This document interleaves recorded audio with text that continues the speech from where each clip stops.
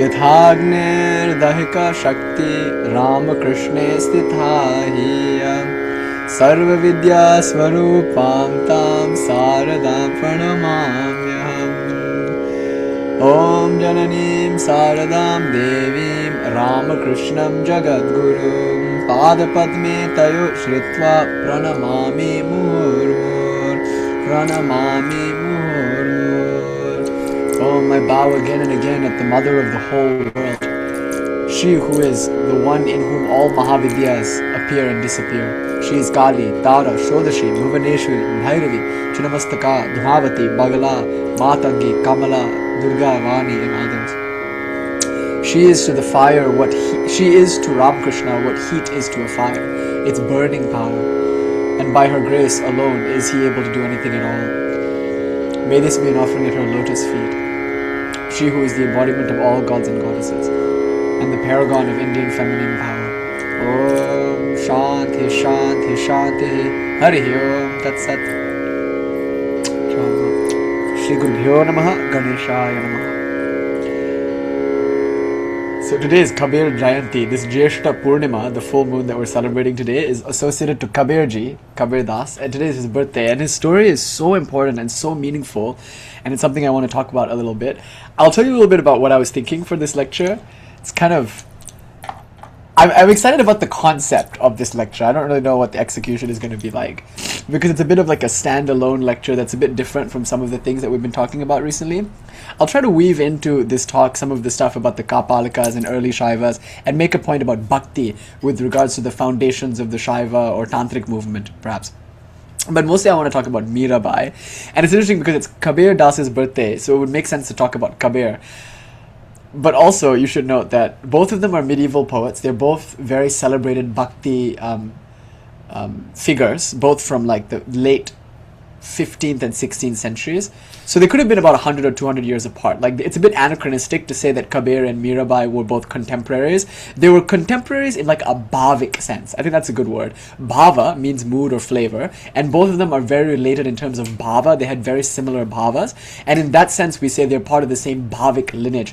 They might have had the same guru even. It's possible that Kabir Das's guru, one Ramananda, was perhaps also Mirabai's guru, Ramananda, but it's also entirely possible that they had entirely different gurus, but they were still part of that same cultural milieu in which the Bhakti movement was starting to take on some pretty important proportions, and it would sweep across India and drown India in the flood tide of love. And a lot of this is coming, of course, after Chaitanya Mahaprabhu, who in the 15th century like really pioneered the Bhakti movement in Bengal, and he traveled quite extensively throughout India, and he met Pandits in South India and things like that. And if you look at South India, you'll see there, before Ramanuja's time even, there were the Nam Alvars, very important Vaishnava Bhakta groups in South India. And of course, a very important Bhakti group for me, given my upbringing, is the Nayanars, they're called, but they're like a series of Shaiva saints, Manaka Vasahar being a particularly important one for my family, or Tirumular being a very important one for the Sri Vidya tradition, since historically speaking, the first time we get Panchadashi mantra, it is in the text Tirumantiram,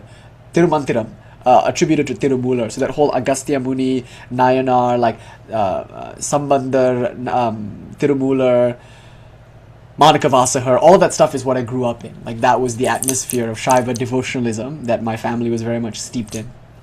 So, of course, my Malayali Shakta side, all the stuff that I was learning about Kali, we called her Amman, Bhagavati, Periyachi Amman, all of that stuff was flavored by this devotionalism, this devotional fervor, which is, of course, very important in the south, given the Namalvars, given the Nayanars and whatnot, but very significantly for this lecture, important in the north, with people like Ramananda and of course their disciples Kabir Das and Mirabai, and before them Chaitanya Mahaprabhu. So really a lot of this talk is about Bhakti. It's about the Bhakti movement, which is a pan-Indian movement that shares a lot across the board. You'll see Bhakti in the south is very much like Bhakti in the north, because love is love, you know.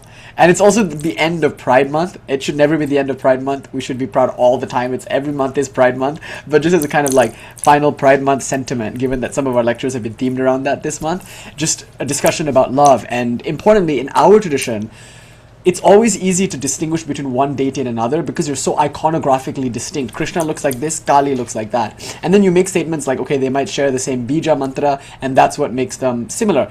And you can claim that, but then you see the way that people live in the Kali Kula as opposed to the Gaudiya Vaishnava Kulas. They're very different. Like, Vaishnavas might not eat meat. Vegetarianism might be a very important thing to Vaishnavas. You can see that that's true even with Ramanuja. Like, in Ramanuja's understanding of the word ahara from the Upanishads, he translates that to mean food. So food purity is really important to Ramanuja. He thinks that you cannot develop bhakti, a loving sentiment for God. You cannot enter into ecstatic states of emotional highlights if you're not careful about your diet. And that's an Upanishadic statement. So when he reads that Upanishadic statement, he reads it in terms of food, and he tells us that we should practice all sorts of food purity things. So it's not just about avoiding meat, avoiding liquor. It's also about not eating food that's a few days old. It should be fresh foods. Bhagavad Gita does also offer some ideas about that, like food that is incredibly sattvic. By the way, the Bhagavad Gita doesn't specify that this necessarily means vegetarian. It just has to be like fresh and nourishing and strength-giving. But not only that, Ramanuja is part of a Vedic world in which food purity is far more than just what food you're eating. It's also about who prepares that food. So when Sonu's grandmother, possessing Sonu's body, cooks us a meal in Kentucky for that retreat that we just had, that shit just hits different. You could go and have that same cuisine at a restaurant, but if they're cooking for money and the whole purpose of making the food is to get a paycheck, it might be great, especially if the chefs like really love what they're doing. But it's very different when someone who loves you makes the food, and when it's like a person who loves you in this way where it's like truly unconditional, and grandmothers have that ability. That's like mothers and fathers love you, but sometimes it's a love tinged with a bit of expectations. You know, you reflect upon them somewhat. So a mother loves you unconditionally, but she might be shy about like how you present yourself to the world. So she might not like if you go out of the house wearing a particular kind of outfit. Like, Indian mothers are the first people in the world to like slut shame you. Like, you could be wearing the most modest thing in the world, and in their eyes you're like, oh my god, you're a harlot, you're a Jezebel, what are you doing? And that's why the story that I'm going to tell you about Mira today will be very encouraging, I think, to all Indian girls everywhere, even in the modern era, who have stepped out of their house to go and get chai with their like girlfriends or something. Like, very rarely is an Indian girl allowed to like step out the house at all, but even when she does, there's going to be a comment about what she's wearing. You know, and a lot of this stuff is not new. It's an age-old issue that everyone everywhere in the world has to face, women most especially, because women's lives tend to be the most controlled. And now, lest you think this is only like exclusively a problem with lower income communities, the first thing you'll learn about Mirabai's life is that maybe her life was more controlled and more regulated by virtue of being a high caste Kshatriya. Like, she's a princess, a Kshatriya woman born into the warrior caste and married off to a very, very influential king whose kingdom he inherited. And so she had sisters-in-laws and people in her life that were very critical of her every move. And so she's a rebel. She's one of the Indian baddies par excellence, and I think one of the greatest role models for the Indian baddie. Just like the word baddie especially, referring to the idea of a woman not following the rules, and is attractive by virtue of her lack of care for what other people have to say about her behaviors. A woman who is her own woman, who is willing to do what she wants to do, moving by the dictates of her heart without caring at all as to how it comes across. That kind of exclamation or reclamation, I would say, of sovereignty and will, that's something that Mira and Radha before her really exemplifies. So the story of Mira is important. But yeah, coming back to this idea, like, an Indian mother loves you, of course, but her love sometimes is tinged with expectations, but no fault of hers. It's just kind of natural that you see your child as an extension of yourself, and then what your child does, you think you're doing. And it's a very different time. Like, the mother projects onto the child, or the father or the mother or the parent projects onto the child things that they heard from their parents. And a lot of that stuff is passed off as being culturally based. They'll be like, oh, in our Hindu culture, we don't do X, Y, and Z. I'm sorry, but I will fight you tooth and nail to show you that in our Shastras, Upanishadic or Agamic, such ideas do not exist. The Hinduism that your parents are telling you that you have to represent is a Hinduism that is entirely colonial or Mughal in orientation. It's like a cultural belief about Hinduism that has nothing at all to do with the beliefs and traditions and practices of our forefathers and foremothers, more importantly. So the Hinduism that you've been likely punished for is not really even Hinduism. It's just whatever happens when Hinduism is forced to apologize for itself in the face of the British Raj and in the face of 700 years of Mughal tyranny. It's like, oh my god, like, that's important to recognize also, that it's not their fault. It's like, sometimes I make this, I was speaking about this the other day in Phoenix. I was talking to somebody, and she's very important to me. She's like my little sister these days, and she wanted to wear her Malika mala, like in the mandir in her house, like in the little prayer room, she had a mala that was given to Lord Shiva. And so she put the mala in her hair, and then she went out to go and play a set. She's a DJ, you see. And on her way out the house, the mom was like, this is not okay. Like, if you wear the Malika mala, the jasmine mala in your hair, and then you go and perform on stage, you're representing Hinduism. But the clothes that you're wearing, that's not a good representation of Hinduism. You should have some decency and modesty as a Hindu girl. Like, at least have the decency to not wear Hindu symbols while you run around town being a harlot playing music or whatever. So, I was talking to her about this, and I was saying, like, it's not really her fault, the mother's fault. What's coming through in that moment is something like an avesha, like a possession. It's almost like, and we've had many really great Mughal rulers, by the way, really important contributors to Indian culture, like Akbar. Nobody can find any fault with Akbar. What a great and important presence in India. But it's like Aurangzeb and things like that. So there have obviously been some very tyrannical rulers in the Mughal period of India. Heck, there were tyrannical rulers pre-Mughal times and post-Mughal times. There was always going to be tyrannical rulers. But the tyranny of people like Aurangzeb and their persecution of Hinduism and Indian culture, and Hinduism is maybe the wrong word here, because Hinduism, as you know, is itself something that has to do with British apologetics, and we'll get to that in a little bit. But you can see, like, when you say something like this to your daughter, maybe it's not the mother that's speaking. And by the way, this family is from Hyderabad, and the name is also quite poignant because there is a Mughal outpost, And I was just thinking, like, maybe it's Aurangzeb's voice echoing down through the annals of history. Aurangzeb's anal problem echoing through the annals of history, and then somehow pouring out of this mother's mouth, directed at her daughter. And now the daughter has a choice. Either she listens to her cultural elders, her mother, her father, her grandparents, her family back home in India, and does what they tell her to do in order to represent Hinduism. Or she stays true to what she understands of Hinduism, her interpretation given to her through her own study and her own engagement in the practices, her immersion in puja, her encountering with the text, her attending of my lectures. Like, it comes down now to this question. She understands Hinduism a certain way because of her exposure to texts, traditions, and practices. Her parents and grandparents understand Hinduism in a different way, and now comes the tension. For her to defend what I will argue is a truer interpretation of Hinduism, a more culturally based, scripturally valid expression of Hinduism, is ultimately for her to appear to her immediate relatives, elders, and culture to be betraying the very thing that she is most dutifully standing up for. Isn't that beautiful? I think what it's going to require of us, especially those of us who are interacting with these cultures on our own, coming to them not because we were born into them, but because we genuinely, earnestly, sincerely want to discover them for ourselves, what we're going to discover is what our parents think is pretty fucking batshit insane most of the time. They have no idea what they're talking about. And when you ask them about it, they won't give you any answers because they also know they have no idea what the fuck they're talking about. And when you go to the mandirs and you ask your panditjis what all of this is about, they will also not have an answer for you because they also don't know what the fuck they're talking about. And that's the problem. You've inherited a bunch of really beautiful, really meaningful cultural practices whose meaning is more or less lost because nobody knows what the fuck they're talking about or can be held accountable when asked questions because they won't have answers, and more importantly, they will feel like they are exempt from having answers. And that just won't do. There are answers, there are ways to get those answers, and there are ways to more meaningfully and authentically connect to our traditions, and that's what we're trying to do here. And so when it comes down to things like this, to be empowered with scriptural knowledge, to be empowered with historical context, like understanding the historical context in which those scriptures arise, like empowering yourself by immersing in the traditions on your own and coming to your own conclusions, all of that is our mission here. And part of that is so that when someone has a problem with what you're doing, you'll say, what I'm doing isn't actually problematic. And if you have a problem with it, that sounds like a you problem, not a me problem, because this is my valid and sincere expression. So given that, Mira, I think, is such an important person to study and to think about, because what every Indian woman and girl has to go through when they're trying to walk out of the house is Mira's constant reality too. Only she triumphed. She beat the system. And so I think beating the system in the name of ecstatic love, in the name of self-expression, is the heritage of all Indian women. What to say of all Indian women, of all people everywhere.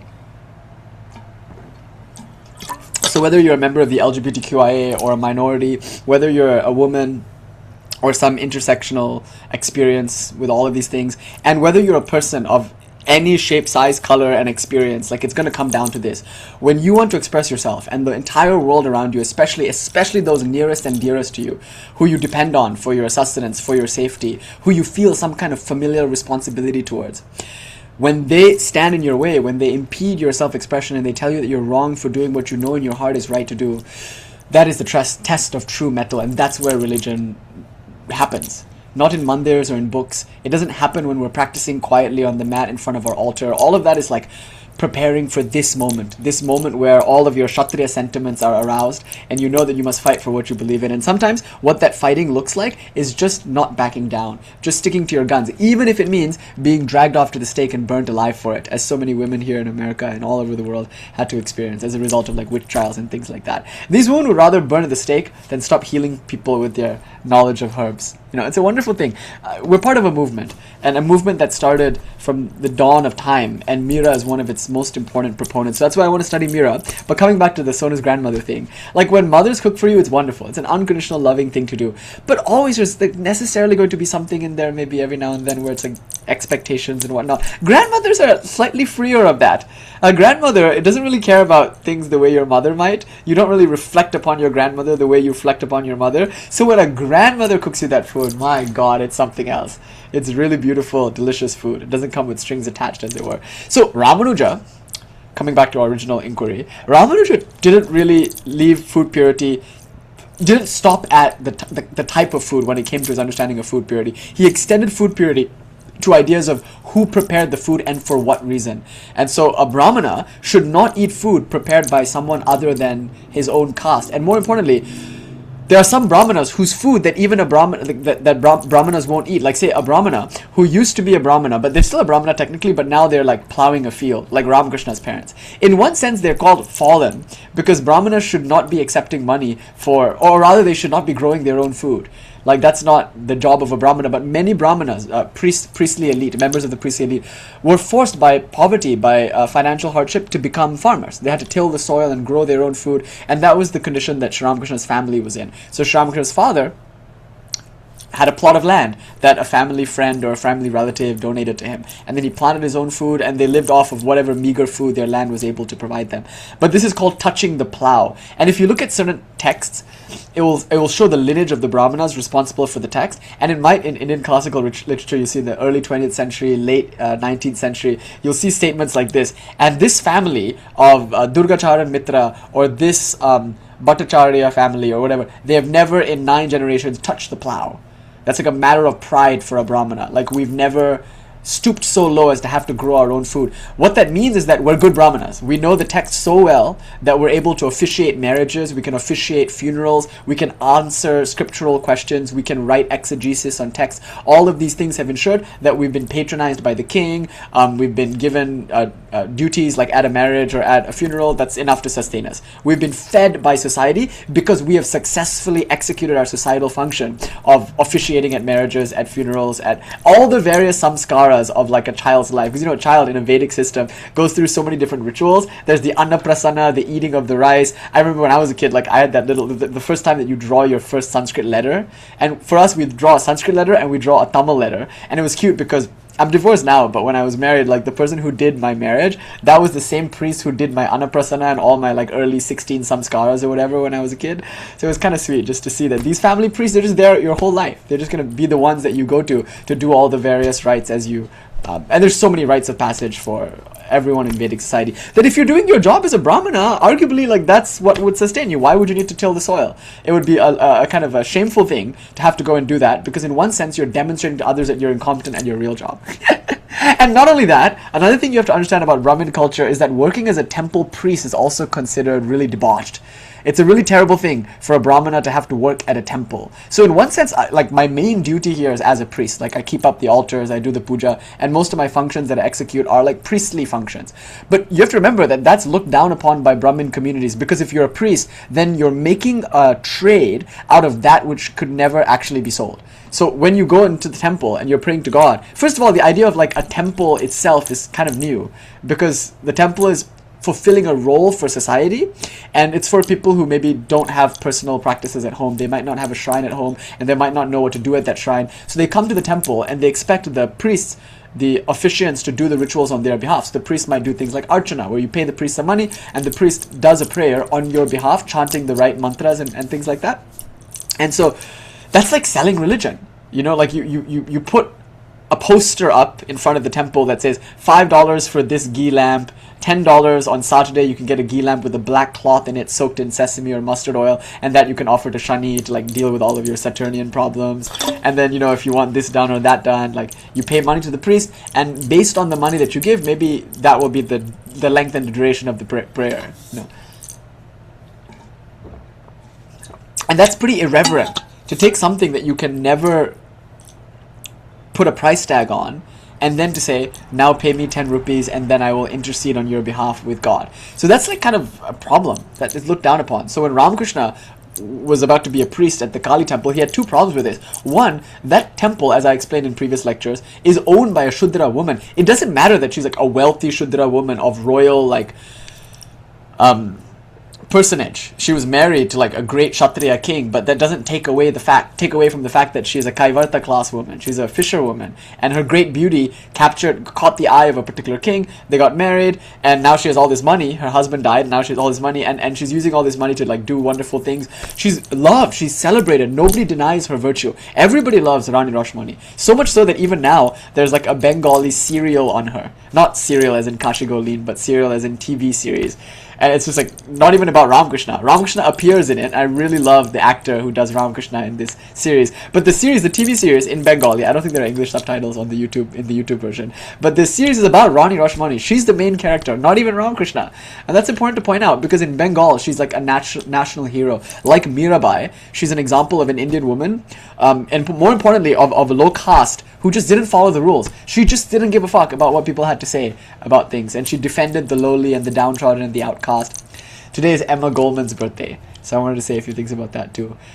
So for Emma Goldman, for people like Mirabai, for people like Rani Rashmani, like a lot of these lectures, kind of an offering in that way. But so anyway, Rani Rashmani, she was just an activist in every way, shape and form, and she stood up for people who couldn't stand up for themselves. So she was celebrated. You have to remember this. She was rich, she was famous, she was celebrated, she was well loved, but she was still a Shudra woman. And that was important to Ramakrishna. He didn't deny any of her other virtues. He didn't deny her devotion to Kali. That was unquestionable. But he was uncomfortable. Ramakrishna, believe it or not, in his younger days, when he was 18 or 19 or whatever, he was uncomfortable about working in her temple for two reasons. One, because she was a Shudra, and what that would mean would be like it would mean that Ramakrishna would have to eat food cooked in a Shudra house, and he felt like that was not befitting of his caste. The second problem was that it's priest work. He didn't want to do priest work. He felt like it was too commercial and grubby. So as a Brahmana, like the best case scenario for you is a king like Avanti Varman or Krishna Deva Raya or something is so impressed with the poetry that you write,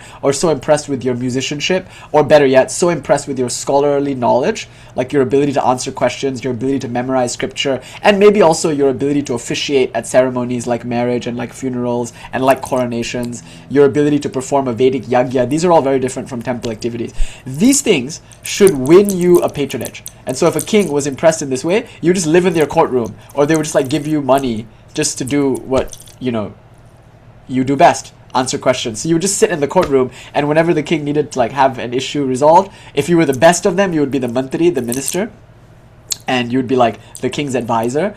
But it's not just the minister, it's also everyone else. All the other Brahmin Pandits are like sitting there, and the king might turn and ask a question or something, and they might all have a debate. And some kings, like Janaka, allegedly just like to have Brahmin Pandits in the courtroom just because he liked watching debates. So you might just like invite people over and have them debate. And once I was in an Uber with Anand, and we're trying to create a syllabus for our community. As you know, we're trying to create a Sanskrit course where learning Sanskrit will be more than just Vyakarana, more than just Vibhakti. Okay, this word ends like this, so therefore grammatically it does this. Like, you know, like that's great and all, but we want to teach Sanskrit in a way that like connects to Nada Yoga, Shabda Brahmavada, doctrines of sound and sound's relation to the absolute nature of reality. We want our Sanskrit syllabus to reflect our understanding of rhythm, talam it's called, like, so Indian music is a very important part of our course. And so we're trying to like just brainstorm what it's going to look like and how we can be focused and specific and effective, but still broad and far-reaching and inclusive of all the more esoteric aspects of the Sanskrit tradition.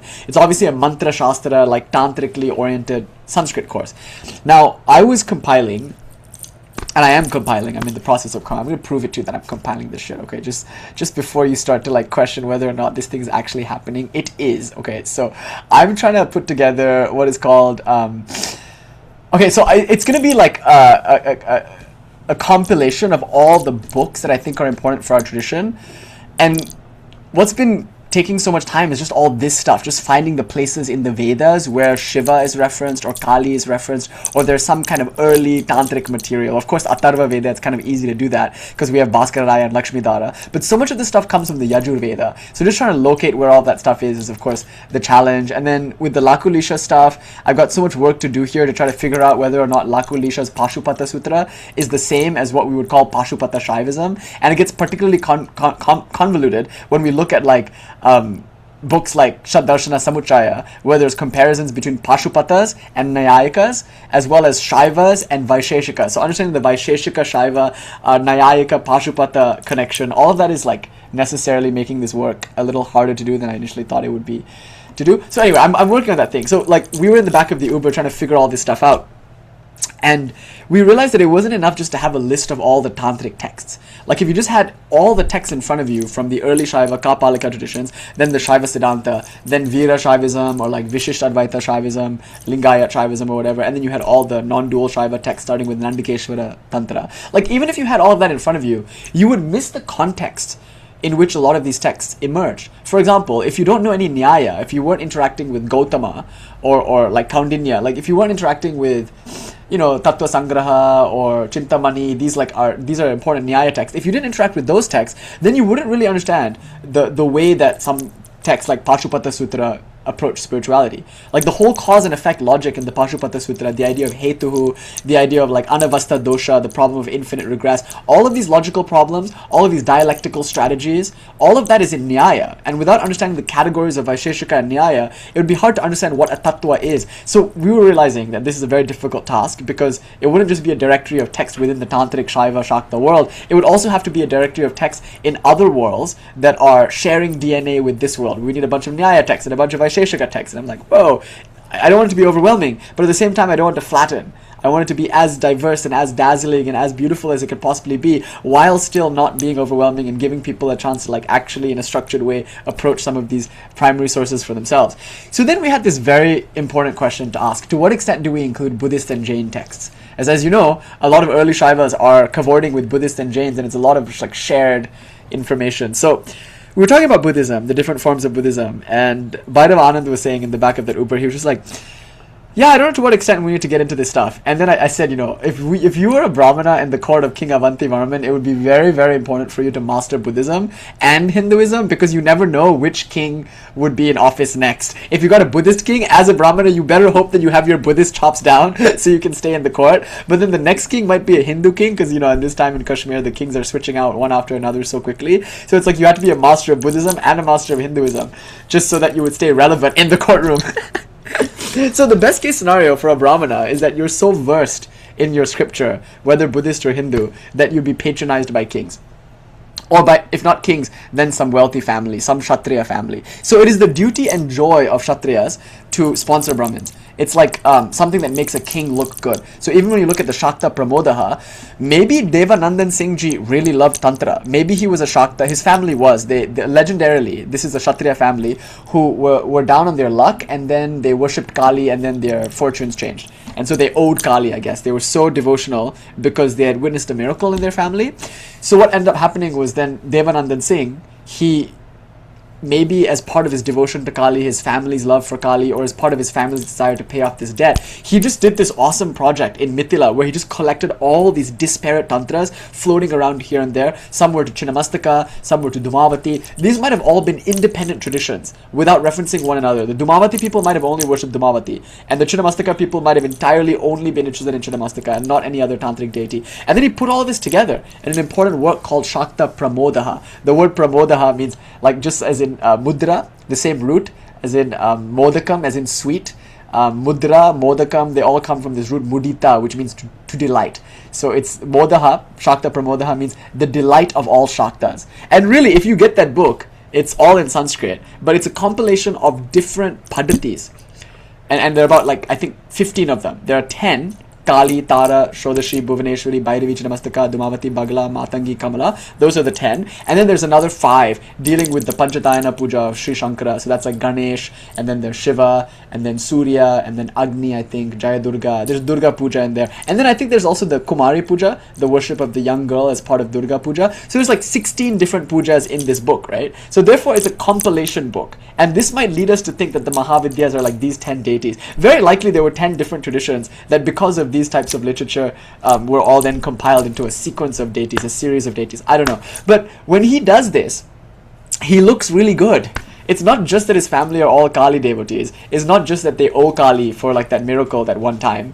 It's also the case that like now the public looks upon him as a patron of the arts, as someone who celebrates Mithila tantric culture, and someone who like champions maybe like underground niche movements, or someone who brings into the mainstream ideas that would otherwise hitherto been lost to us because they were too niche and esoteric. So it's a virtuous thing for a king to do, to put together the Shakta Pramodaha or any other text like that, and more importantly to patronize brahmanas who then do things like this. So think of the Tantra Loka. If not for Jayarata's commentary on the Tantra Loka, it'd be virtually impossible actually to understand what Abhinavagupta is saying, because he's very like elliptical and mysterious about so many things. Jayarata is writing hundreds of years after Abhinavagupta, but he has such a wonderful grasp and command of what Abhinavagupta is trying to say.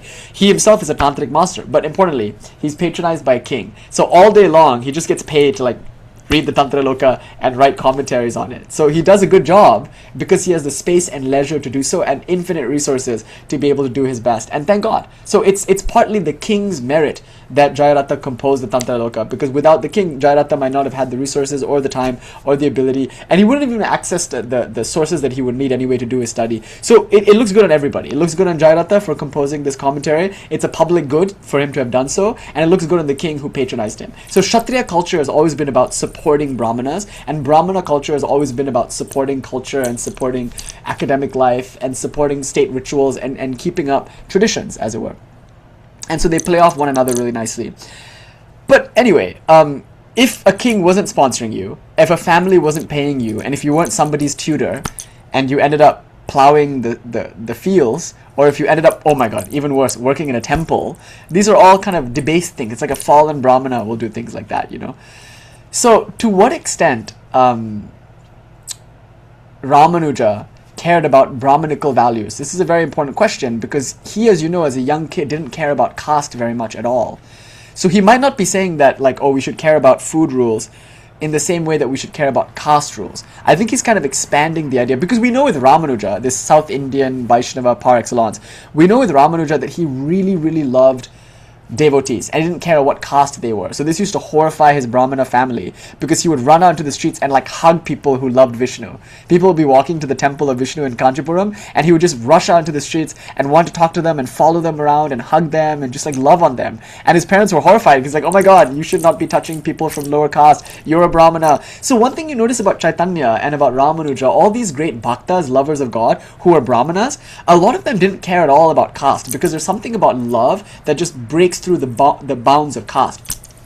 So I don't think Ramanuja necessarily meant purity along caste lines, but he still put a great emphasis on purity. So what you eat is not just about what the food is made out of, it's also about how fresh it is, but it's also about who prepared it and why they prepared it, and it's also about who you eat it with, because like when you eat food in front of somebody, the claim is that you are much more permeable to their vibration, to their tanmatra. That's why I think a first date, going out to dinner, is a very sweet and important thing to do, because like it's intimate. Eating in front of somebody is a pretty intimate thing to do with them, and so that's why you can imagine that when you're going out on a date. And by the way, I know all of this sounds a little tedious right now. I'm just setting up some like academic parameters for this discussion and like giving a bit of preamble as to where we're going. But ultimately, a lot of this is going to be about dating and romance and love and articulating how divine love is the same as human love, and like all of that is what the lecture is ultimately about, which I know is the juicy fun stuff that we really just want to like get to, and that I really just want to get to. But I want to create a context first for what like Indian cultural life looked like for Brahmanas and for Kshatriyas, so that you can understand Mirabai's rebellion. Anyway, so coming back to this. If I eat with you, the claim is that what you're thinking and what you're feeling and what I'm thinking and what I'm feeling will have a chance to commingle with one another in an exaggerated way, because the very act of eating opens up, quote unquote, my energy body, so to speak. It makes me more astrally sensitive. So therefore, Indians can be very particular about where they eat, when they eat, and with whom they eat. So they're very shy sometimes to eat in front of you. And I have that thing too sometimes, where I'm like at retreats and stuff, and the dinner time, because in Atlanta you might have seen where I was like, it's hard to get me to eat at retreats sometimes, because I am kind of sensitive about that, actually, like eating in front of people. Maybe from cultural upbringing or magical thinking, I don't know. But very rarely will I eat a big meal unless I'm really, really hungry. But I'm very rarely going to eat a big meal at a retreat in front of a bunch of people that I don't know.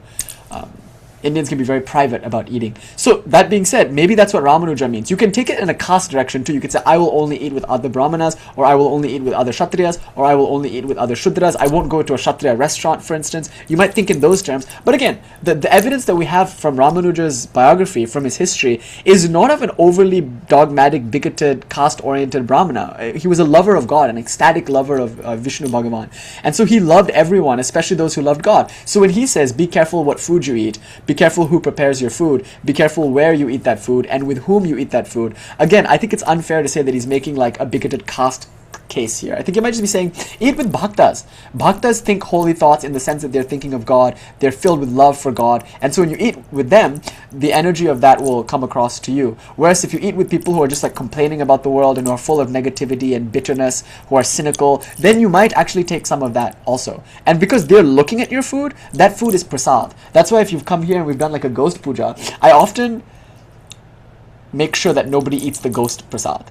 You know, like it's not prasad that like is taken generally, because it has vibrations in it that might be a little negative or disturbing for individuals. But the Kali prasad, my God, it's like God herself looking at the food, and then you eat that food, and then you feel the qualities of that deity inhering in you. That's why Kali prasad is also something that people are careful about eating. And Matangi prasad is also something people are careful about eating. So the jackal leftovers and the ghost leftovers, okay, those are unsurprisingly not consumed after puja, because you don't want to take on the qualities of the dog or the ghosts. Okay, I actually eat jackal prasad, and I also really like ghost prasad, but I don't recommend it, because one time I saw there was a boy here, and it just so happened, and by the way, jackal prasad and ghost prasad tend to be disgusting. They tend to be like raw meats and like things that you don't want to eat anyway. But once there was a person here, I'll just go on a tangent if you don't mind. There was a person here, and that day I just didn't have the raw fish or the raw meats to mix in with the yogurt and the kumkum and put out for the ghosts. I just like didn't have my like regular ghost offering type things. So instead, I served like some candies or some edible things that, you know, would be nice to eat by humans, and I put that aside for the ghost. When it came time to distribute the prasad, I was careful not to mix that prasad in with the rest of the prasad. Prasad is the food that was offered in ritual and is later consumed by the people who attend that ritual. So I handed out all this food, and everybody ate it. And then I think this person had the munchies or something later in the evening, after a few hits of the bong. And they started to look at that ghost prasad, and I wasn't supervising any of this. He ate it. He ate the ghost prasad. Now, I saw him eat it. I like saw him like eating it. I just kind of watched. This is a while ago, and I was just like, I've learned not to eat this ghost prasad. I myself have never eaten it and tried it and seen what it was all about. So let's just see. So it was a bit of like a guinea pig in that moment. And I kid you not, the next day, this is inexplicable, he just wandered my neighborhood for 3 hours or so, just in a daze, trying to find his car.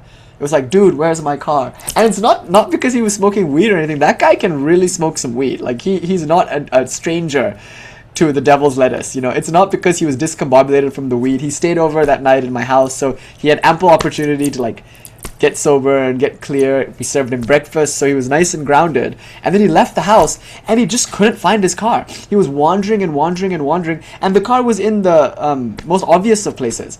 He just couldn't find it. And I wondered, I just, you know, could be magical thinking, I don't know, but I just wondered if that was the ghost prasad.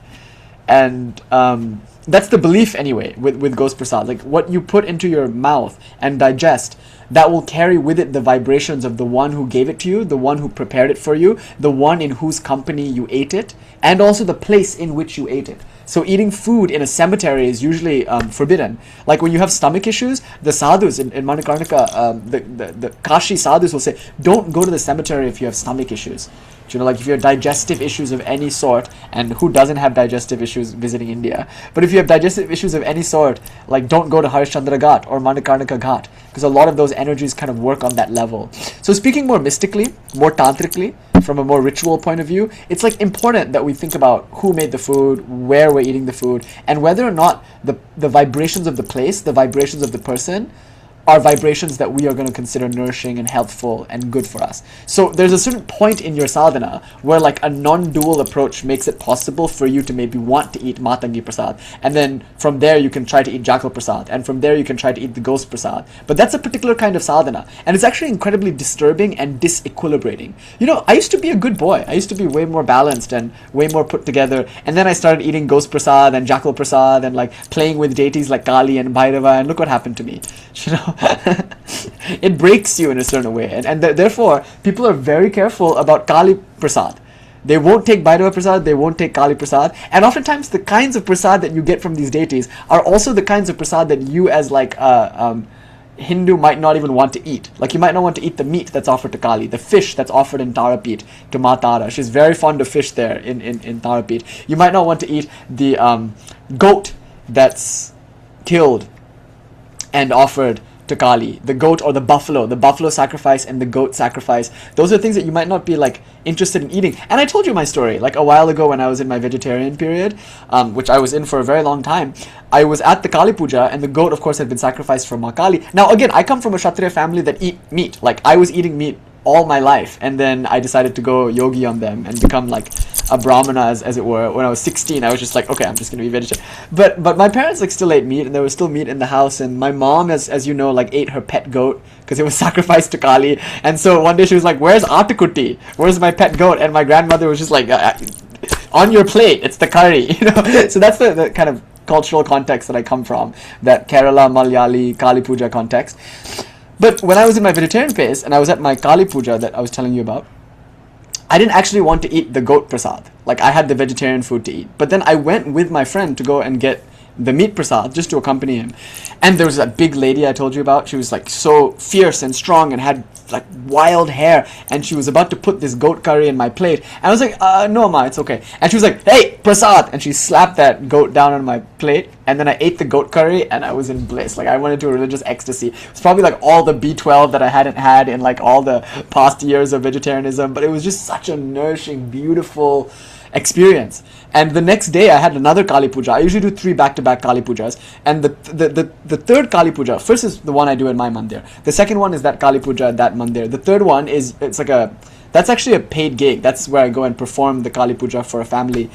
So when I went there, usually my past few years of doing that, I was always so lethargic and like, 3 nights, a bender of 3 nights, Kali bender, and just constant ritual activity. You get ritual fatigue. But after that goat curry, oh my god, I was just so enlivened. So things like that. Like if even I, coming from a Kshatriya family that has eaten meat there for generations, like if even I had reservations regarding the Kali Prasad at Kali Puja, with all the theology that I'm like totally acquainted with, imagine what it would be like to be just a kind of an orthodox brahmana, a Hindu, just like any other Hindu who comes to a temple and is served meat. They would freak out. A lot of them would be like really upset that they were served meat at a temple. But that's just the world of Kali. Kali is offered meat, she's offered fish. And if you go to Kal Bhairav in Kashi, for instance, the first offering that you're invited to bring is liquor. He very much likes whiskey, and he's given whiskey there at that temple. And interestingly, the prasad that you get every now and then will be bhang, but not bhang in like a drinking form. It'll be that like sticky resin sort of thing that you chew on, and it's very tasty actually. It's got almonds in it, and it has like a sweetness to it, so it's like a candy, like a modakam, but it's marijuana, and it's very strong marijuana. It's like Kashi marijuana. There's something to that marijuana that's like different from any other kind of marijuana. And again, to our point, it's because of the place. Like the place changes the frequency of the thing that you're consuming. So if you smoke weed somewhere, you'll have one experience, and if you eat that Bhairav Prasad Kashi like marijuana, that's like different. I brought some back home with me, and we were at the Dhuni, and I gave Bhairav Ananda some, right? Or like I gave some people some of this prasad. And it's interesting because again, these are no strangers to, as we call it sometimes, Soma. They're not strangers to the Soma Mandala. But this thing really like took them to a different planet.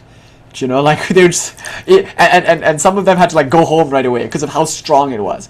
And it's just something about the atmosphere of the Kal Bhairav temple. So again, these are prasads. These are food offerings that are ritually consumed after the puja that most people might be uncomfortable with, like intoxicants, whether liquors or other kinds of intoxicants, like meat. Meat is considered an intoxicant. Fish is also considered an intoxicant. All this like panchamakara type stuff.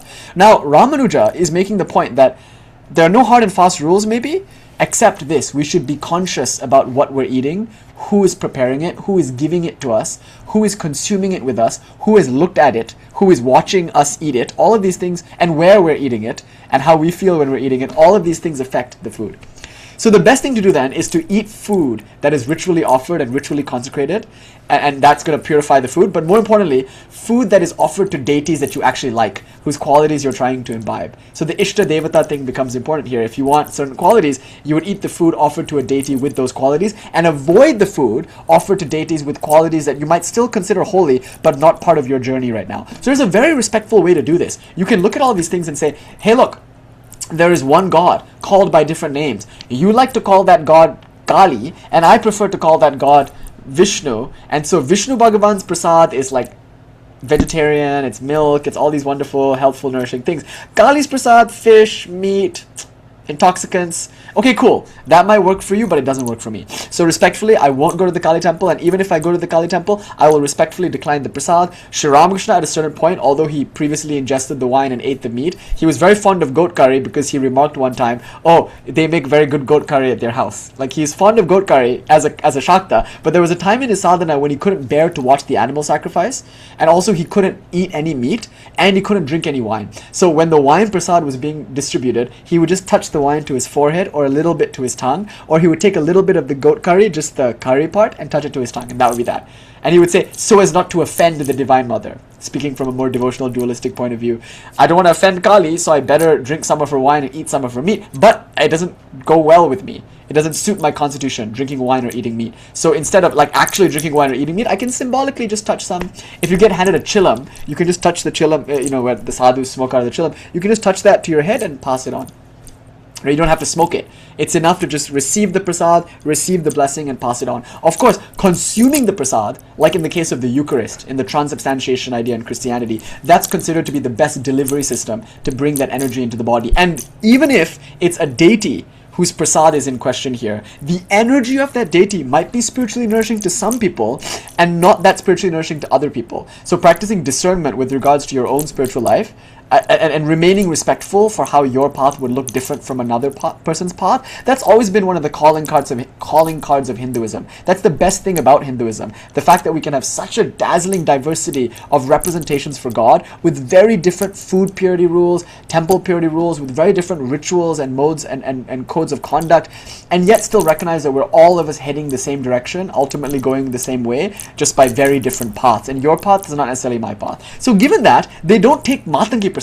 Look, actually Matangi prasad is incredibly controversial. Maybe we should talk about that a little bit. So Shunya Devi saying, huh, doesn't Seattle eat Matangi prasad on the regular? Yeah, you guys do, and it fucking shows. Look at you guys. Oh hey, look, there's Bhairavi. Actually, she was named at birth Bhairavi. So there's Bhairavi with Bringi Deva.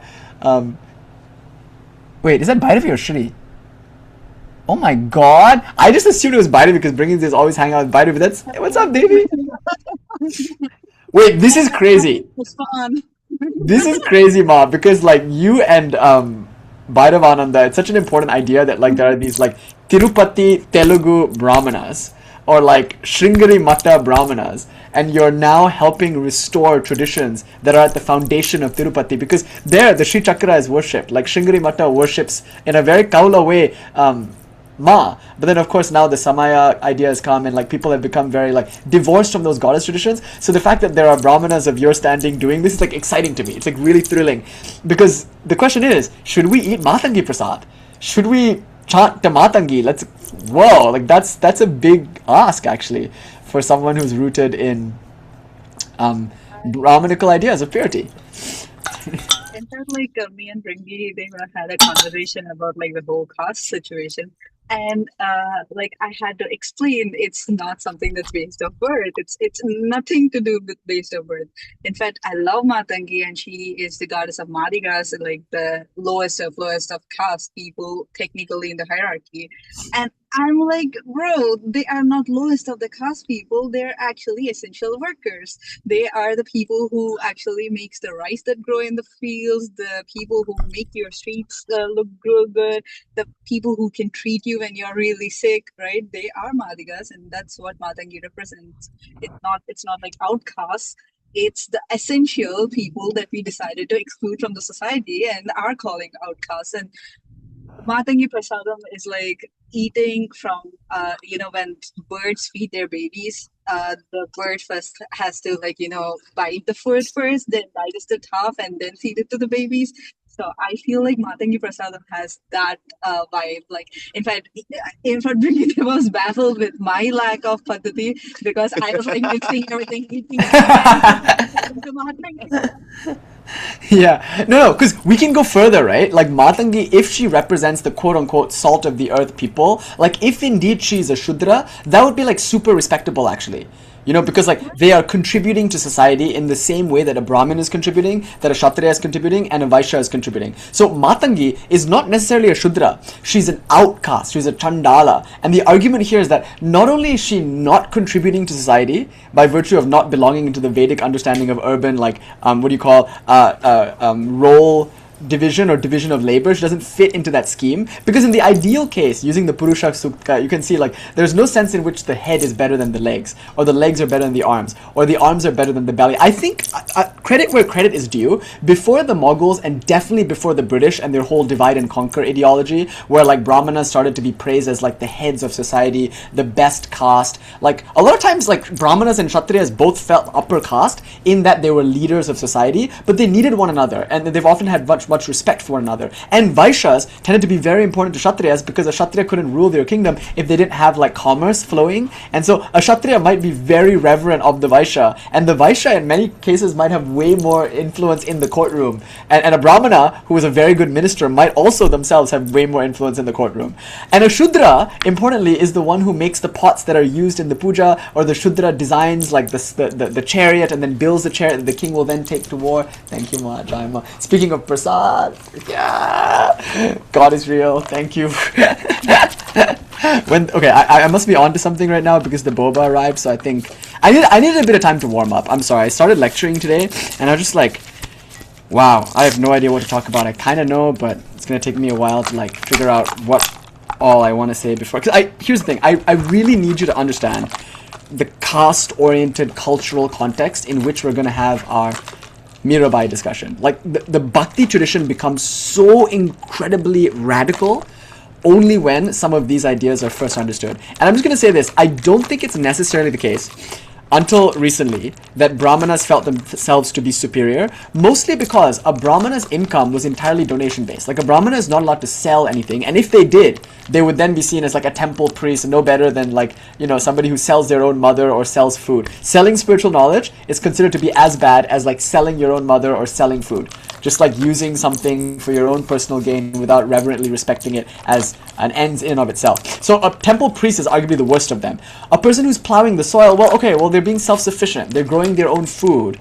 But that's, again, and like I said earlier, a concession. It's an admission that, okay, I wasn't good enough to officiate weddings and funerals. I wasn't good enough to like answer scholarly questions or write exegetical works or produce any works of my own. I received no patronage from any Vaishya, Kshatriya families or even other Brahmana families. I received no patronage, and therefore I have no choice now but to grow my own vegetables and live off of that. So these are like fallen Brahmanas, as it were. But even the Brahmanas who did receive state patronage, their lifestyles were one of like incredible regulation and simplicity.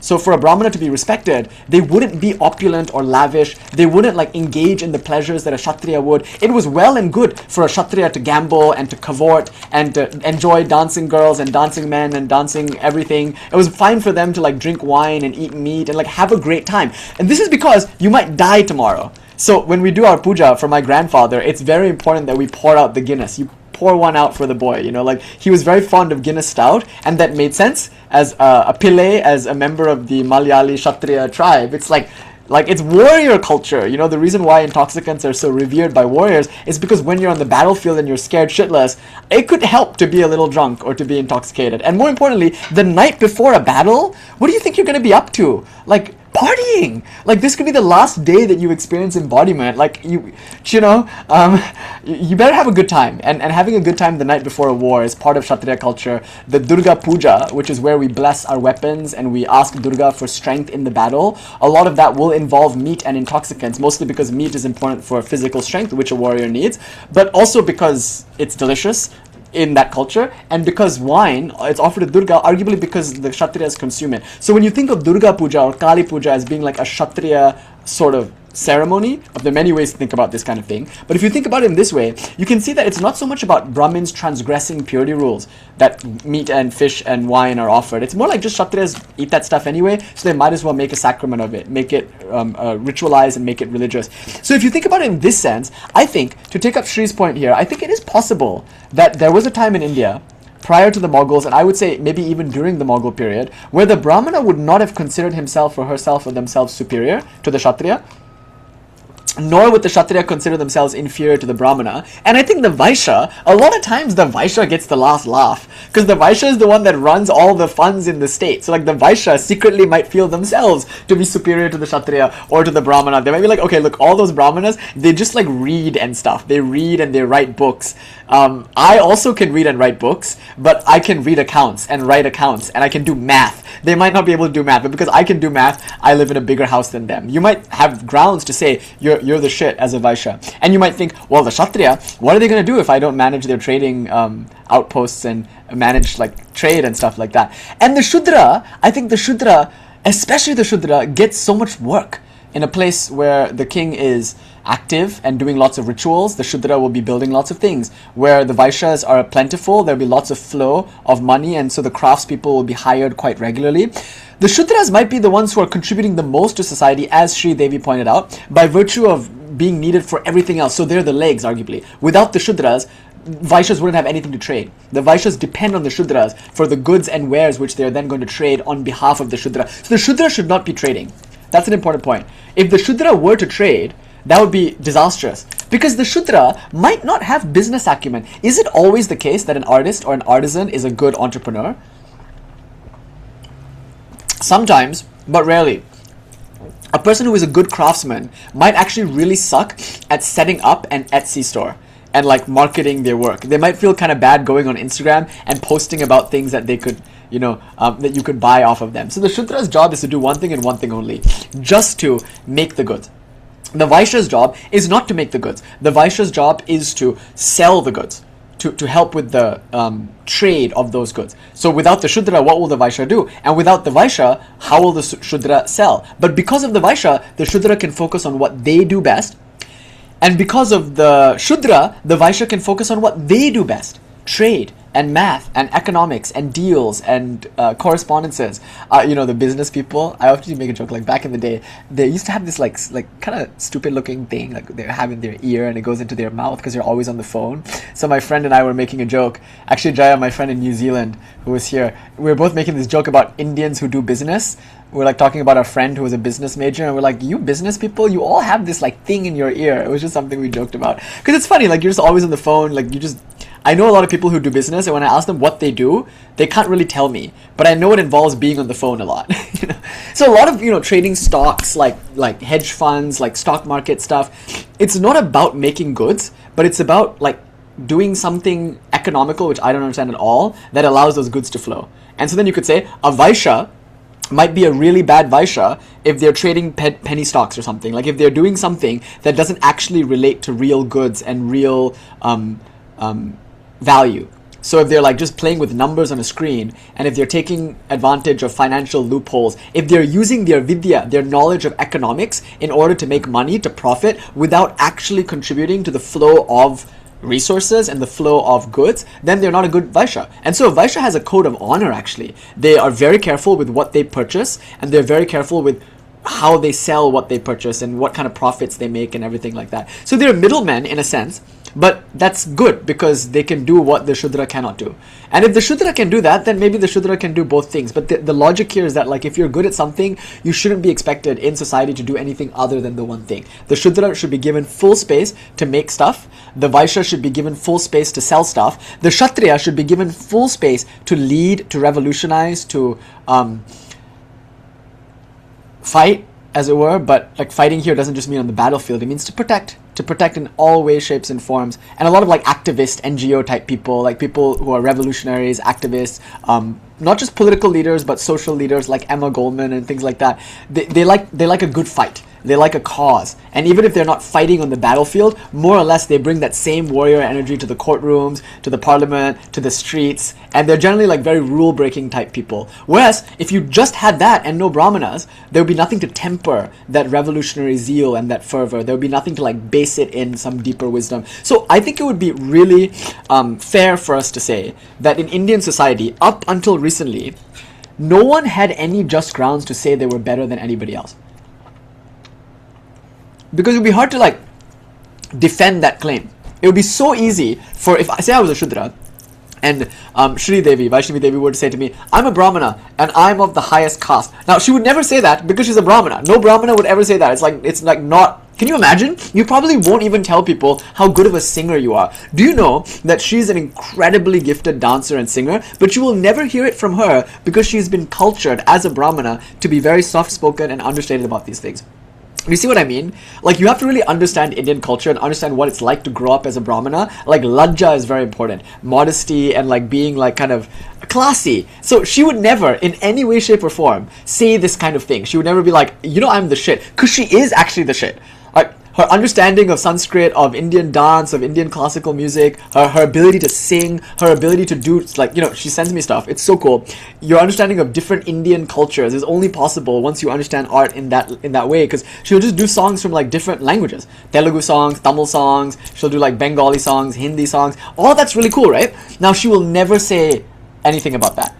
You know, it's not her job to do that. As a Kshatriya, arguably, in like classical Indian society, my job would be to put her on. To be like, okay, I really recognize this person's artistic ability, so like let me give them a spotlight and let me then give them a space, like in the courtroom, to demonstrate their ability or something like that. Now, it's never going to be the case that she has enough rajas to advocate for herself. Right? So if she did, oh my god, look at that. You guys. What? The car in front of Brigideva says Shiva. Wait. Excuse me.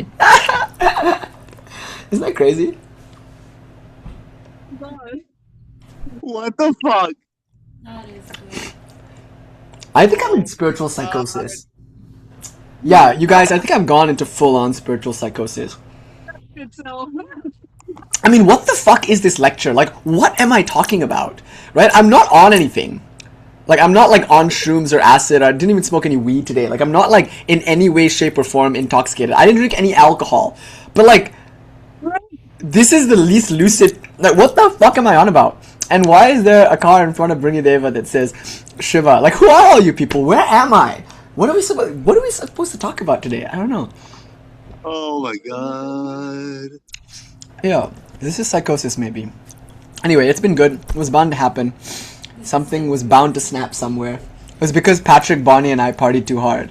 Patrick came over Friday, and oh, by the way, it was Patrick's birthday recently. Happy birthday to you. Happy birthday to you. Happy birthday to Patrick. He used to have really long hair and was a really excellent DJ and who showed me some of his work. Memento Mori. It was fucking sick electronic music. What the fuck? Happy birthday to you.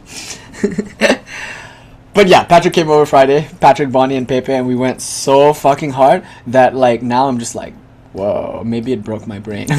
Just stayed up for so many nights. Okay, so yeah, and the full moon. It's not just the full moon. I have full moon in Cancer, but it's the retrograde. There's a Mercury retrograde, Mars in Gemini. Oh my god. So it's fun. It's crazy, but like stay with me. Or not. I'm sorry. I'm already like more off the rails than I expected to be. But let's see if we can turn this thing around, if we can come back. We're still trying to talk about Ramanuja's food purity rules. Like I'm starting with Ramanuja, and then I'm going to talk a little bit about Chaitanya. But then ultimately I really want to talk about Mirabai. But to understand Mirabai's revolution, it's so important that you understand caste and you understand what it means to be in certain castes, because a lot of the ways that caste is represented is, I think, not fair, and I think it's a straw man, because I think it's easy to say that the caste system is hierarchical such that people in higher caste feel themselves to be better than people in lower caste, but that's not actually sensitive to the lived experience of people in those castes. So a Brahmana, for instance, like Shri, in a modern context, a Tirupati Brahmana, like a very high caste in the Telugu sense, like she's never going to say that she's a higher caste than me, and she's probably not even going to think it. Now, let's say I was a Shudra, right? If she were to say to me, you Shudra, I am a Brahmana, you should respect me and do what I say, I could easily have a rejoinder. I could say, yeah, okay, well, if I don't make pots, you won't even have anything to keep your holy water in. So I'll just stop making pots for you. Like, if you come to my shop, say I'm a goldsmith, if you come to my shop and give me some lip for being an uppity Brahmana, I'm just gonna stop making gold for your family. Then what are you gonna put on your deities, huh? What will your Tirupati Balaji wear if I, the goldsmith, am not going to make the gold? And also, I might be the only goldsmith in your town. If you piss me off with your uppity, like, hierarchical thinking, then when it's time for you to do the Prana Pratishtha in your temple, I'm the only person in that town who can perform the opening of the eyes ceremony. In Durga Puja, it's called Mahalaya, the new moon right before Navaratri. The goldsmith, I mean not the goldsmith, I mean sometimes the sculptor, it's their job to open the eyes of the deity. It's done in the dark on a new moon night, and you like cut the eyes a little bit, and then only the image can be used for ritual worship. This is before the Prana Pratishtha is performed, so the ritual is not yet performed in which the deity will be consecrated and brought to life. But yet, this person is the first one to start that process by awakening the deity. So the artisan makes the deity, the ritualist then brings that deity to life through ritual means. But that could not happen if the artisan didn't first provide the image of Durga. And more importantly, you can't make the image of Durga if you don't collect some dust from outside the sex worker's home. So the important thing that I have to point out here when it comes to Matangi is that it would be one thing to say that Matangi is a Shudra, and therefore to worship Matangi would be a very radical, transgressive, progressive act of disrupting caste hierarchies, which no doubt have already emerged and have already been established mostly because of British divide and conquer politics.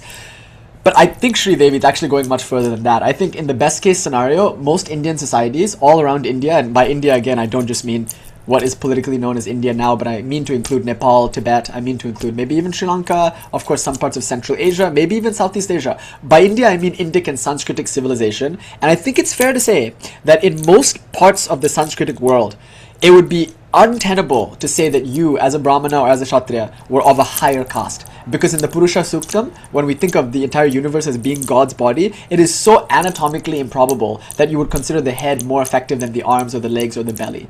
Like, we just understand all of these to be equally needed and in dialogue with one another. Now, Matangi is not the legs. She's not the Shudra. She's arguably even more radical than that. She's a Chandala. Now, in the best case scenario, the Chandala is considered to be a Shudra because they have a trade, a craft, and that is cremation. They're undertakers, right? They're funeral services people. They perform rituals, or rather they carry the wood in order to be able to perform the shraddha or funeral sacrifice. They oftentimes live in the smashan. So the smashan is kind of their home because it's their place of trade, and so very rarely do you perform your trade outside of your home. A Brahmana might perform his or her or their trade in the court of the king, but the Brahmana probably also has a home that the king gave that Brahmana. So we think of Abhinavagupta. It's important to remember that Lakshmi Aditya, Lalita Aditya. The name of the king was Lalita Aditya. He came from Kanauj, and from there he established a kingdom in Srinagar in Kashmir, and he brought with him his favorite Brahmana named Atri Gupta. Atri Gupta was the court pandit, the court Brahmana for King Lalita Aditya, and so when Lalita Aditya came, he brought his court with him. And Atri Gupta is the ancestor of Abhinavagupta. Now, Abhinavagupta is kind of like a trust fund kid in one sense, because he's living on the property that his ancestor Atrigupta received as a gift from the king. So Lalitaditya gifted him this estate, and it passed down through his family. So Abhinavagupta is staying on the king's property, which is now his home. And a lot of what he did, his rituals, his teaching, he did from that home. He had a lake house later on where he composed Tantra Loka and Tantra Sara, like a retreat house. And allegedly, Swami Lakshmanju moved into a house near that one, or the original one. I forget exactly what the lore is on that. But while Abhinavagupta had a retreat home where he could be alone and go into hermit mode and work on his more serious work, his main life was not in the court but in his house. Now, if you're a goldsmith, it's your house that people come to buy the stuff. So very rarely do you do your trade outside of your house. This is important because if the trade of the Chandala is cremations, if it's funeral services, then why would they live anywhere else but the cremation ground? Now, coming back to Ramanuja, remember, the food purity rules have a lot to do with the vibration that enters into you as you consume that prasad, that sacrament. That means it's not just about who makes that food what they're thinking while they prepare their food. It's also about who hands you that food. So for example, if my grandmother, who had nothing but unconditional love for me, was in the kitchen making that food with only purity and goodness in her heart, if she was chanting mantras the whole time while she was making that food, it would still be a problem if some like scoundrel with negative, cynical thoughts went into the kitchen, picked up the food and brought it to me and gave it to me. Do you know? Like, there used to be a time, by the way, 3 years ago, if you met me and you tried to hand me water, I wouldn't take it until I knew you. Like, I had all of those same things. I just was very, like, I was polite about them. You know, I'd come to people's houses and I wouldn't eat the food that was offered because I didn't know them. I didn't know what their thoughts were like. I didn't know what would happen if I consumed that food. And in spiritual life, especially in Tantric Hindu spiritual life, we take these kinds of things seriously. And often we do a little ritual, we chant. Saying grace is a very wonderful way in the West where they, you know, neutralize the energy of the food through creating a positive vibration. This is just something that people intuitively understand. Saying prayers before they eat. And when you stop doing that, you start to like forget how important it is to account for the energies beyond the material presence of the food. That's what you're really consuming. That's why it's possible to eat a lot and not feel full, or to eat a little bit from some loving family member and feel nourished in a way that you can't quite explain. So it's not just about who makes the food and what thoughts they're thinking when they make the food. It's also about who hands me that food. And which hand they use to hand me that food. If they offer it with the left hand, that changes things. If they offer it with the right hand, that too changes things. If that's some food that they look at and then give it to me, it's their prasad. I'm consuming the prasad of that person by virtue of that person having looked at my food before I eat it.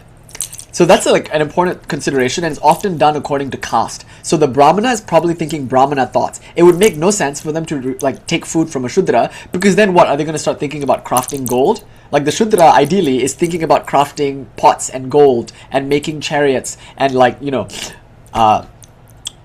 building houses. The Brahmana is working on some scholarly issue, trying to resolve some intellectual debate or something. If they eat the food of the Shudra, that's not necessarily saying what the Shudra is thinking is worse than what the Brahmana is thinking, or what the Brahmana is thinking is higher or loftier or more valuable than what the Shudra is thinking. It's just different.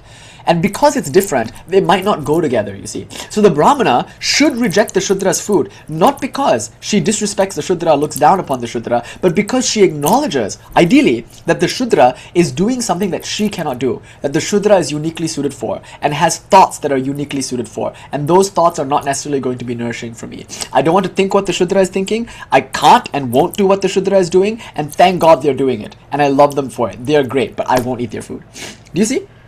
Like, we get such a bad rep sometimes, like caste gets such a bad rep because it's like, it's because people are materialists and atheists and they're spiritually like stupid. And when you're spiritually stupid, you start to like, sorry to be so fierce about this. I just think I've never experienced more racism, I think, than the world's understanding of caste and India's misunderstanding of its own caste system. It's a beautiful system, you guys. It's incredibly beautiful and incredibly based. And in its ideal form, it is not something you are born into and forced into. It is not something you can use to establish hierarchies, to tyrannize and oppress others. It is something that affirms that every individual has a calling, a swadharma. And when they live according to that calling, they live their best life, and therefore there should be division of labor to ensure that everyone is exactly where they're uniquely suited to be, and that they're each and every one of them held in equal regard. Like everyone, each is great in their own place, and ideally it has nothing to do with money. That's my favorite thing about the caste system. You could have all the money in the world. In America, whatever kind of person you are, if you have a lot of money, everyone thinks you're great. Because money somehow is an indicator of how much you've contributed to society. Even though a lot of people with money are like the least likely to contribute to society, those are the people who tend to be respected the most because they have money, which somehow means you've contributed to society. I don't know why. But in India, you can have all the money in the world, and if you're a Shudra, arguably that doesn't stop you from being a Shudra. You're still a Shudra, and with all the implications, for better or for worse, that come with that.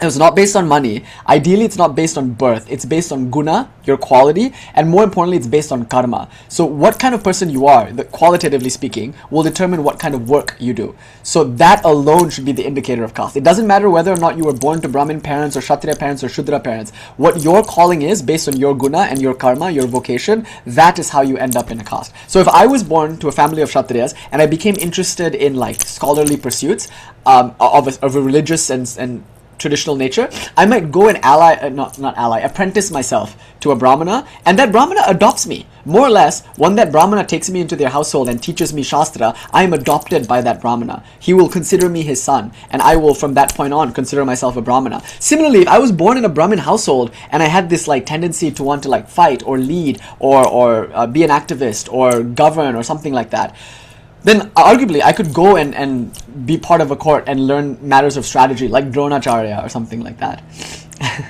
We have a chess table and I'm very bad at chess. And another Kshatriya woman was in the household the other day and she's like, you should be good at this game.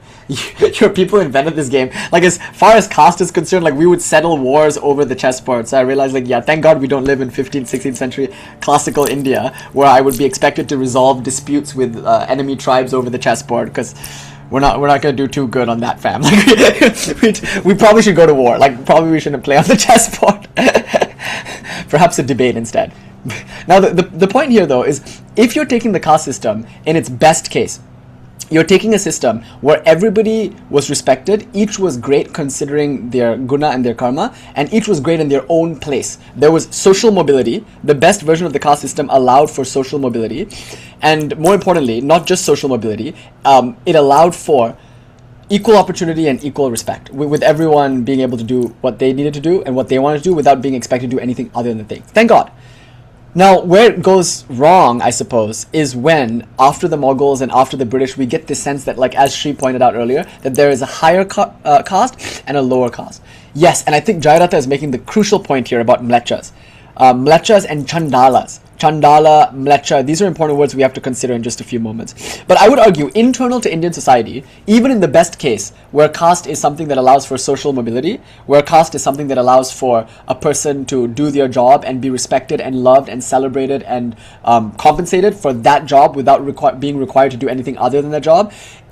Ultimately, though, it degenerated, because then it did become something that you were born into and locked into. So the worst version of caste is when you are born into a family of Brahmins and your family tells you that you are better than everyone else around you because you're Brahmins. And by the way, because you're a Brahmin, you have to abide by all the Brahmin rules. Now, I had a great example of social mobility growing up. I was born in a Kshatriya family. My Pillays on my mom's side or the Malayali side, those Pillays took their caste very seriously. But you know what's interesting?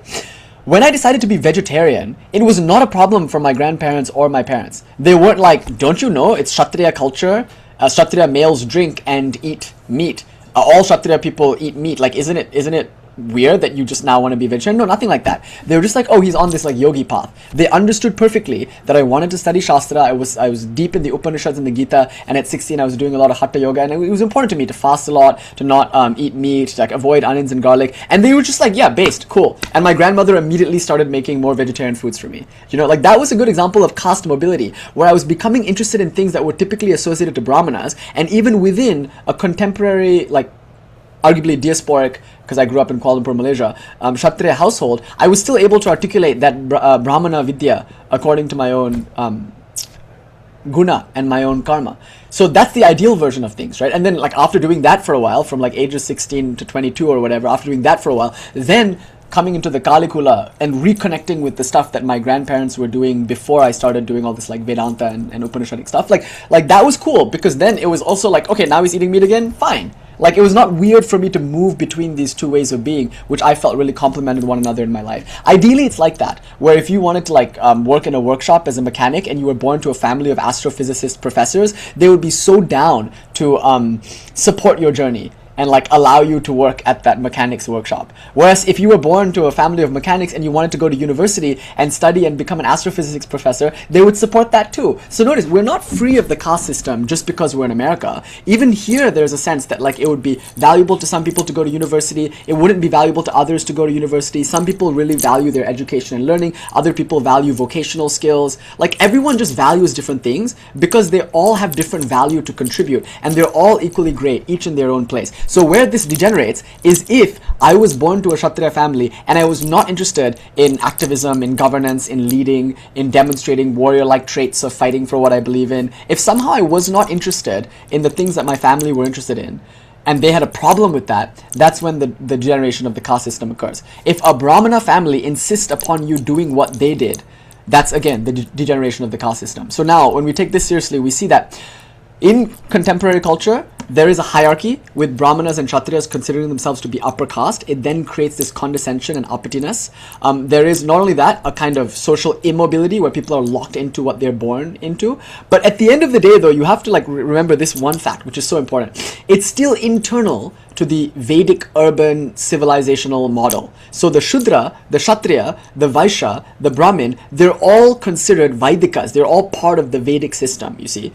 This is where the word Mleccha and Chandala become really important. Because again, like I said earlier, when it comes to food purity, and this is going to be important for the ecstatic lovers of God in just a few moments, I'm getting there. When it comes to food purity, it's not just about the thoughts that the person is thinking while they make the food. It's not just about who hands you the food and what kind of person they are when they give you the food. It's not just about what kind of food it is. It's also about where you eat that food. This is important. You could be eating the best, most purest of foods, most vegetarian and sattvic of foods, prepared by your unconditionally loving grandmother who only thinks the loftiest spiritual thoughts, handed to you by that same grandmother. And if you were to eat that food in a cremation ground, this could be a problem.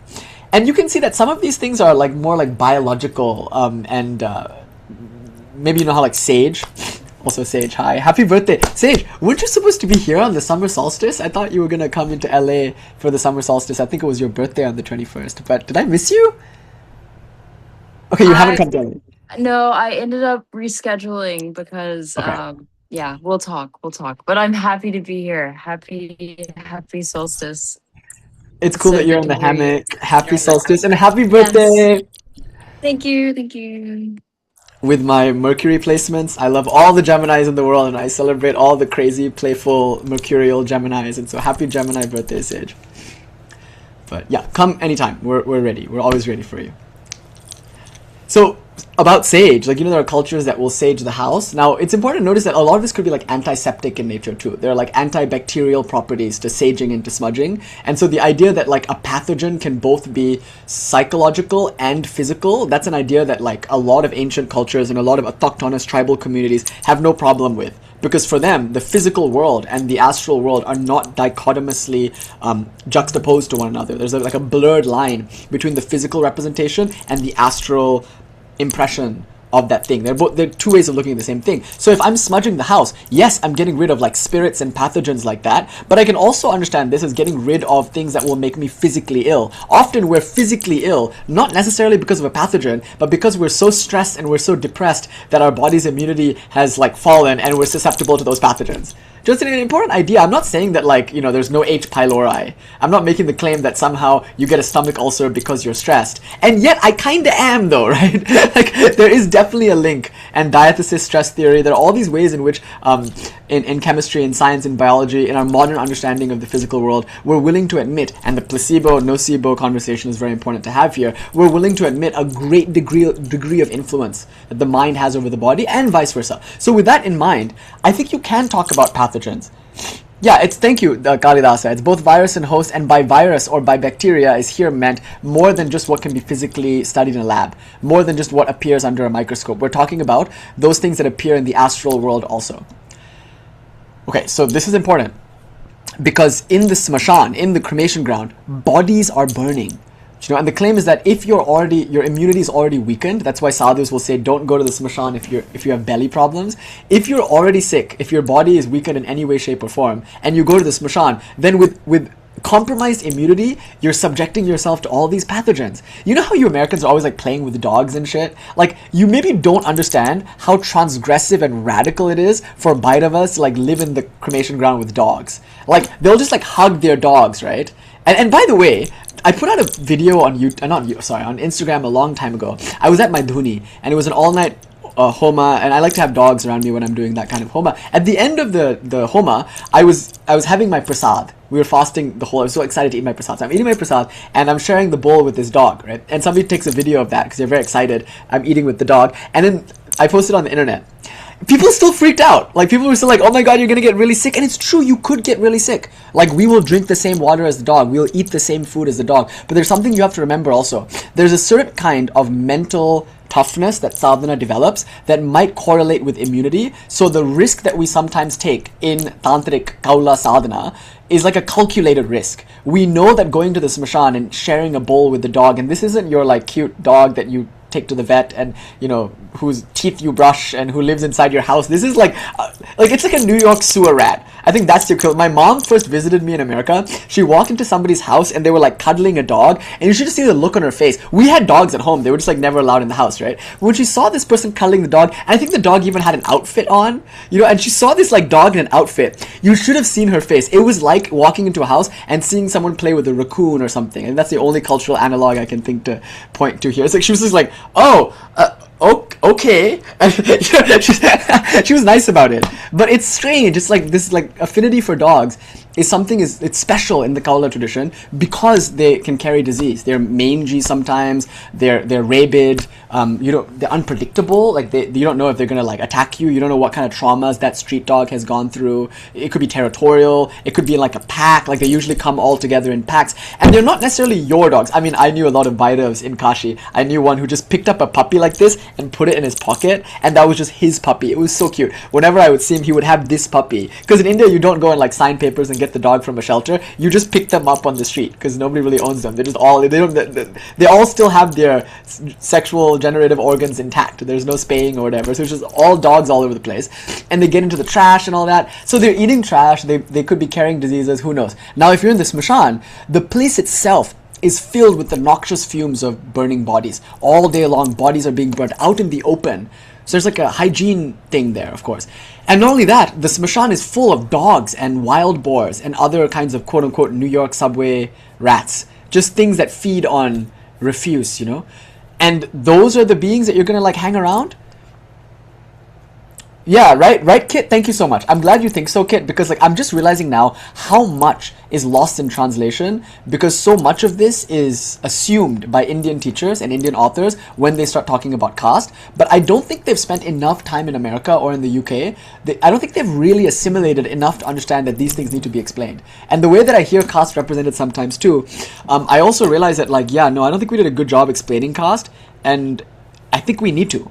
Because to understand Mira's revolution, to understand why she's such a quintessential baddie, like the primordial Indian girl who doesn't follow rules and doesn't let her elders tell her what to do, you have to understand like what it is to be in Indian society. Like, yes, to throw up a middle finger, it requires that you really understand what you're throwing up a middle finger to. And I like to take these things in their best case. Like in the best case scenario, this is what caste looked like in India, where everybody knew what their social function was. You weren't locked into it by birth. It was something you could go into and come out of as you liked. It was based on your guna, your quality. It was based on your karma, your vocation. And anybody anywhere could apprentice with anybody anywhere. And it was for the love of the game that people did this. And money was the least interesting thing to almost everyone in Indian society except the Vaishyas. And even for the Vaishyas, it was more about like merchant's honor than it was really about money. And given that, you can see money is not that big of a concern when it comes to adjudicating caste. Even in the most debased version of caste, it's still not a matter of money. That's at least that's respectable, right? That like in Indian society, even when they have hierarchical, birth-oriented, problematic ideas of caste, at least it's not based on money. But it's not that much better because it's still based on birth and things that you never opted into and things that you can never change, and then you're judged for it your whole life. Okay, so having said all of that, you have to consider the word mlecha and chandala now, because if indeed the cremation ground is such a dangerous place from like just a basic biological hygiene point of view, think of what the cremation ground represents in a spiritual sense. Like the cremation ground is a place where there are spiritual pathogens. There are all sorts of disgruntled spirits. Many of them used to be humans, and now they're dead, and they don't like that they're dead. Some of them haven't left their body. It's like one Agori Baba said, imagine you come home one day to your house and then your house has been, I don't know, it's on eminent domain or something and the government just seizes it. And or it's been demolished. One day you come home and your house is just demolished. What will you do? Probably you'll call people that you like can like rely on. But imagine that you don't have your phone on you and you're just standing there. You'd be so shocked, so stunned, so surprised that you might just wander your block, right? Just like wandering around, wondering what to do. I'm going to tell you my Kabir Jayanti story, and it was very much like that, where I'm just like shocked and perplexed and there's nothing really to do but walk around. I didn't see my house get destroyed. I'll tell you that story in a bit. But if you did see your house get destroyed or like come home to find your house demolished already, you would just wander about in the general vicinity of your house. That's the experience of many spirits. They die suddenly. they get a heart attack, they're tying their shoe one day, stroke, they die. It's like they suddenly don't have their house anymore. And they have this tenuous connection to their bones still. And so as long as the bones are there, they have something to stick to. The moment you cremate those bones, they're like, oh my God, where did my house go? And they wander the cremation ground kind of confused and forlorn and disgruntled. And after a while, they start to like go crazy. They like forget who they were. They kind of remember, but kind of don't. They start to have grandiose notions of who they think they are. And then they just are problematic, crazy people, like me. Except they're invisible and etheric, and they sometimes become a little mean because of it. So there are beings like this, who used to be humans, but arguably it's a place of great spirit traffic. So in this Smashan, when lots of bodies are leaving, and not many of them stay around, a lot of them just like leave and enter into the next life, most of them, thankfully. But because they're coming and going, bodies are going, and anytime a body goes, it opens the astral for a body to come in, like a spirit, I think, to come in from different lokas. There's a lot of astral traffic, speaking more mystically now. If that's the case, then the veil is very thin at a crossroads or a cremation ground. At a crossroads, there's actual traffic, right? But again, notice the difference between the physical world and the astral world. That's a blurred line there. So if there's a lot of traffic, foot traffic even, that will create a sort of astral sensitivity in that place. So we can do rituals at cremation grounds, or we can do rituals at crossroads. My cremation ground is at a crossroads, so it's like really nice for me. And I live just up the street from a crossroads and a cremation ground, which makes sense because I have a Kali temple, and Kali should never be established anywhere where there isn't some place for her to go and hang out with her ghosts. So cremation grounds are problematic. Crossroads are problematic. I was just talking to an Indian girl the other day. She was laughing because her mother is here. She's a Kshatriya woman, and her mother told her when she's walking across the crossroads not to walk in the middle of the crossroads. You can say, okay, this is like a folk old wives' tale to like just a superstition to keep people safe on the road. But no, the claim is actually more magical. It's like there are ghosts at the center of the crossroads. So if you walk straight through the center of the crossroads, you can pick something up and it'll follow you home. The reason this is so funny to this girl is because she's been hanging out at this temple and we do ghost pujas, and she's been seeing a lot of paranormal activity here. And so her mom called and was like, where are you? And then she's like, I'm coming home. And then we all had like a laugh about the next time we were crossing a crossroads. She was like, my mom told me not to cross the middle of the crossroads. We looked at each other, we just had like the biggest laugh of all time. Because this is so much more extreme. But again, this is a Kali temple and we're doing Kaula Puja, which is kind of niche and different. The crossroads, the cemetery, the cremation ground, these are impure places, both physically and astrally. So if you're a Chandala, you might be vegetarian. You might actually be performing rituals that the Brahmana performs. You might be doing so many things that would be considered by themselves to be fine and pure. But because you live in the cremation ground, because you eat food in the cremation ground, because all your life you're just like doing work in the cremation ground, you are inherently tainted by the cremation ground. So a Chandala is still a Shudra in one sense, but in another sense they are not, because even the lowest of Shudras, and again, we're not speaking hierarchically here, because I think it would be anachronistic to assume that this time in Indian society, we just felt like some things were higher and lower. I don't think that's quite fair. But whatever Shudra you might have been, you probably still don't want to work in the cremation ground. So who would? If no one in Vedic society would work in the cremation ground, then the only people who would take up that work would be people who didn't belong to Vedic societies, which meant Santals, tribal people, people who lived in the forest and had their own values. Like some of them were polyandrous, some of them were polygamous, and that was very threatening to Vedic society because Vedic society at a certain point became very monogamous. The marriage institution became one of the most important values to Vedic civilization. Never mind a history of maybe more marriage fluidity. We see in the Mahabharata a very good case for polyandry, because there we see Draupadi has 5 husbands, and it's kind of chill. The mother's chill with it, the 5 husbands are chill with it, and we're like, girl, we love that for you. So it's like an atypical example of polyamory, but in favor of the woman, where in most cultures it tends to be polygamy and often actually quite oppressive and horrific for women. But in this case, Draupadi, she's living the life, as it were, and all her husbands are dutifully serving her, and they all love one another, and they're brothers, and it's not weird, and that's cute and that's cool. But I don't think Indians take that story as seriously as perhaps they could, because again, still there's a lot of emphasis on monogamous Vedic marriage as the foundation for society. So given that, if you encounter traditions outside of your city, outside of your urban environment, that have different marriage standards, different sexual politics, maybe matriarchies, like on my mom's side, the Malayali Kerala side, it's more matriarchal in orientation. So the women tend to be like the leaders of that society. And when you inherit something, the daughters inherit from their mother. It's like a hereditary matriarchy, as it were. So given that, if that's indeed true, if you are a patriarchal Brahmanic Vedic society and you encounter a matriarchal society with different sexual politics, with different lifestyles, with different food politics, that's going to cause a little bit of tension. undoubtedly.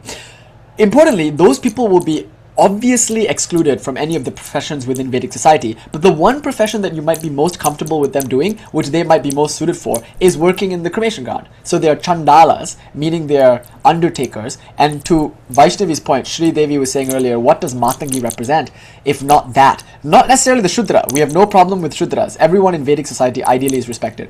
But we might have a problem, quote unquote, as Vedics, with Avaidikas, with those who don't follow Vedic dharma, who have different sexual politics, who have different hierarchies, maybe matriarchal, and who just have a different idea about what life is for and what to do with life. Then we might even use the word mlecha. We might say because they don't belong to Vedic society, the way they think about the world is fundamentally different.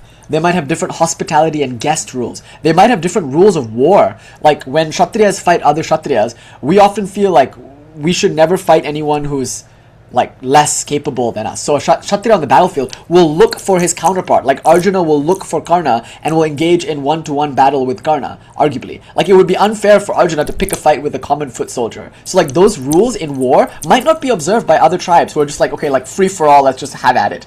So there's a lot of cultural ambiguity with interactions between Vedic society and non-Vedic societies. How much more so with Americans and with the UK. Like when Indian yogis first came to the UK and came to America, that was an encounter with a wholly different culture, and that was very difficult for both cultures because Vedic ideas, a lot of it was lost in translation. There were a lot of apologetics around a lot of things, especially when it's a Christian audience. We see members of the Brahmo Samaj Christianizing Hindu ideas, and then we also find in the West there's this like sense of projecting onto India things that are true of Western society that might not be culturally true in Indian society. So what is universal amongst all human beings sometimes is forgotten because there's a lot that is cultural. A lot is actually relative. And because we focus so much on that which is universal, because we emphasize Advaita, sadly, and that's a good thing, it's wonderful that we do that, but sadly we can be a little glib when it comes to these other factors that are actually very important, because so much of our life is not about Brahman beyond body and mind. It's about the way that we as bodies and minds, with respect to the cultures that we're in,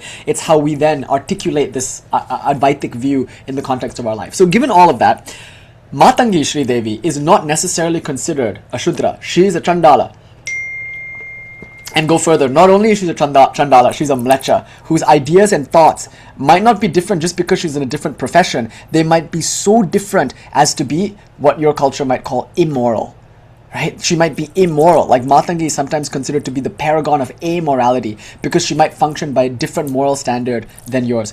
She's considered sometimes to be artistically and creatively empowered, but part of her artistry, unlike Saraswati, who functions within Para and Apara Vidya, she functions within a Vedic paradigm, Matangi steps outside of the Vedic paradigm. As a Chandala, as a Mlecha, as a foreigner, she is able to access ideas that are not in her culture. This is so important though, you guys, because the best stuff you see in India often comes from interaction with other cultures. And I'll take that hand in just a moment, but notice, in Kashmir, you were interfacing with Central Asia. You had the Silk Road there, and you had a lot of Central Asian ideas come into Kashmir. The Kashmiri culture, Srinagar, benefited from that cosmopolitan environment created by its interfacing with other cultures. You saw with the Chola dynasty in Tamil Nadu, they sent out expeditions into Southeast Asia, and so there were these kingdoms, Srivijaya, and Srivijaya is really important. It's the Srividya kingdom. There's Srivijaya, there's Majapahita. There are all these various Indian kingdoms, South Indian Tamil kingdoms, founded by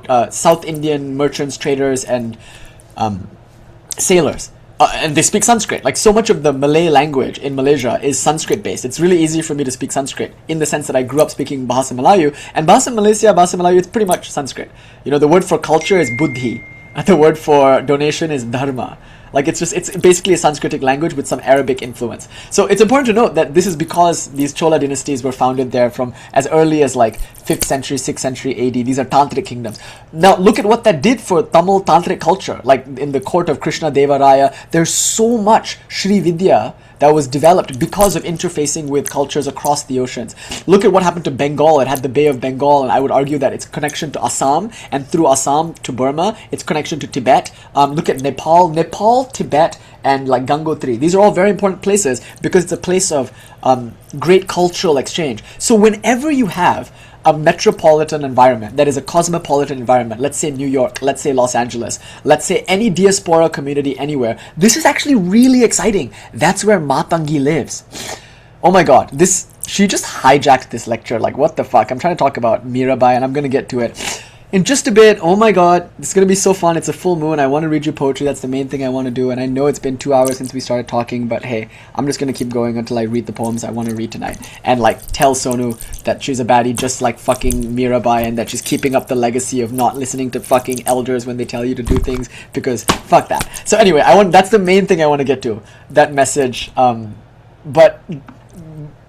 But I think this is tangentially relevant, and maybe actually directly relevant, because I want to point to this. Indian culture can be very rigid, and it's rigid because it's very systematic and very structured and very sensible. That's one thing I'm trying to point out. When I explain caste in the way that I've been explaining it, I hope you can appreciate that it's sensible. Like, it makes sense to have a division of labor and to give everyone a task that is suited to their own nature and their own interest. So if everybody is doing what they're supposed to be doing as per their guna and karma, their quality and vocation, society will function smoothly. Everything will be in its proper place. There won't be any disruptions. Everything will be orderly and will minimize chaos.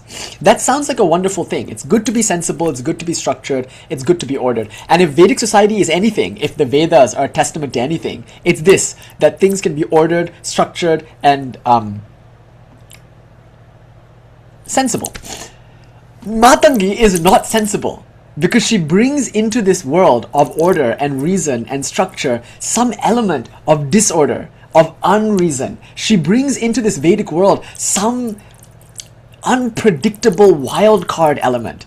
Do you see? That's why she's not quite Saraswati. She's Neela Saraswati, dark Saraswati. She's like an anti-Saraswati. She's depicted not with her hair in a braid, because that would indicate culture. A woman with braided hair, with jasmine flowers in her braided hair, has taken a bath. You know, and that implies that she knows the rules for ablution. She knows how to take the Ashta Snan, we call it, the 8 ritual baths. That's a big deal. Being able to take a bath implies some level of culture. So she takes a bath with all the Vedic standards of what it would mean to take a bath. She dresses up her hair, oils it, puts it in a braid, and when she appears in society, she's put together. The braid is a sensible and ordered way to wear your hair, especially if you're on the battlefield. You want to have your hair in a braid, because when it's time to like fight, you want a fighting braid, or rather when it's time to like work, you want your hair in a braid. So it makes sense. If you're contributing to society, if you're participating in culture and doing work, and if you're presenting yourself as an ordered, reasonable person, you want to have your hair in a braid. That's why if you go to a temple, and this happens to me a lot, I'll go to a temple dressed all in black. You're not supposed to wear black in a temple. They usually get it though, because they understand the sect that I'm in, but they almost always insist that I tie my hair back, unless they really understand what I am and what sect I belong to. But usually they'll hand me like a hair tie, and I usually have the presence of mind also to like wear a hair tie when I go to more orthodox, more right leaning temples. That being said, the temple culture of not wearing black or of tying your hair back is reflecting this principle that Saraswati and Lakshmi are both forces of civilization, and therefore their hair is going to be in a braid. Matangi is not quite Saraswati, but like Saraswati, she's associated with knowledge, with culture, with art, with poetry, with refinement, but of a wilder sort. So unlike Saraswati, whose hair is braided, Matangi's hair is wild and free. She's also depicted as drunk. She's wearing a garland of gunjahara. Gunjahara means it's a kind of poisonous seed. So gunjahara might refer to intoxicants. So her garland is made of intoxicants. She's drunk. She's got wild hair. She sometimes, I think, might be the green fairy that all these artists are talking about when they drink absinthe, because what she does is she blesses people with creative inspiration that can be somewhat challenging and disruptive and sometimes inconvenient. In other words, unreasonable. Therefore, Matangi's creativity is a creativity of mad love. When we think of the French surrealist, I very much like André Breton's work, L'amour fou, mad love. I just love the title. The book itself is pretty much hard to read. It's just stream of consciousness rambling, but the title itself is enough for me to get off to. Amour fou, mad love. So Matangi is mad. Her madness is exemplary, but also she's impure. She's Uchishta Chandalini, or Matangi, to mean like one who rides elephants. There's a wildness to her. She might be in elephant skins, meaning she doesn't dress in the silks and in the cloth spun inside the urban context. She's wearing animal skins because she's a wild woman living in nature, like Pashupati, like Shiva, like Kali. She's either naked, or if she's dressed in animal skins. Now often we depict her in a sari, but even then we say her sari is red, emphasizing passion. And because her hair is wild, and because she's often depicted as drunk and aroused, it's mad passion. It's passion not contained. It's unreasonable passion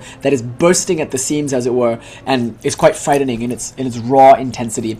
Often, Shavopari Samashinam Raktambara Parichadam, she's depicted as sitting on a corpse, as per the tantric ritual procedures. She's usually carrying a skull bowl and holding a sword. Kapala Kartrika Hastim Paramajyoti Rupinim, and she's Rupinim, she's the form of Paramajyoti, the supreme light of consciousness, which is free of all caste distinction, free of all notions of right and wrong, purity and impurity. So it's like that Rumi poem, somewhere beyond all notions of right and wrong there is a field, meet me there. That idea, that like she is so non-dual with respect to any kind of rules and regulation, with respect to any kind of like cultural experience in the body and mind, that we can call her the Paramajyoti, and then depict her in this somewhat counterintuitive way where she's representing all those things that you might consider base or fallen. So now we take Matangi and we say, here's her prasad. This is the energy, this wild and untamed and unpredictable energy, which some artist might gravitate towards because they're attracted to the novelty and they want to be like innovators. Here's her prasad. This is food that was offered to Matangi. Will you eat it? And I kid you not, I've done puja with many Bengali families. Like, I was hired to do puja in many of these contexts. And almost always, you guys, in the Bengali context, they don't eat Matangi prasad. And that's because it's put out with the jackal prasad and the ghost prasad. Where, in the ritual, where you offer the ghost prasad, which is to your right and to Kali's left, is also where you offer jackal food and Matangi's food. So Matangi, jackals, and ghosts, they're all considered the same kind of food almost. And they're all put outside. You don't eat them. You let the animals eat them. She's an outside deity, an energy that's best worshipped outside the house, so that your house can remain ordered, structured, and sensible. If you want a sensible, ordered, and structured life, why would you engage in such energies? But now look at the maturity of these people. They still worship her though.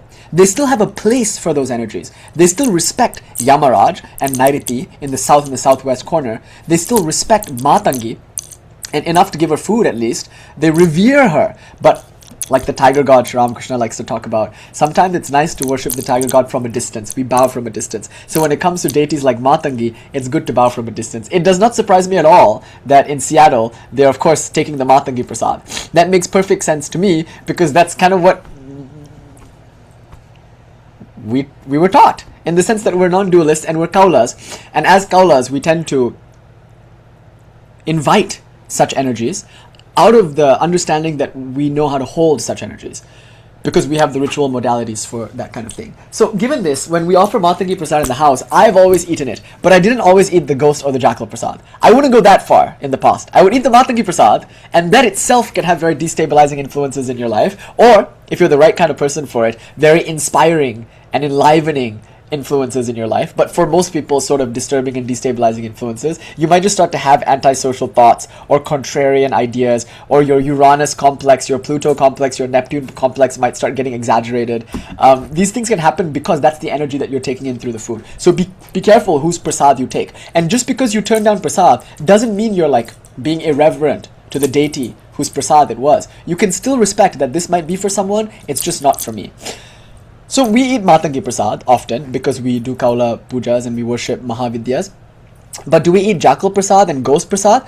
Up until recently, I didn't. But now I've started to eat some of the ghost and jackal prasad also. And it's been great. It's been very interesting. And this is in the name of Advaita. We're like looking to integrate and reconcile all those areas of life which we previously maybe needed to reject in order to move into a deeper understanding of God. And once that's understood, to some extent at least, then comes this journey, as it were, from the Bindu to the Bhupura, from the center to the periphery, to find God in the most unlikely of places. Then we look for the light in the darkness, because we recognize that that light is not negated by darkness, but its splendor is perhaps made more obvious and more beautiful when it shines in the darkness. So what's the point of a torchlight in the daytime?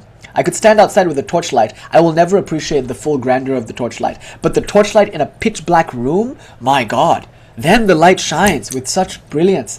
So these kaulas, what they're trying to do when they worship Matangi or they worship in the cemetery, is they're trying to work with energies that would otherwise be spiritually destabilizing. And they're trying to stabilize themselves in the midst of that energy to realize that they're beyond all notions of purity. It's a pretty advanced sadhana. Now, if the cremation ground is defiled, the people who work in the cremation ground are defiled. But notice, they are necessarily going to be people with new ideas, because the only people that would work in the cremation ground who don't mind being defiled in that way are people who are not from Vedic society. So when you interact with people outside of your culture, then there's a chance for cultural exchange that allows for new ideas. So of course Kashmir is going to be a center for Kali. Of course Bengal will be a center of Kali. Of course the seafaring Malayali people and the seafaring Tamil people, of course you'll find lots of Kali here. Of course the Rajputs and those who are in northwestern India interfacing with the Mughal invasion, these are going to be very important moments for Indian civilization. And the Bay of Bengal and Kolkata being the center of the British Empire, these are actually all good things. But the only way they can be good things, though, is if we understand clearly where we stand and yet remain open to the new ideas that come in. So the new ideas that have come in, unfortunately, have not been as beneficial as they could be, because Hindus themselves, Indians themselves, both in the subcontinent and in the diaspora all around the world, have lost touch with their own ideas. They don't understand Matangi at all, and they don't understand how she fits in with the Vaidika and Upanishadic framework. They don't know what the Gita is for, and they're not acquainted with the texts of our tradition, not even the Puranas. The version of the Puranas that they hear is a kind of broken telephone game of stories being told again and again, and misrepresented or like changed over time to suit cultural taste. And so if you don't know your own stuff, if you don't understand the logic and the reason behind a very reasonable and logical tradition, then you won't be actualized and integrated enough to be able to deal with new ideas effectively and productively. So a strong sense of individuation, along Jungian lines almost, Freudian lines, a strong sense of individuation, a strong sense of self is required for healthy engagement with the new ideas. So that's why the diaspora is so important to me, because Indians all around the world are exposed to new ideas, and by going to different parts of the world, they're exposing those people in those places to their ideas. So it's a wonderful thing that people are at yoga studios practicing yogasana. There are Indian teachers who are educating non-Indian practitioners who then later become teachers of the tradition. We're living in such a wonderful hyper-globalized time of cultural exchange. So what happened in Kashmir, what happened in Bengal, certainly what happened in Kerala, all centers associated with Kali, is happening all over the world right now. And this is important. Its central actor, I'm going to argue, is the Indian woman. Because India has always felt that its entire nation, with all of its values, is best represented by the Indian woman. Or I would even argue the Indian trans woman. But like here, the Indian woman or the Indian trans woman, especially the diaspora Indian woman, has the best shot of representing the best that our culture has to offer, but also the best thing about our culture, which is its flexibility and openness to new cultures. And that thing that happens in the liminality when the two come together. That's what Matangi represents. And so Matangi, as a Mlecha or as a Chandalini, as a deity associated with impurity, is exciting to us because impurity in the sense of newness. She's challenging, and we eat her prasad because we know, we who are on the frontiers of Indian culture, and we who are on the liminal no man's land between the world that we came from and the world that we're entering into, that is looking a lot of times to us for spiritual guidance, given that we have spent our entire cultural trajectory developing these traditions, who can then use these ideas to resuscitate their own spiritual traditions. We who are in that liminality, Mirabai's story is most important. You know, because she is someone who, like many Indian girls or Indian trans women, had a feeling in her heart.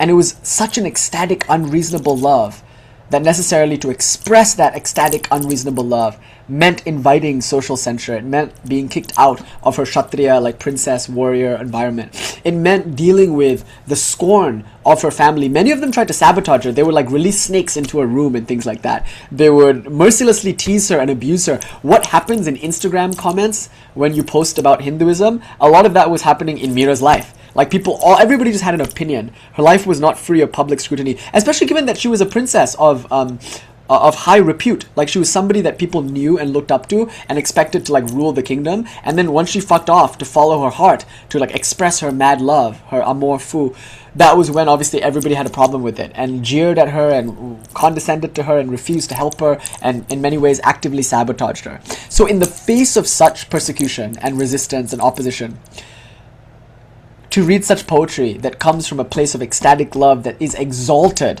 and not necessarily diminished by that opposition is really wonderful. And more importantly, it will teach us about love. And it will tell us that the true lovers of the world have never asked for happy love.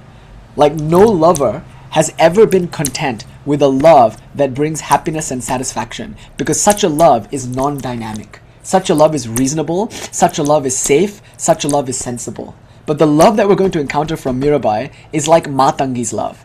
The love that is unreasonable and not sensible and absolutely chaotically disruptive. It is a love that will ruin your life.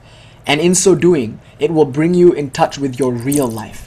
It will show you that which cannot be changed when the body is ruined, that which remains luminous when the mind is darkened. It is a love that shines brightest in the darkest of times.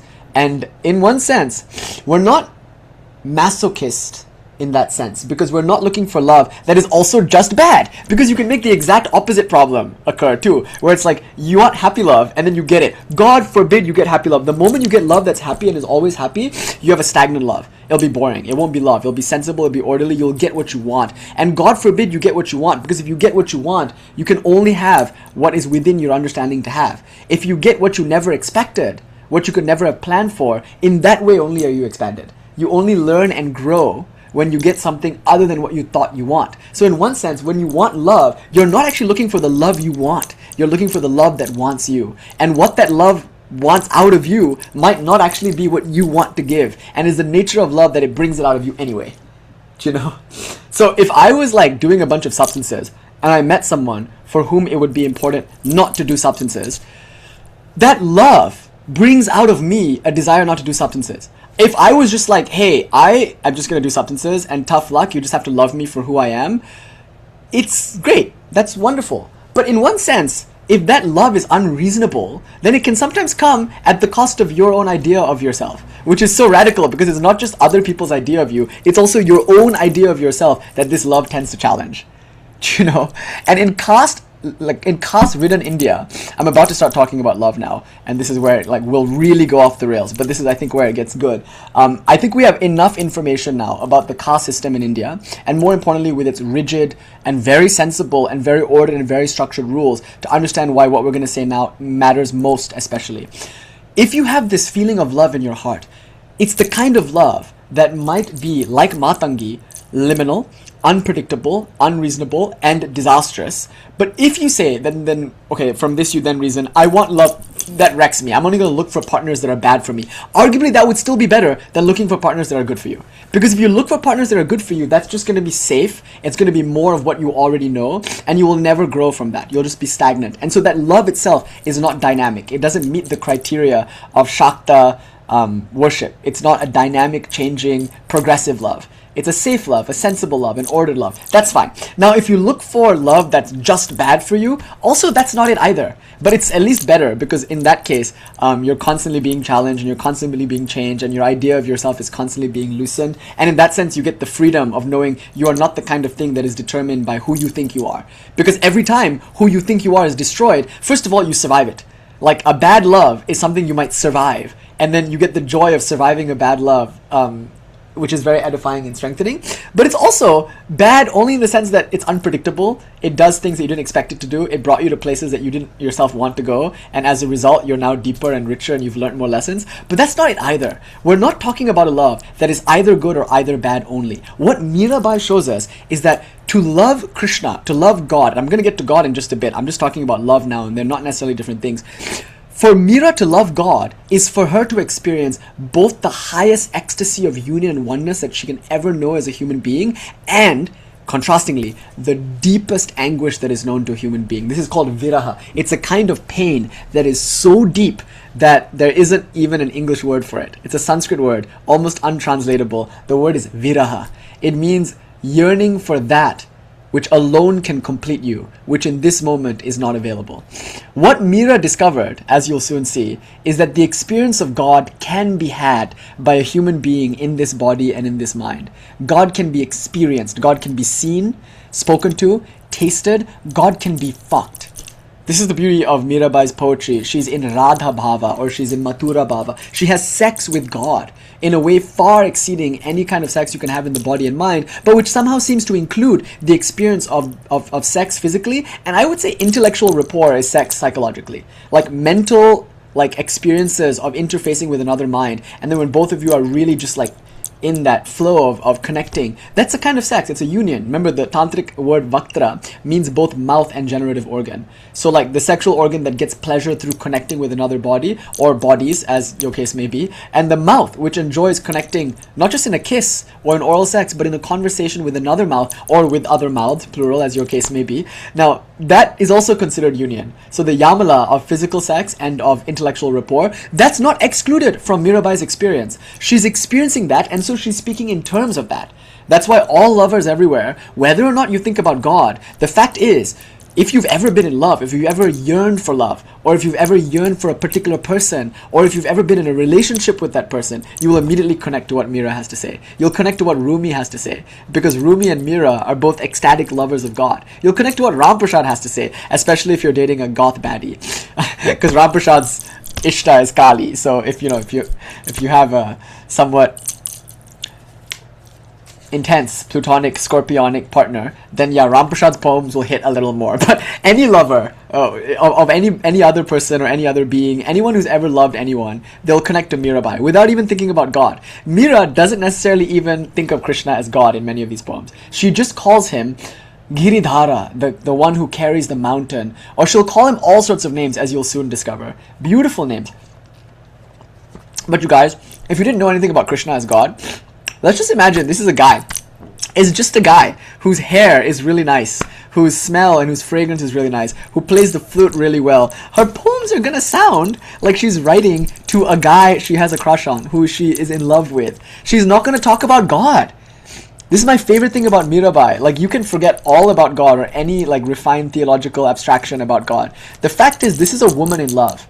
And which one of you has not been a woman in love? And Mira's experience of love is to love with such intensity, and here's the key, that she comes to enjoy, as an expression of love, both the ecstatic union with her beloved and this is the key, and she comes to enjoy with equal relish the depths of despair when that union is somehow interrupted. Because that was her experience, that God can be seen, can be felt, can be spoken to, can be fucked. The yearning for God was great, but it's not possible to really yearn for God until you've had him. Here's the thing, you don't know how to yearn until you've lost the thing worth yearning for. Then only yearning becomes possible. Don't you see? If you don't know what it's like to have an experience, then your whole life should be like set to having that experience. You yearn to have that experience, but you don't really know yearning, according to Mira at least, according to Radha at least, until after having that experience, you learn another fact. God can come, God can go. This is exciting. This is Shaktism, because a God that comes and never goes sounds safe, sounds reasonable, sounds ordered. Is that Radha Rani Sonu? Hold on, let me just... Jai Ma Radha. Look at her, she's so sad! Do you see how she's like, just like pining away? Tulsidasa made an important point though. This is not the fetishization of depression or despondency. It's not quite that. He called it, Tulsidasa, okay, Viraha is a known word, but Tulsidasa, I heard a translation from the Hindi, he called it, he said about Viraha, he said, one tear cried in the name of Viraha is sweeter than all the joys of the world combined. So that's an important point, that Viraha is a special kind of yearning, but it's not that different from the yearning we feel from our day-to-day like experience. Like if we yearn for something, we feel a fullness within that seeks a fullness without, because if there wasn't that memory of fullness, there wouldn't be a yearning for fullness. It's because we were once full that we want to be full again, or rather it's because we are full now but are not yet cognizant of our fullness that we seek some way to recognize that fullness. So if we're empty, then we must have a God-shaped hole in our heart. Therefore, it already implies that we know the shape of God. Do you see, the shape of your longing is already proof for God. And because your longing is inexhaustible and infinite, God, the one that can fill that longing, the right size lingam for this God-shaped yoni within us all. And now I'm going to start gopi maxing. So now we're just all gopis and we're thinking in terms of being fucked by Krishna, because that's the emphasis that Mira is going to... Like, these are dirty poems, you guys. It's going to get really like sweltering and hot in here. Yeah, I like this. I had this in my house for a long time. It's one of my favorites. Krishna and Radha. And look at them. Yeah, they're gopi maxing right now. And look, she's teasing him. He's trying to give her tambulam, and she's like, nah. Anyway, Radha's on a whole other level. We're gonna get to Radha later, because Radha made Krishna her bitch. Like, Radha is like Radha, okay, don't even get me started. Oh my fucking god, look at this. Oh my god. This gopi brought the art, you guys. Look at her just like teasing Krishna with her dance. Yeah, no, Radha tamed God, dude. Radha put God in a dog cage. Radha walks God around the block with a leash. But we'll get there. We'll get there. That's one of the edgiest, most theologically interesting parts of Hinduism, Kali and Radha. But I'm gonna get to Kali in a bit. But I want to talk about Krishna, and I want to talk about Krishna fucking me. So let's get back to the more important thing. So there's a hole, a void, a space, and it is inexhaustible because there's so many things that I want in life, and every time I get them, it's not enough to fill the hole. It's like, okay, it's how you use it, right? No offense at all, but I'm going to say something really politically incorrect. It's like none of the penises in the world will do. They're not able to fill me the way I long to be filled. It's only Krishna's. And it's not, I'm not saying it's not just the length, it's the girth, it's a lot of things. It's the angle, it's the rhythm, it's the way it's everything. The way that Krishna can fuck me is like nothing else. No one else can fuck me like Krishna can fuck me. And until Krishna fucks me, I'm not going to be satisfied sexually. So all of us are sexually unsatisfied gopis. And by sex, again, I don't just mean physical sex, I mean intellectual rapport too. There's no idea in the world that can match my intellectual appetite. I want to learn and I want to know and I want to interact with beauty, but the art doesn't hit. The music doesn't hit. The physical sexual union that we have doesn't hit. The friendships that we have don't really hit. The various romantic relationships that we have, there just isn't that rapport. I mean, how many relationships have you been in where it's like good enough, but it's not perfect? Like there's always something missing, but it's okay because there are other things and you can settle for that. Like you don't have the best intellectual rapport. You might not be into exactly the same things, but it's close enough, you know. It's not the best sex in the world, but it's not terrible either, and it's certainly better than anything you can remember, and maybe it's not even that important, the sex. And like, you know, it's like, yeah. And Yashodhara is right. There's a Kamakya Tantra where Shivji is like, oh ma, I've been penetrating you for yuga after yuga, but even I cannot find the end of your yoni. And Kali's just like, yep, sorry, try again. Now lie down, I'm gonna dance and pleasure myself, right? That's the idea. Like anyway, but not to switch into the Shaiva mode. Let me just like stay in this. Just give me a second. Let me just cook for a little bit in this Krishna Bhava and this Gopi Bhava. I don't talk about it because it's so spiritually exalted that I don't dare enter into that territory. But now I'm here and I don't want to think about Shiva. I don't want to think about Kali. Like what the fuck does all that stuff mean to me? I don't give a fuck. I just want to think about my Krishna. Oh my god. And there's nothing like Krishna's penis. Right? Like, I just want to think of Krishna's penis for a while. Can a boy just do that? Can he just, let's just think about Krishna's penis. Because Radha, like, arguably was the sole possessor of Krishna's penis. The other gopis who Krishna would see, they didn't have a hold on him the way Radha did. But even Radha was abandoned. Yeah, let's stay on Krishna's penis. Let me ride on this for a little while. Even Krishna abandoned Radha. Now, Mira is very important because Mira is having a very similar experience to Radha. She attained Krishna. She got on the dick. She got on Krishna's penis. And look, you guys, she's going to use that language. So before all you Hindus freak the fuck out about the language that I'm using, you have to remember how sex positive and life affirming and cheeky our culture is. And if you have a problem with it, then like Mira, I don't give a fuck. That sounds like a you problem. Now, coming back to this, Mira had an experience of Krishna. We're going to talk a little bit as to how she had that experience also. She had this experience of Krishna, and what she learned about it, like Radha, was that he's the kind of lover who is unreasonable, who is absolutely chaotic, who is disruptive, whose love enters into your life with force and savagely wrecks your life, as it were, and you realize how much that love is worth because it's worth it. There's something about that love that is so much better than anything else that you could have in your life that it's worth sacrificing everything for. Can you imagine that kind of love? You have to taste it to know it. If you don't taste it, it would be unreasonable for you to abandon everything. And yet we see Radha, we see Mira, we see Swami Vivekananda, we see Ramakrishna, we see Swami Brahmananda. Time and time again, we see example after example of people who are well established, with money, with societal respect. It's worth most, I think, when these people who have everything that the world has to give them, like Mira, like Vivekananda, like Brahmananda, it means the most when those people make this trade. You know, they traded. And Mira is going to talk about trading. She's trading off the world for Krishna. And she's going to say, you said I went to the market at night to buy him in the darkness of nighttime. I say I was beating the drum the whole time. What? You expect me now to... You know what she says? I love this. A translation. Jane Hirschfield and Robert Bly. There's one translation. She says, what? I who have felt the swaying of the elephant's shoulders, you expect me now to ride on the shoulders of a jackass? Basically, she's saying, you want me to give up this life for your sensible life of safety and order and reason? What, you want me to learn how to make money and be safe and be happy? What she's saying is that your happiness, the happiness that the world can give, is great, but only for one who has never been in love.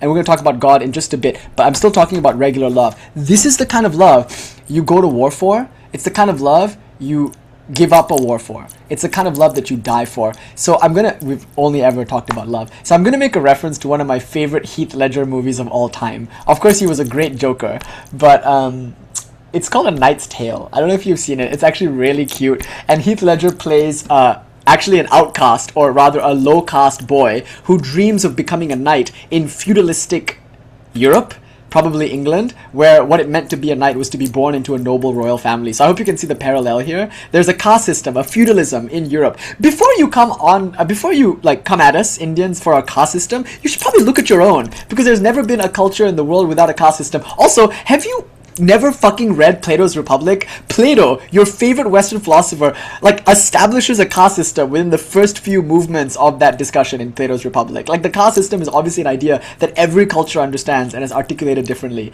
But in this European sense, or in this British or UK sense, this boy wants to be a knight, so he fakes it. He fakes it till he makes it. He pretends to be a knight, and he enters a jousting contest. Anyway, he falls in love, right? And in the name of chivalry, like a knight fighting for a princess and winning a war for her, or killing a dragon for her, or defending her honor or something, he goes to his beloved. We should see it tonight, actually. It's a really sweet story. It's a great show about love. And you know what he asks? He says to her, "I will win tomorrow's jousting match for you." Her response stunned me. I was like a kid when I saw this film, but I felt like her response was deeply important. And it's something I've thought about, I think, my whole life. That vidya that she gave in that moment. She said, "Oh, really? You'll win for me? Well, if you really loved me, why don't you lose for me?" And I was like, damn. To win would be something that he wants to do anyway. It would be great for him to win. How convenient if the way to prove your love, or the way to express your love, would be to do something that was already good for you. Now enter Kant, right? You can just drop Kant's entire foundations for... do you see the point here? So Kant's argument... I'm getting ahead of myself because I really want to get back to Krishna's dick. But we're going to pause to talk about Kant, and that's equally sexy to me, so please bear with me. I'm 2.5 hours in, and I don't give a fuck, so please hold on, because this is going to be cool. Kant. Kant will argue that if I'm a shopkeeper, it is already within my interest to be honest. Because if somebody comes into my shop and I give them less change than they're owed, that person's not going to come to my shop anymore. They'll write a bad Yelp review. Right? They'll talk about other people. They'll talk about me to other people and say, "Don't go to that rice seller because he tends to charge more for less, or he tends to keep change that you should have gotten back or something." So then I'm gonna lose out on my business. My business will suffer if I'm not honest. So by being honest, am I really being virtuous? If that honesty is self-serving, Kant would argue that morality, virtue, matters most in those times when there's an actual cost to being virtuous and to being moral. So if there was a Nazi at the door and they were demanding to know whether or not you were harboring a person of interest to the Nazi community, which could be a Jewish person, which could be a gay person, which could be a Romani person. There were many people that the Nazis were persecuting at the time. If your friend was the kind of person the Nazis were trying to kill, if that person was in your house, to tell the truth would be for that person to get in trouble and for you to get in trouble. Both of you would be killed in a horrific way by the Nazis. That's where honesty matters most. That's where honesty is unreasonable and not sensible. And that is what religion is based on. It was insensible for Socrates not to escape when his friends gave him a way out. He'd rather drink poison and make a point than to escape his sure demise. It was reasonable for Christ to run away from the crucifixion and the last temptation of Christ, one of my favorite Christ movies, Scorsese. There, Christ, he plays with the idea of what would happen if Christ opted out of the crucifixion. But no, Christ did the unreasonable thing. It would be reasonable not to give away all your money to the poor. And yet St. Francis did just that. He gave away all of his clothes and all of his money and ran out into the forest in madness.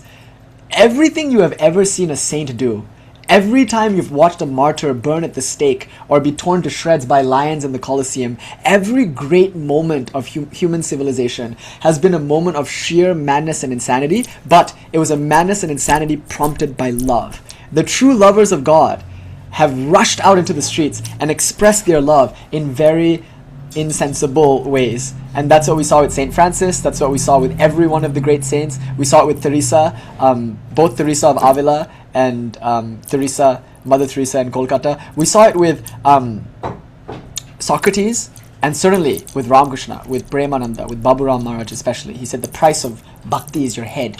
The price of prema is your head. To lose your head is to do something irrational.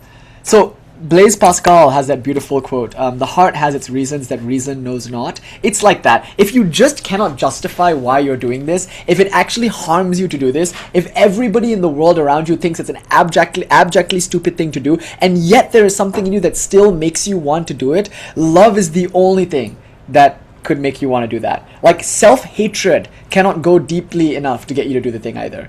Do you know, like, you have to have something in you that's so strong that it's a countervailing force against societal disrepute, against fear of your own financial health or physical health or mental health. That's mad love. And that's the kind of love that Mirabai experienced. So when Kant says the only time it makes sense to the only time it makes sense to say someone is virtuous, he's not saying, by the way, that it's like not good to be virtuous when it's convenient to be. He's just saying that you can't test for virtue until it's inconvenient to be virtuous, and then you're virtuous. That's the whole definition of martyrdom and sainthood. The truth matters most when it's profitable to lie. So given that, it's the same with love. When our friend Heath Ledger, the knight, he asks this woman, like, he tells her, I will win tomorrow for you. She says, no, if you love me, you would lose for me. And so he does just that. He loses for her. Basically, the idea is surrender, right? Like, that surrender is only possible because it's an ideal that, like, causes you to surrender, to soften, to open up. So Mira had a lot to lose, and she lost it all. And you can see in the poetry that I'm about to read that it was not easy for her.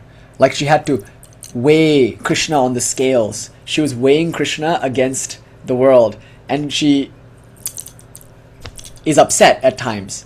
But she stands defiant and exultant because she knows the worth of what she bought. She received it in full, and now, emboldened by her ecstasy, she wanders the dusty roads of India just singing songs and starting a revolution. Like, I just want you to remember that this is a woman who could have ruled in a courtroom. She could have used all the levers of state. Now I'm getting fired up about something that's very important to me. She could have gone to a university, and she could have studied and become a professor, and she could have published scientific articles published by very prestigious things like Scientific American or Nature magazine. Of course, she would have to learn how to bribe the right people. And of course, she would have to learn to do anything and everything it took to get the grant money, which of course means that she would probably have to do certain favors for certain people in the industry, which of course is just perfectly all right with everybody because somehow it's okay to do evil things to people and have evil things be done to you to get ahead in this world. Fuck the institution and stop thinking that you can make change in the world through the institutions. How can you change a thing from within that's rigid and ossified and resistant to its own change? Mira knew that if she were to inherit the kingdom, by the way, her husband died within 3 years of getting married. It's not like she had to enter into a bed with someone that she didn't even want to sleep with. Like, he was dead. She would be the queen. And as the queen, she would have all this money, all this power. Don't you think that's when she could have done some real good for humanity?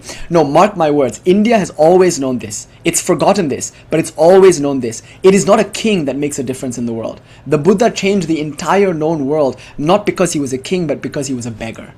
Christ, the one true king of the Western world, who is an Oriental, by the way, we kind of claim him, so you can learn a thing or two about this. He was a king not because he was clad in raiment like King Solomon, but because he was dressed as simply as a lavender. He was a king not because he had lots of money, but because he knew the same providence that protected the birds, the sparrows, would protect him.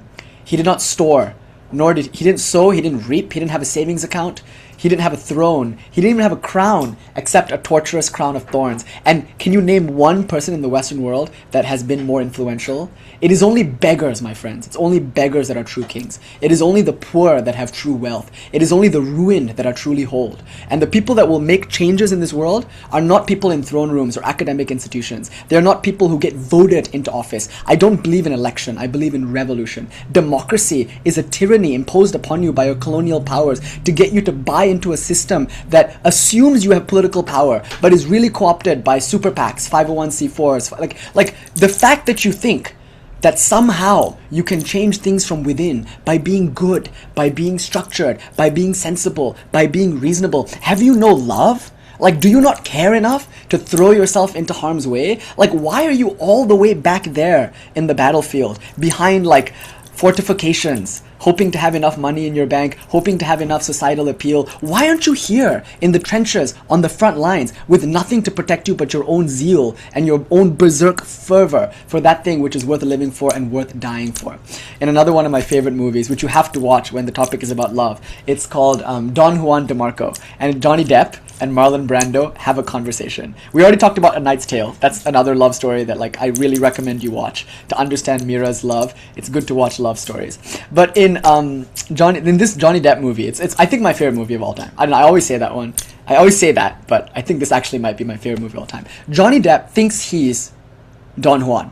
Like he's a Long Island New Yorker who really believes himself to be Don Juan because he read the Byron poem Don Juan, and so he speaks with a Spanish accent the way Don Juan might have spoken. He dresses like Don Juan. In other words, he's a perfect tantric because he role plays his ideal. His Ishta is this absolute lover, Don Juan, one of the greatest lovers of all time. And he, because he's inspired by love and inspired by Don Juan, the greatest lover of all time, he just is Don Juan, and he truly believes it. And now the thing is, in the name of love, he wants to kill himself. And I love the opening of the movie because he like makes love to this woman. He's kind of like, women, they have to settle for such bad sex because nobody knows how to make love to women. So he's like, it's like playing a musical instrument. And then he describes lovemaking as this high refined art, and it's his craft. Like seducing women and giving them the greatest love they've ever experienced is the one art that he's learned how to do because he's a hopeless romantic. But anyway, because he loses his love, he goes up to a building and is about to kill himself in a melodramatic Indian serial kind of moment where he's like ready to like die. And Marlon Brando is a jaded psychiatrist who is in a marriage, but a marriage that's kind of fading in its passion, a loveless marriage. And more importantly, he's coming to the end of his career, a very celebrated, illustrious career, but he's just lost the zest in life. He's an older person. And it's interesting because Marlon Brando was the sex symbol of a previous generation, and Johnny Depp is the sex symbol of a present generation. And the two meet. Marlon Brando comes and talks him off the ledge, and then he gets institutionalized. And the rest of the movie is a conversation between Marlon Brando, the jaded, cynical psychiatrist, and Johnny Depp, the passionate, dramatic idealist. And the question is, whose reality is more real? The archetypical realm of ideas and ideals, or this physical realm of facts and scientific data? It's the battle of science, the head, versus the heart. And you know, the beautiful thing about this movie is neither one wins. They both kind of meet in the middle and learn the best of what each has to offer. So it's clearly the case that Don Juan is delusional.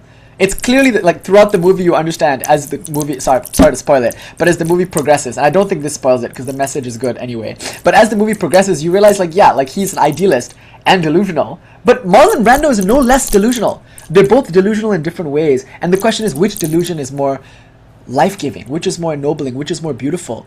And so in that movie there's one very beautiful scene where Don Juan, and a lot of the conversations happen with a chessboard in the shot.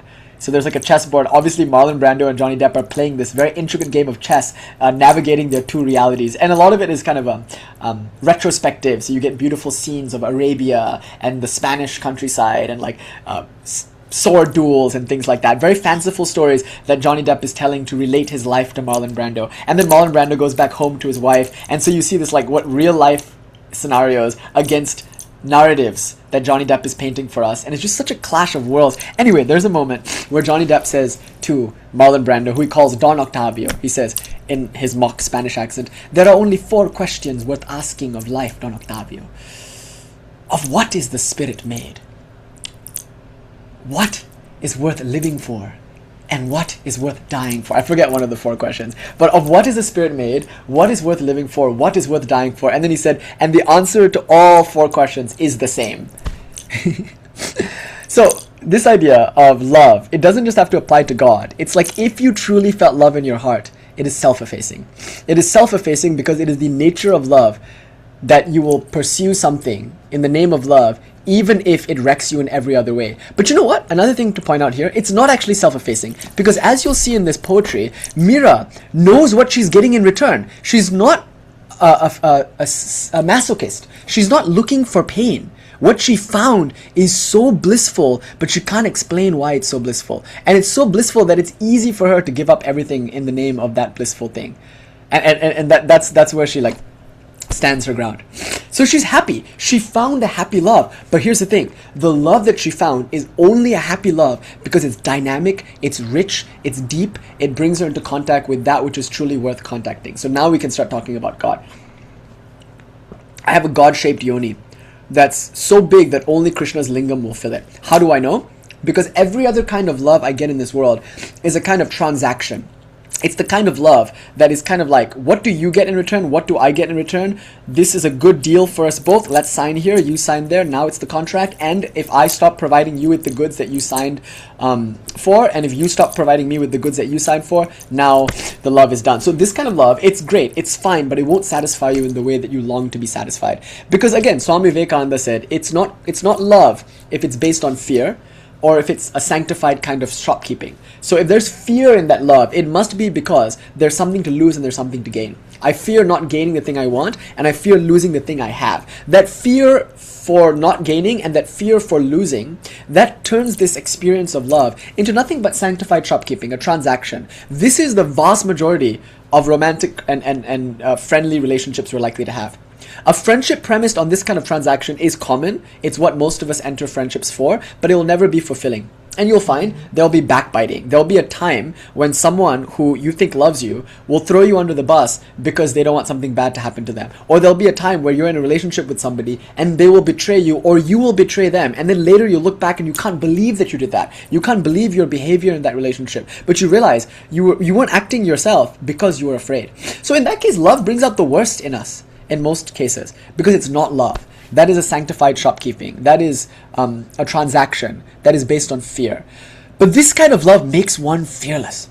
That's the interesting thing. All throughout Mira's poems, you'll see there's this exultant fearlessness. She knows that what she found is not the kind of thing that the world can give, and therefore, it's not the kind of thing that the world can take away. But by this, don't you for a moment think that this is the kind of love that doesn't go away. Of course it does. That's what I said earlier, and that's what Mira is going to point out too. The love that you feel for God is the greatest possible love that you can have.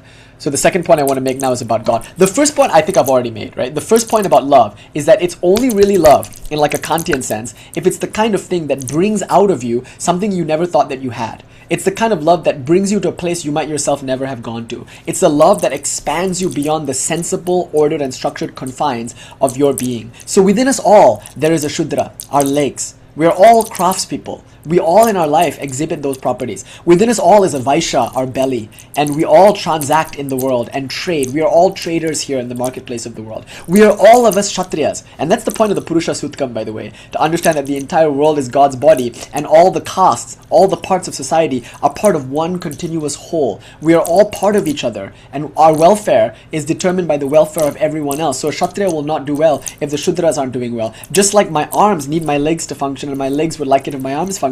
So shouldn't they all look out for each other? So just like that, imagine now all the castes are your body. The arms are the Kshatriyas, the belly are the Vaishyas, the head is the Brahmana, and all parts of your body are in this one seamless, sensible, ordered whole. Do you know what love is? The Mlecha, the Chandala, or Chandalini. Love is Matangi. Love is like a jackal, like a ghost, like a cremation ground. Love is like a dagger thrown at you from behind a wall in an alleyway. Love is like getting struck by lightning. Love is like being torn apart. Like just, and it's beautiful. That's the idea. Like we see it with Kali and Krishna, that this idea of being wrecked and ruined and torn apart is beautiful for the same reason those cultures that were challenged by metropolitan cosmopolitanism are beautiful. It's not easy to be in New York in the early 1900s. So many cultures clashing with one another. How much hate crime is being committed out on the streets. It's chaotic. And look what happened, you guys. Out of that chaos, such art. Look at the Spartan-Athenian War. Such art. Look at Vietnam. I mean, all the times in which we've been challenged, all the chaotic times, those are the best times. In some ways, we came into contact with something more real, more essential, more fulfilling than a safe, ordered, structured life could ever have provided to us. And after experiencing that, there's no reason why you can't create safety and structure. It's just that this thing isn't contingent on safety and structure. So the first point of the lecture was to really exaggeratedly point out how sensible the caste system is, how safe Indian society can be. Imagine what society is like if you never had to think about what am I supposed to do. You know, a lot of people think like, what do I do in this world? This is a modern problem. You only ask, what am I supposed to do with my life if you don't have a sense of caste? If you have a sense of caste, even if you were born into a caste without any social mobility, it frees you from the question of what should I do with my life? Well, I should do what my parents did. Or more importantly, I should do what my caste wants me to do. If I'm a Brahmana, I should study in university, I should be a professor. If I'm a Kshatriya, I should do activism and work in policy, or start NGOs, or lead communities, or write manifestos. If I'm a Vaishya, I should learn how to trade and start a business. If I'm a Shudra, I should focus on my craft. That's done. That thinking is done for you. How safe, how sensible, how practical. And more importantly, you live in a society where you're recognized for what you love to do, and you're given space to do that and compensated for it. How sensible, how safe, how orderly. And what Mira is about to do right now is she's about to leave all that safety behind. She has a clear understanding of her role in life. She has all the financial and societal protection that a person could desire. She has everything that a person could want to be happy. And yet she's going to step away from all of that. How unreasonable. And in a few moments we're going to learn why. So the first claim I wanted to make is it's only really love by Mira standards, ecstatic love, if it's ecstatic. Ecstasy means it takes you beyond your senses. So literally not sensible. It's beyond the senses. It's ecstatic or entasic. It takes you so far beyond what you know in your life. That's its value. It's the same thing that you look for when you're learning. When you want to hear a new idea, or when you want to travel, traveling and learning have this in common. You want to go beyond what you know to experience something new. Love is like that. It forces you to become a traveler and a learner, but even more radically than that, it's the kind of travel and it's the kind of inquiry that doesn't feel safe and yet is the safest you've ever felt. So having said that, the next claim I made then is that love is only really love when it is like this, when it's worth sacrificing everything for. The next claim I'm going to make is that God love is something unique. Because in the love for God, what you realize is that it's different from what the world can give, and it's the kind of thing that cannot be taken away by the world.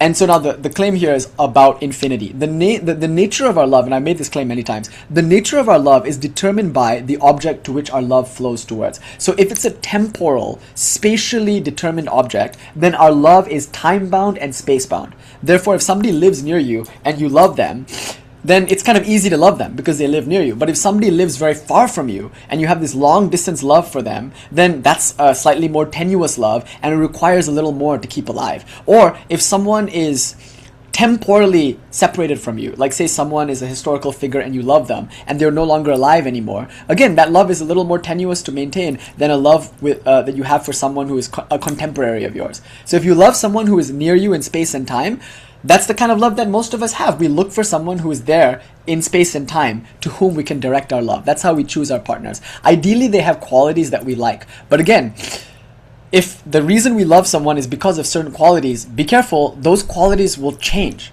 because people are dynamic. People move away. People die. And more importantly, the body and mind is itself not only spatio-temporal, but it's also a form. And as a form, it can only be a certain thing for a certain time. Its form will change. The beauty that you see in the body will constantly be shifting. So if you like someone's aesthetic or someone's look, and that's the basis for your relationship, what will happen to that love when that aesthetic and when that look changes, as it naturally will with age and maturity? If you like someone for the way that they are, then what will happen if in 3 years, that's not the kind of person you want to be with anymore? That's what happened to me in my marriage, by the way. Like in the beginning, I feel like there was all the disclaimers that you would need to understand what kind of person this is, but you cannot blame my ex-wife for growing up and realizing that maybe she did want a house or a savings account. Maybe she did want to raise children, and the idea that like I was what I was, like never interested in like, you know, because like if I just took some endorsements, if I like monetized my YouTube, if I like actually responded to emails and took up speaking gigs that paid, and if I started charging for retreats or like in any way, shape or form trying to be a better entrepreneur, we could maybe have a savings account. We could maybe like reasonably expect to have a house, or I don't know, like at one point in time have enough safety for kids and whatnot. I'm down to have kids. It's just that they're going to be feral and they're probably going to learn that school is not where they learn. And like it's going to be horrible. Like I'm going to ensure the kids in my life will probably not relate to their generation at all. And she knew that too. And it was kind of like she just grew up to be the kind of person who valued things that I didn't value. That's fine. And so it's wonderful then to move apart. But it's really important to note that this is bound to happen. Like, people are bound to change. So if you love a person for qualities or for the shape of their body or the shape of their mind, these are all spatio-temporally and formally determined. So that love is itself going to be finite because the object to which that love flows is finite. Do you see? Now God and Mira is talking about Krishna as if you would talk about another lover, just like a human lover. So for her, this Krishna is not a concept as I'm going to make it sound in a few moments. I'm going to talk about God. It's going to sound very abstract and very conceptual. That's important. I'm going to start with that. But then we're going to see how for Mira, this wasn't an abstract concept. It was an idea. It was a lived experience. So she didn't even need the word God. She didn't need to apologize for her love for Krishna using theological abstractions like I'm about to do now. But let's say God, by definition, is that which is beyond time. God is eternal. So God is atemporal. God is beyond space. God is aspatial. So God is the all-pervasive, eternal reality, and more importantly, beyond all form. So God is not limited to any one form. God can take all forms, and in fact, God is not exhausted by any of these forms. God is beyond form too. So the formless absolute, the eternal, all-pervasive reality is what we mean by Krishna. So Krishna is a name, like Kali is a name, like Shiva is a name, like Hekate is a name, but all of them refer to the same primordial reality. Hence we call it Adya, or Adi Parashakti, or Brahman, or just Tat, just that. So that reality is what formally is called God, and that's what she means when she says Krishna. When Mirabai writes poems to Krishna, she's having an experience of God. And because God is infinite, right, the love that we feel for God is also infinite. That's the special thing about love for God. When we cultivate love for God, that love, its proportions is bigger than anything we could experience in the world, because the world is finite and God is infinite. So to love the infinite God is different from loving the finite creation of God. I'm still using dualistic sort of transcendentalist language. I'm going to develop this in a bit. But basically, the basic idea, common to all dualistic religions, all theologies will share this in common if they're devotional. God is unique in loving, and God is uniquely better to love. And basically because God is lovable for her infinitude. God is infinite, your love will be infinite, wonderful. And God is unchanging. And because God is unchanging, your love will be infinite and unchanging. Who doesn't want a love like that? You want an infinite, unchanging love. This is where it gets interesting though. Is God really beyond space and time? If so, what is space and time? Something outside of God? Is God really the creator who stands apart from his or her or its creations? If so, then what is the status of creations? Then are humans just outside of God? Is space and is time outside of God? That's weird though, huh? Theologically speaking, if God is absolute, then how can you tolerate in your theology division and separation in God? That would be saying that God is infinite, except that God is not the world, God is not the people around you, God is not this boba. I mean, if you tasted this boba, you'd be like, God is most certainly this boba. But wouldn't God be there in the senses? Because if God is not there in the senses, in the beauty of a wildflower, if there wasn't eternity in an hour, then the beauty of the wildflower, if there wasn't infinity in the palm of your hand, if you couldn't experience this in the grain of sand, then hour, grain of sand, palm of hand, and wildflower are all outside God? How can that be? You can't even have one thing outside of God. Because if one thing existed that existed separate from God, then that thing would be a limit on God's infinitude. So theologically speaking, if you want God to be infinite, and axiomatically God is described as the eternal, all-pervasive, infinite reality, then axiomatically you must accept non-duality. You must accept that the entire world is maximally God, that all space and all time is included in God. All people are themselves God. And go further, you cannot say some people are more God or less God than others. Because then again, you're assuming some kind of partiality in God. If God is all loving, benevolent, there wouldn't be such partiality. God is equally all beings, as indeed is God all things. God is maximally present in all things as all things. This is a theological necessity if you accept the abstraction of God. So now, get this. To love God, and this is the key argument, right? Which makes it so wonderful, because now our conversation is about God, but it's also about our own love. Because now we understand that to love a human being is not mutually exclusive from loving God. This is the key teaching of Ramakrishna Paramahansa, and Vivekananda, of course, felt like this was his life's mission to teach. When you choose God, you don't choose against people. You're not saying, I will not have a romantic relationship because I want to have a relationship with God. Do you see, this would be disastrous to do. Because if you opt out of human relationships in order to have a relationship with God, you are by that virtue claiming that God is something other than the world. God is something other than the humans in front of you. God is something other than the inanimate objects that appear so beautifully to you in this world. You're saying God is other than the world. So you're saying, and we did say, and I have said for a long time, that to love the world is different from loving God. To love the world would be to love the finite and miss out on the infinite. It would be to be obsessed with the garden and miss out on the maker of the garden. So to love the world is to be distracted. One cannot serve two masters. Lay not up your treasures where moth and rust doth corrupt, where thieves break in and steal.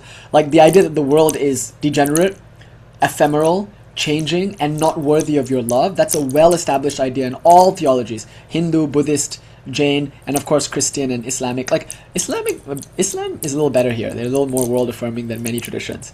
But most traditions will see the world as sensual and sensual as non-divine. If that's true, you could then say that a romantic relationship is a distraction to your spiritual life.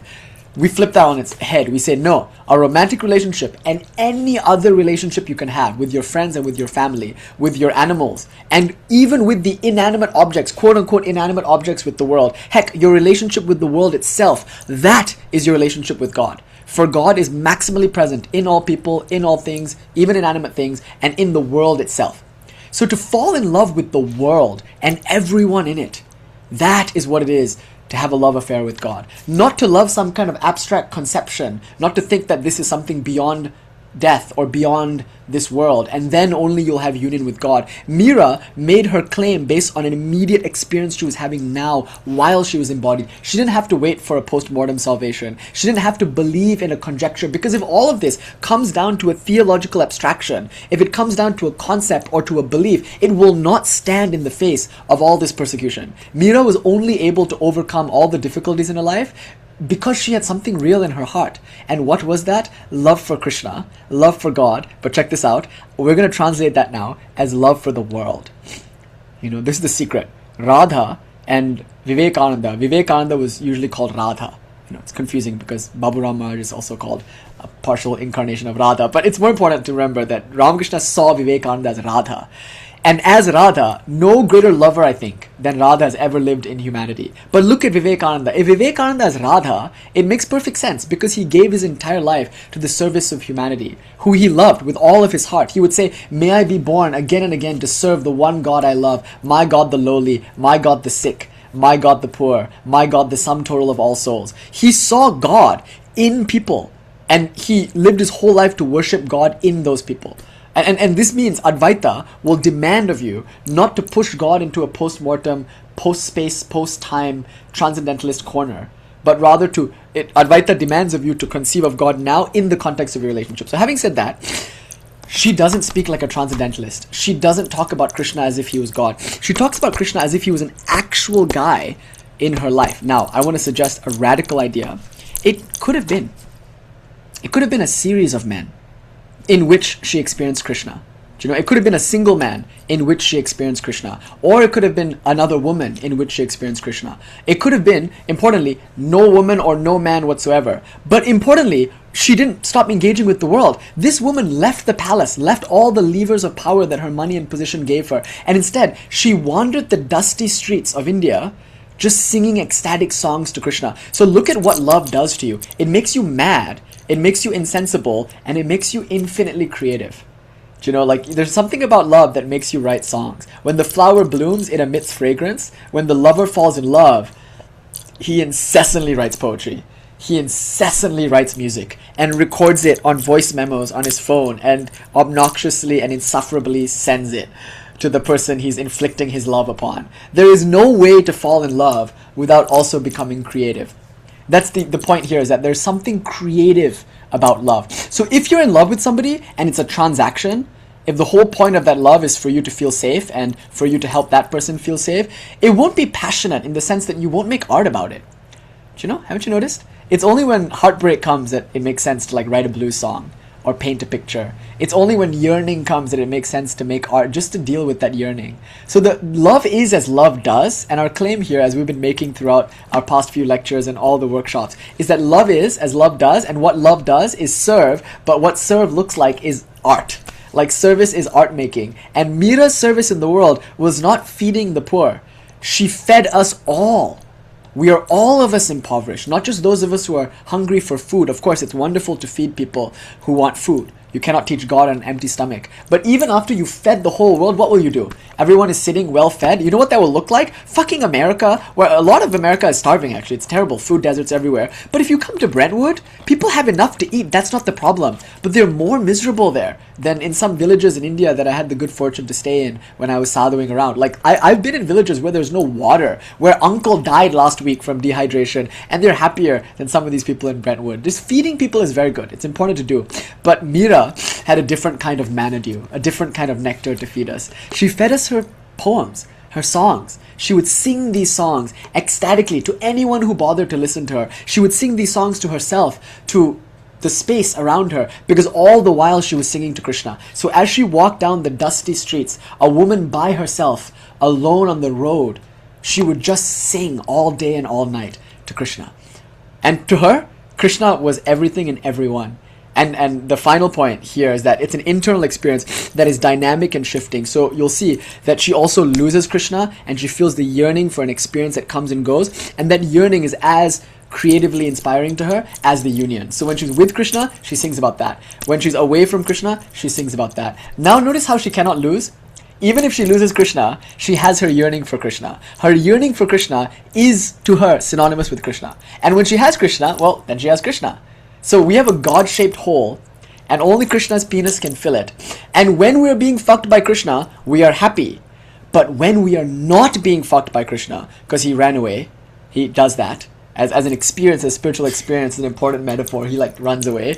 Even when we're not being fucked by Krishna, the fact is we want to be, we yearn to be, which proves Krishna. Do you see? The God-shaped hole, the God-shaped yoni, the Krishna's penis-shaped yoni is itself, even in its emptiness, the shape of Krishna's lingam. Do you understand this point? This is a really profound point, that like infinite yearning is a testament to your infinite nature or your infinite depth, and the infinite depth of the one who you want to have fill you. And that's why it's wonderful when nothing in the world ever satisfies you, because what you're looking for is the finite in the finite. But when you start looking for the infinite in the finite, that's when the world stops satisfying you. Until you like crave the infinite, you'll just be like satisfied with the world. But it's very hard to be, because everyone senses on some level their infinite nature. And so once they look to the world for satisfaction, once they look for the infinite in a single partner or in a single job or in a single thing, again, it's not that it cannot be found in those things. It's just that what they're looking for in the wrong place. They're looking at the body and at the mind. Yes?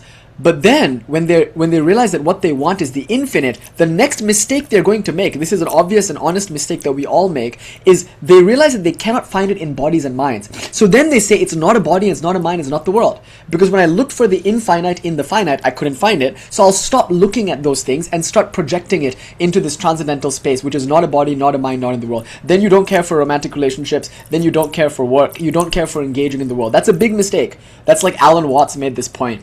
You're looking for clay. You have a clay pot in your hand. You're looking for clay, but the clay pot it's in the shape of a pot. So you're looking everywhere for the clay because you don't understand the pot is made of clay. He calls that the crackpot theory.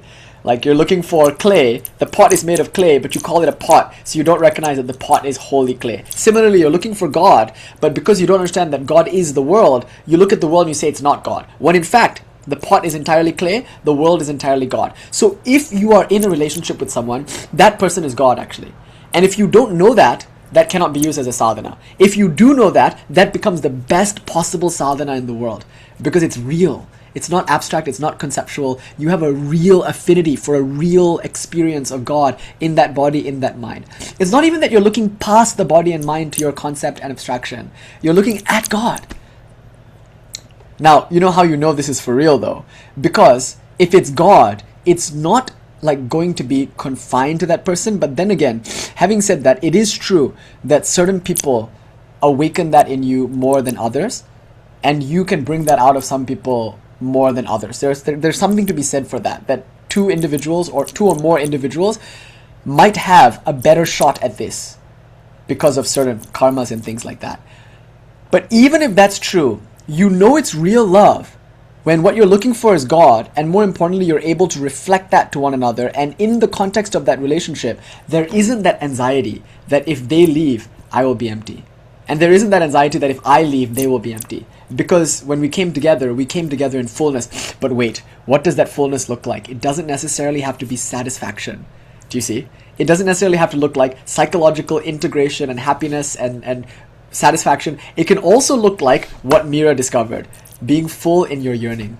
Being full in your emptiness. Being content to long for something, to yearn for something. Because if you can alchemize the experience of yearning and longing into an experience of the thing being longed for, because after all, the very yearning indicates the existence of that thing. The very fact that that thing exists should make you happy. So the yearning itself, when it's alchemized and turned into an experience of the thing, then whether or not you're experiencing the thing, or whether you're yearning for the thing, you're full in and of yourself. When that is possible in you, and then you come to someone in whom that is also possible, that is a sadhana. Like that relationship becomes a yoga, a sadhana. Because now you can find God in immanence. So it's very important to me, friends, that Mirabai is talking about God, who she experiences internally. It's very important to me that her God is dynamic in that it's an experience of oneness that can come and go. And because it's so infinitely satisfying, the yearning and pain she feels when it leaves her is so much deeper than any pain the world can inflict. And weirdly enough, so much more satisfying.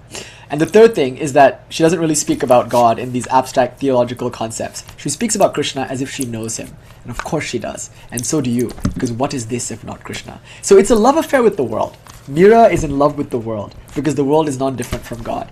And now she just calls it Krishna, and she's going to tell us what that love cost her and what that love feels like. And I think by the time we finish reading these poems, we will catch the fire. We'll get a diksha, a transmission. It will just enter into our hearts. A certain sweetness will seep into our gaze. And that's the idea. Why am I reading Mira poems, by the way, on Kabir Jayanti? First of all, it's a full moon. So if you go outside and you look at the full moon, it's starting to wane now, but if you look at the full moon, it's a lover's moon, Jeshta Purnima. And today, Kabir Das was born. Kabir is a Muslim weaver. And again, I want to note that Kabir comes from a Muslim weaving family in Benares, but he longed for, and you asked me a beautiful question today, why did he feel the need to take a diksha? Who asked me? Somebody asked me a beautiful question.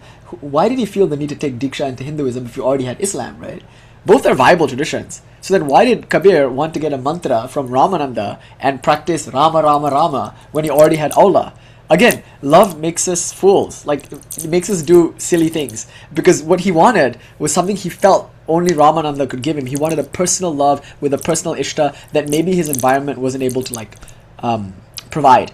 And what he did to get that diksha was interesting. Ramananda didn't want to give him the mantra because Ramananda perhaps wanted to protect his reputation. As a Muslim, if he were to take a mantra with a Hindu teacher, his community might kick him out. Would they still go and buy his cloths? He who was a Muslim weaver, his clientele, would they want to buy his cloths if he betrayed his tradition? Ramananda might not be bigoted. He might just be compassionate. And therefore he didn't want to give Kabir Das his mantra. So you know what Kabir Das did? Scoundrel that he was, in the name of love, love makes scoundrels of us all. Kabir Das went and laid on the floor on the steps leading down to the Ganga early in the morning when it was dark. And then Ramananda was walking down the steps to take his bath when he accidentally stepped on Kabir Das's prone body. He thought it was a crocodile. So he jumped up and he was like, Ram, Ram! He thought it was a crocodile. Kabir Das gets up and very sneakily says, aha, you said the name of God in my presence. So, that's as good as a diksha. You've initiated me. Now I'm your student. You must teach me Tantra. Isn't that beautiful? So Ramananda proceeds to teach Kabir Das, the Muslim weaver, a kind of Tantra, a sadhana. So he does rituals. He does all these things. We don't really know very much about his spiritual life. We only know the fruit. We judge a tree by the fruit, but we don't really understand what the process of growing was like. But I want to point this out though. Kabir Das didn't just fall in love. His love brought him into the presence of a guru. And his guru, like Shams to Rumi, awakened in him a love deeper than anything conventional religion could give. So he became a lover because of the practices that he did under the tutelage of his guru. That's an important point, that there's a method to this madness. It was mad for him to lay down on the floor. It was mad for him to trick his guru into giving him diksha. But it was a kind of madness that was mad for a method to deepen that madness. So there was a method, and that method was taught to him meticulously by a qualified guru. Ramananda is in somewhat of the lineage of Ramanuja, maybe. So there's a kind of link between Ramanuja and that monastic tradition and Kabir's guru, and that's how we link South India to North India. Anyway, Kabir has a guru, right? This is important to point out. I also want to say, as a tangent or side note, what has all of this been but a tangent? That's the name of love. In the name of love, I was in Kashi one night, and I went into the the Kal Bhairav temple around 10 p.m. I usually go there every night around 10 p.m. Of course, everybody's drunk. That's just Kal Bhairav temple for you. And we go and we offer our liquor to Bhairav. Some guys come up behind me and start chanting Kal Bhairav Ashtakam. Kashika Puradinata Kala Bhairavam Bhajet. I chant along with them, naturally. And we're all chanting together, this Kal Bhairav Ashtakam. When we get to the end of it, they're all dressed in black. I'm all dressed in black. I assume they're Agoris, like we're all of the same sect, as it were. Then they're like, okay, 2,000 rupees. I was like, huh, how interesting. Why? And they were like, oh, we just blessed you. Like, we just gave you a Kal Bhairav Ashtakam rendition. That's going to cost you 2,000 rupees. And I'm like, I sang it too. How do you know I didn't bless you? Or something, you know? And I was like, you give me 2,000 rupees or something. And then I kind of got into a mood with them. And so we got nicely whacked, like walloped, right? Like by these like angry like guys who just, because they were like, I'll curse you. And I'm like, do your worst, I'll curse you. Like we just got into this like, like as you do. But there were many of them. They were much bigger than me. I got nicely walloped. And like, the next thing I know, I'm like on the other side of the Kal Bhairav temple, like stunned, dazed and confused on the other side of the temple. You just get pushed by the river of humanity out to the other side. I don't know what to do. Just stunned. So I'm just like walking around, stunned and robbed. They eventually did get the money, by the way. I'm just like so stunned and robbed in Kashi. I'm just wandering about. Just don't know. I'm just like walking down every lane. You know how the lanes are in Kashi? They're so small and they suddenly turn this way and that. And I'm just stricken senseless by the stunning. I'm just walking. And suddenly I hear the sound of an arati. Children are singing a beautiful arati. And I follow the sound of the children singing. It was so soothing and like grounding. And then I enter into a temple. And I saw like 10 kids just all doing an arati around a beautiful Shiva Lingam. And I looked around and I saw, oh my god, there's a picture of Ramakrishna. A painting of Ramakrishna. And there was a painting of Sarada Devi. And I was like, wait, my mother and father are here. I feel so safe. There are kids as my mother and father. The temple is so beautiful and exalted. I then later discovered that it was a Trailanga Swami ashram actually, and I never on my own looked for it. But then later my friend Govindanand Maharaj, another sadhu there, he said, it's the kind of temple that is so alive that it finds you. And it truly was the case that I stumbled into that temple and there someone had a vision of Kali. You can still see the image of Kali in the wall. There Sri Ramakrishna himself visited and questioned Trailanga Swami about non-duality. He went, and there's a painting there of Trailanga Swami doing this and Ramakrishna sitting and listening like that. It was so beautiful. Anyway, after I was in this temple for Arati, I take the prasad, I sit there for meditation for a little bit. Then I walk down out of the temple. And if you've ever been to Kashi, the Trailanga Swami ashram, if you walk down, it is the Panchaganga Ghat. And the Panchaganga Ghat is very special to me. I gave away my Panchaganga Nath. I had a lingam, and that day I worshipped that lingam at that ghat, just out of love for Shivji, who both beats me up and both gives me milk, kind of. So I was just so ecstatic. Like, to be beaten up and robbed, and to be in Trailanga Swami's ashram within the 30-minute span of Kashi, it's just like, it does something. I'm so happy. I'm just ecstatically worshipping this lingam. And it's a full moon night. It was a Jeshta Purnima, like today. It was a full moon, and the way the radiance of the moon is playing on the waters of the Ganga. And the thing about Panchaganga, that ghat, is it's far away from Manikarnika. It's like way up north from Manikarnika. It's way up north from Harishchandra, from Dashwamedha Ghat. So if you've been to Kashi, all the activity is happening downriver. You know, sometimes you'll see the occasional boat with tourists sailing down the Ganga, but more or less, it's so peaceful. It's so quiet. And I was like, I feel like I'm in ancient Kashi, where all you can hear is the sounds of the Ganga water like lapping up against the shore. There are all these little lingams that have no longer been, like abandoned lingams, in little cubbies where sadhus used to sit and meditate. It was just so special to me. And I was walking up from the ghat, having bathed my lingam, and as I was walking up, I saw a guy there. And he was unlike other sadhus. The other sadhus sometimes are very like active, you know, they're like asking for money, they're like talking, they're eating. This sadhu was just sitting there. He didn't even look like he was meditating. He was just sitting there with a faraway look in his eyes, looking at the moon. And he looked just like me. Of course, all of us Indians look alike, I know you would say that. But he was probably my age. He had the same kind of beard, the same kind of curly hair, the same kind of cloth. He was wearing very similar clothes to me. And I guess there was like a moment of like recognition maybe, or fantasy, or I was just thinking like, is this guy even here? Am I really even seeing this person? He's such an ethereal being. He took no notice of me at all. He didn't even acknowledge that I was there. He was just kind of in his own space, looking at the moon. And I was so inspired by that. I was like, this is an Indian sadhu. He's forgotten the world and the world has forgotten him. And here he is in his eternal romance with the moon, by himself, totally satisfied in this moment, in and of himself. Atma Rama, it's called. And he's in love with the world. His eyes are open and he's looking at the moon. And I think that was enough for him. I don't know. He could have been on acid. There's lots of acid in Kashi. So he could have just been like tripping out or like did some of that Kal Bhairav Bhang or something. I don't know. But in my mind at least, he seemed absolutely fulfilled. Totally steady and in love. There was something about his eyes. There was a quality of like wet, like teary rapture. And I could have been projecting that. But it was a very important moment. Now, the reason I bring all of this up is because as I was walking out of Panchaganga Ghat, I suddenly see a plaque. And the plaque says, "This is the step upon which Kabir at one point in the 15th century laid down and was initiated by Ramananda." And I was like, fuck dude, that happened at Panchaganga Ghat. So it was so exciting to like just stumble upon Kabir's place of Diksha. That's what I love about Kashi. Like so much lore is there. So Kabir is very special to me because that night was probably the most important night of my life, and I think the most important night in Kashi. It changed my whole life. And to be where Kabir was, and to think about the fact that he was a Muslim who was initiated by a Hindu, and as he did that, he brought two worlds together that otherwise wouldn't come together. It was the liminality of two cultures, and the love that arises when you're willing to go into that liminality, when you're willing to take a page out of each other's book, as it were. A whole new world can arise when two worlds collide. So why do you seek a love within your world? If you seek a love within what you know, where will the collision occur? If you seek a love outside of the world you know, only then you have a chance in that liminality for a new world to be born. But if you lose yourself in that other world, as many diaspora Hindus are doing now, then what will you have to give? If you are not full in your own world, you have no world to offer. And if they are full in their world, you'll lose yourself in theirs. What we have now is a love where one unformed world meets another unformed world and nothing happens. When you are a world unto yourself and they are a world unto themselves, then that collision is really something apocalyptically valuable. So Kabir is so important, right? And today's his birthday.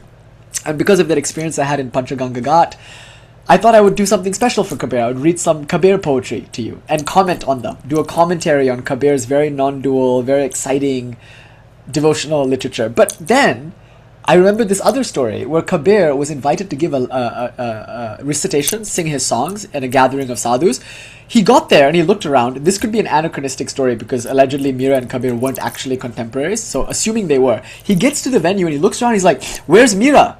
Here you've had a big mela, you've organized a big party, and you're all here to listen to devotional ecstatic music, but I don't see Mira here." And all the sadhus are like, Mira, you know, she's like this woman, like just like no better than a harlot. Like, why would we invite Mira? Kabir refused to recite poetry.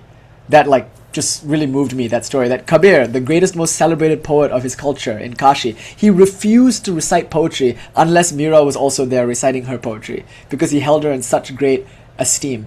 And to me, that's a real shakta. He understood that Mira's voice was important too. And in the cultural context that he was in, his voice was celebrated, but Mira's maybe not so much. And not for any lack of ability or devotion or ecstasy. So Kabir sat down, imperiously, impetuously demanded that Mira arrive. And they had to go out and look for her all over the place.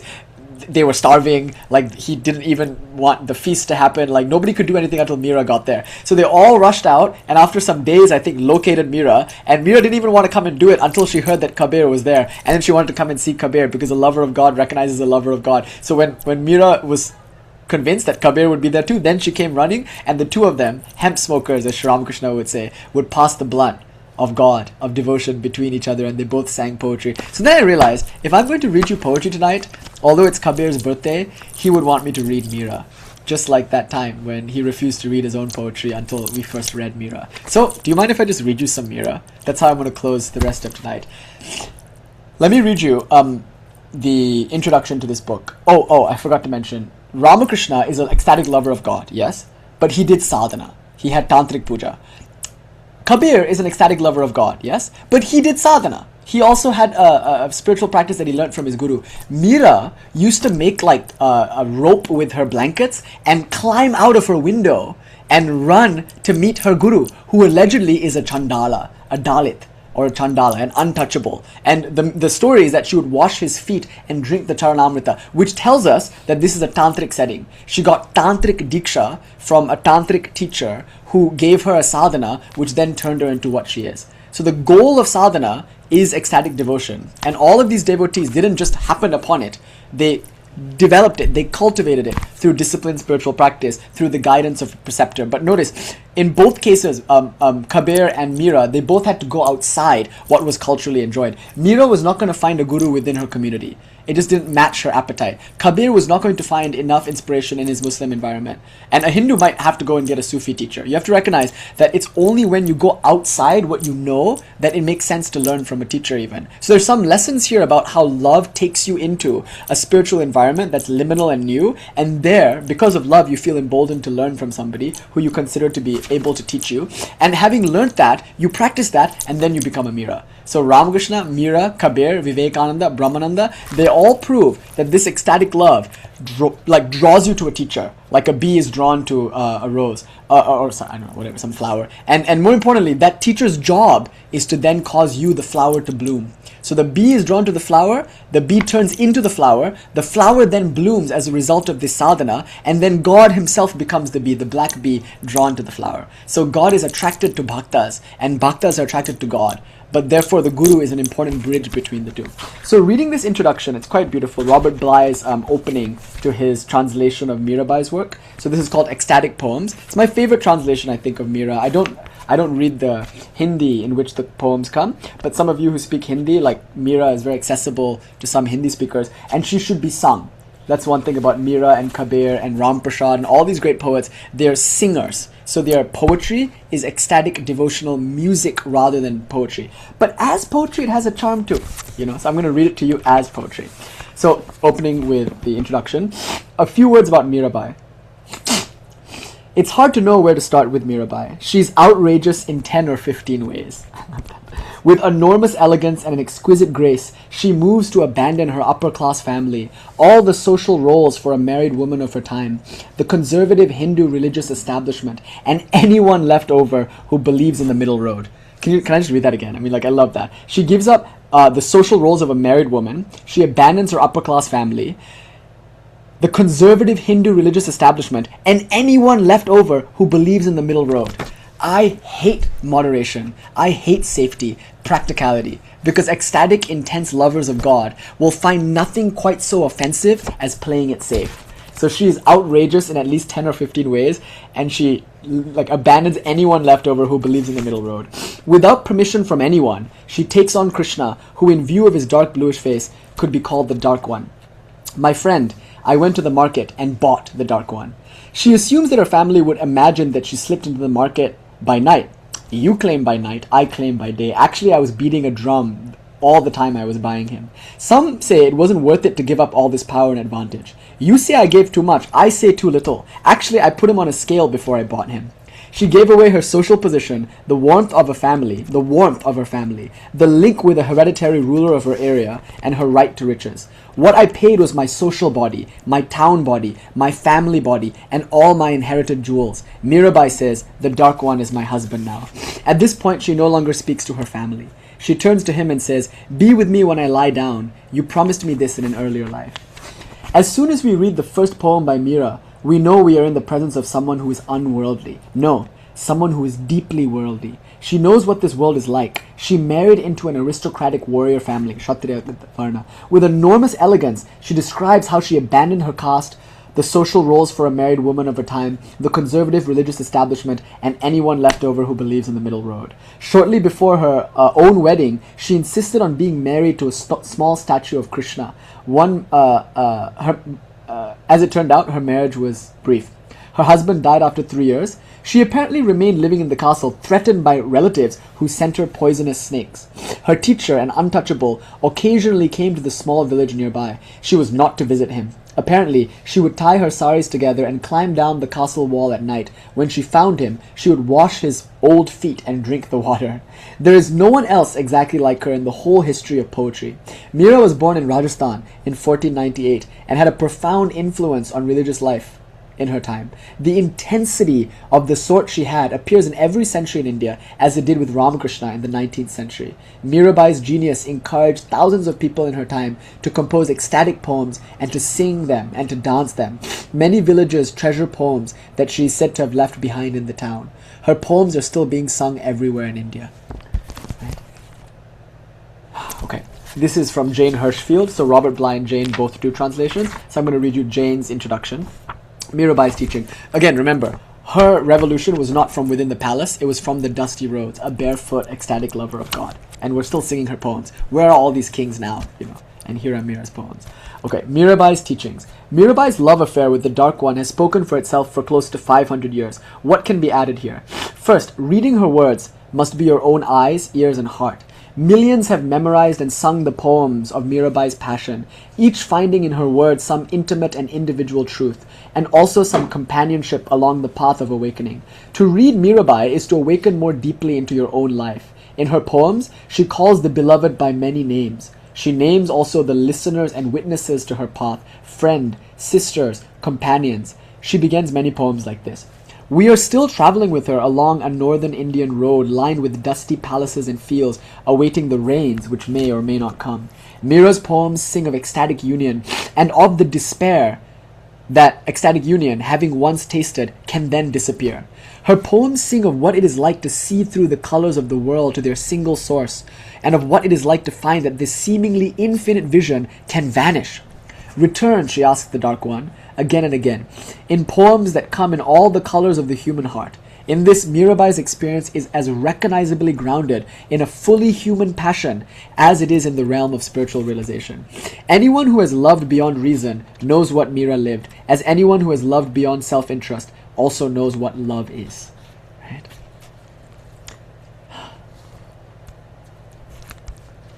I think God is so great that you can realize God by being an atheist, by just falling in love with one person in the world. But your problem is you don't know how to love. You want safe love. You want happy love. But if you could just love one human being with the absolute intensity with how people love God, you'll realize God. That's my claim. I want to move into an atheism phase. I want to now start teaching without ever once mentioning God. I want to stop doing puja and stop meditating and stop talking about any of these things. Because I think God is just that great. Do you know what I mean? I've gone into a phase of Advaita now where it's just oh my God, just do science, just do art, just live your life. Religion is a lie, actually, because it's a helpful lie, but it's based on a subtle duality, a subtle compartmentalization, a subtle transcendentalism. I have done you a great disservice. I have inflicted such violence upon your minds by insisting upon this thing called religion and by speaking so profanely of this thing called God, which is really nothing more than the person in front of me. So if we're going to talk about art as a sadhana, how wonderful. But art comes from romance, from love. But why is it that we don't really allow ourselves to fall in love? Why are we so safe in issues of love? And those of us who won't love recklessly and allow love to ruin us, what can we know of religion anyway? We've really put the cart before the horse. I want to talk to artists and lovers and scientists, not to wannabe mystics who know nothing of love or art or science. That's what I'm starting to feel sometimes. Where were we? Yes, anyone who has loved beyond reason knows what Mira lived, as anyone who has loved beyond self-interest knows also what love is. Mirabai offers in her poems that the sheer strength of their beauty, founded in the sharp-edged perception of a person who has opened to her own experience in every dimension. She also offers two central teachings of liberation, each grounded in her fierce and unwavering passion. One is the consummate freedom passion calls up in us, and the other is the surrender of self that passion requires. In these two ways, Mira demonstrates over and over the lover meets fully and intimately the energies of awakening. And through reading her poems, we began to discover that these two teachings are not separate. So how wonderful, this non-dual idea that there are two things that love gives, central teachings of liberation. One is being grounded in fierce and unwavering passion. So independence. Love gives independence. The consummate freedom passion calls up in us. The other is the surrender of self that the passion requires. So service and renunciation, the twin ideals of India, renunciation and service. I don't give a fuck about anybody, and because of that, because of my freedom, I can truly be there for others. So in these two ways, Mira demonstrates that love meets fully and intimately the energies of awakening. And through reading her poems, we began to discover that these two teachings are not separate. Mirabai's freedom comes from taking her seat at the feet of oneness. For the oneness found amid multiplicity is what Krishna, in all his many names and embodiments, means, and refusing to budge from that place. Neither the conventions of societal expectation, nor the words or the desperate actions of family, friends, or enemies can touch the untouchable self Mira has made through single act. How beautiful. She has gone beyond caste, beyond personal ego, beyond caring how she is seen. There is something she knows, and it is all she needs to know, or to breathe, to eat, to drink, or lie down with at night. And so she has become a free person, one who can say, I have felt the swaying of the elephant's shoulders, and now you want me to ride on a jackass? Try to be serious. Mirabai's surrender to the Dark One is similarly complete, and that completeness is the source of her freedom strength. When you study the lives of mystics, you see that it is not as we might first have imagined. Not that is, a story of seeking and then finding forever. It is harder than that. The experience of oneness comes and goes. And the departure of Mira's contemporary, St. John of the Cross, famously named the Dark Night of the Soul, it is a life-shaking shock, the shock that reverberates through many of Mira's poems. Look more closely, though, and it becomes clear longing and grief are simply the other face of a love that depends on nothing outside of itself, not even its own reciprocation. When the beloved is present, Mira loves. When the beloved is absent, she loves. Desire for the Dark One is the sign of his existence. And so even in what appears to be abject surrender, Mira is free, the one who chooses. The fruit of what comes from this kind of passion, clarity, and fierceness is held in the poems of this book. So let's... Actually, I should have Someshwara read these. Because, dude, I've played your Milton's Paradise Lost soliloquy so many times, and I hope you don't mind. I didn't ask you. I just sent it to so many people. Like, whenever like people are trying to learn what I'm trying to, I'll just send them to that and be like, you fucker, learn this. I'm like, don't fucking talk to me if you want heaven, you fucking weakling, coward, wanting fucking servitude in heaven for a God that keeps you safe. Your mansions are fucking crypts. Come to the Smashan and learn danger and intensity. And to teach them that, I send the... I can't take it anymore. No. Yeah. I'd love to hear you read this poem. Let's fucking go. Isn't his voice fucking sick? Dude, I can't fucking take it anymore. Everybody wants to play so safe. Like, where are the madcaps? Who will drink the poison? Who will die for this kind of thing? They come and they fake such sincerity, and when it comes time to die, they think of their parents at home. What the fuck? Kill yourself already. Fucking do it, you fucking cunts. Okay, let's do it. If you were a cunt, you would do it. If you were a pussy, you would do it. You all have not castrated yourself and discovered the woman within. You haven't discovered your Indian melodrama to know what it's like to kill yourself in the name of love. Fucking do it, I dare you. Cowards all. Now, so thank you, Someshwara. Your poem, I sent to everybody to just shake them out of the stupor of safety and sensibility. Okay, sorry. Anyway, I'm done with my crash out. No, I'm not done with my crash out. This is my crash out. Let's read the poems. The dancing energy came by my house. All I was doing was breathing. Something has reached out and taken in the beams of my eyes. There is a longing. It is for his body, for every hair of that dark body. All I was doing was being, and the dancing energy came by my house. His face looks curiously like the moon. I saw it from the side, smiling. My family says, don't ever see him again, and they imply things in low voices. But my eyes have their own life. They laugh at rules, and know whose they are. I believe I can bear on my shoulders whatever you want to say of me.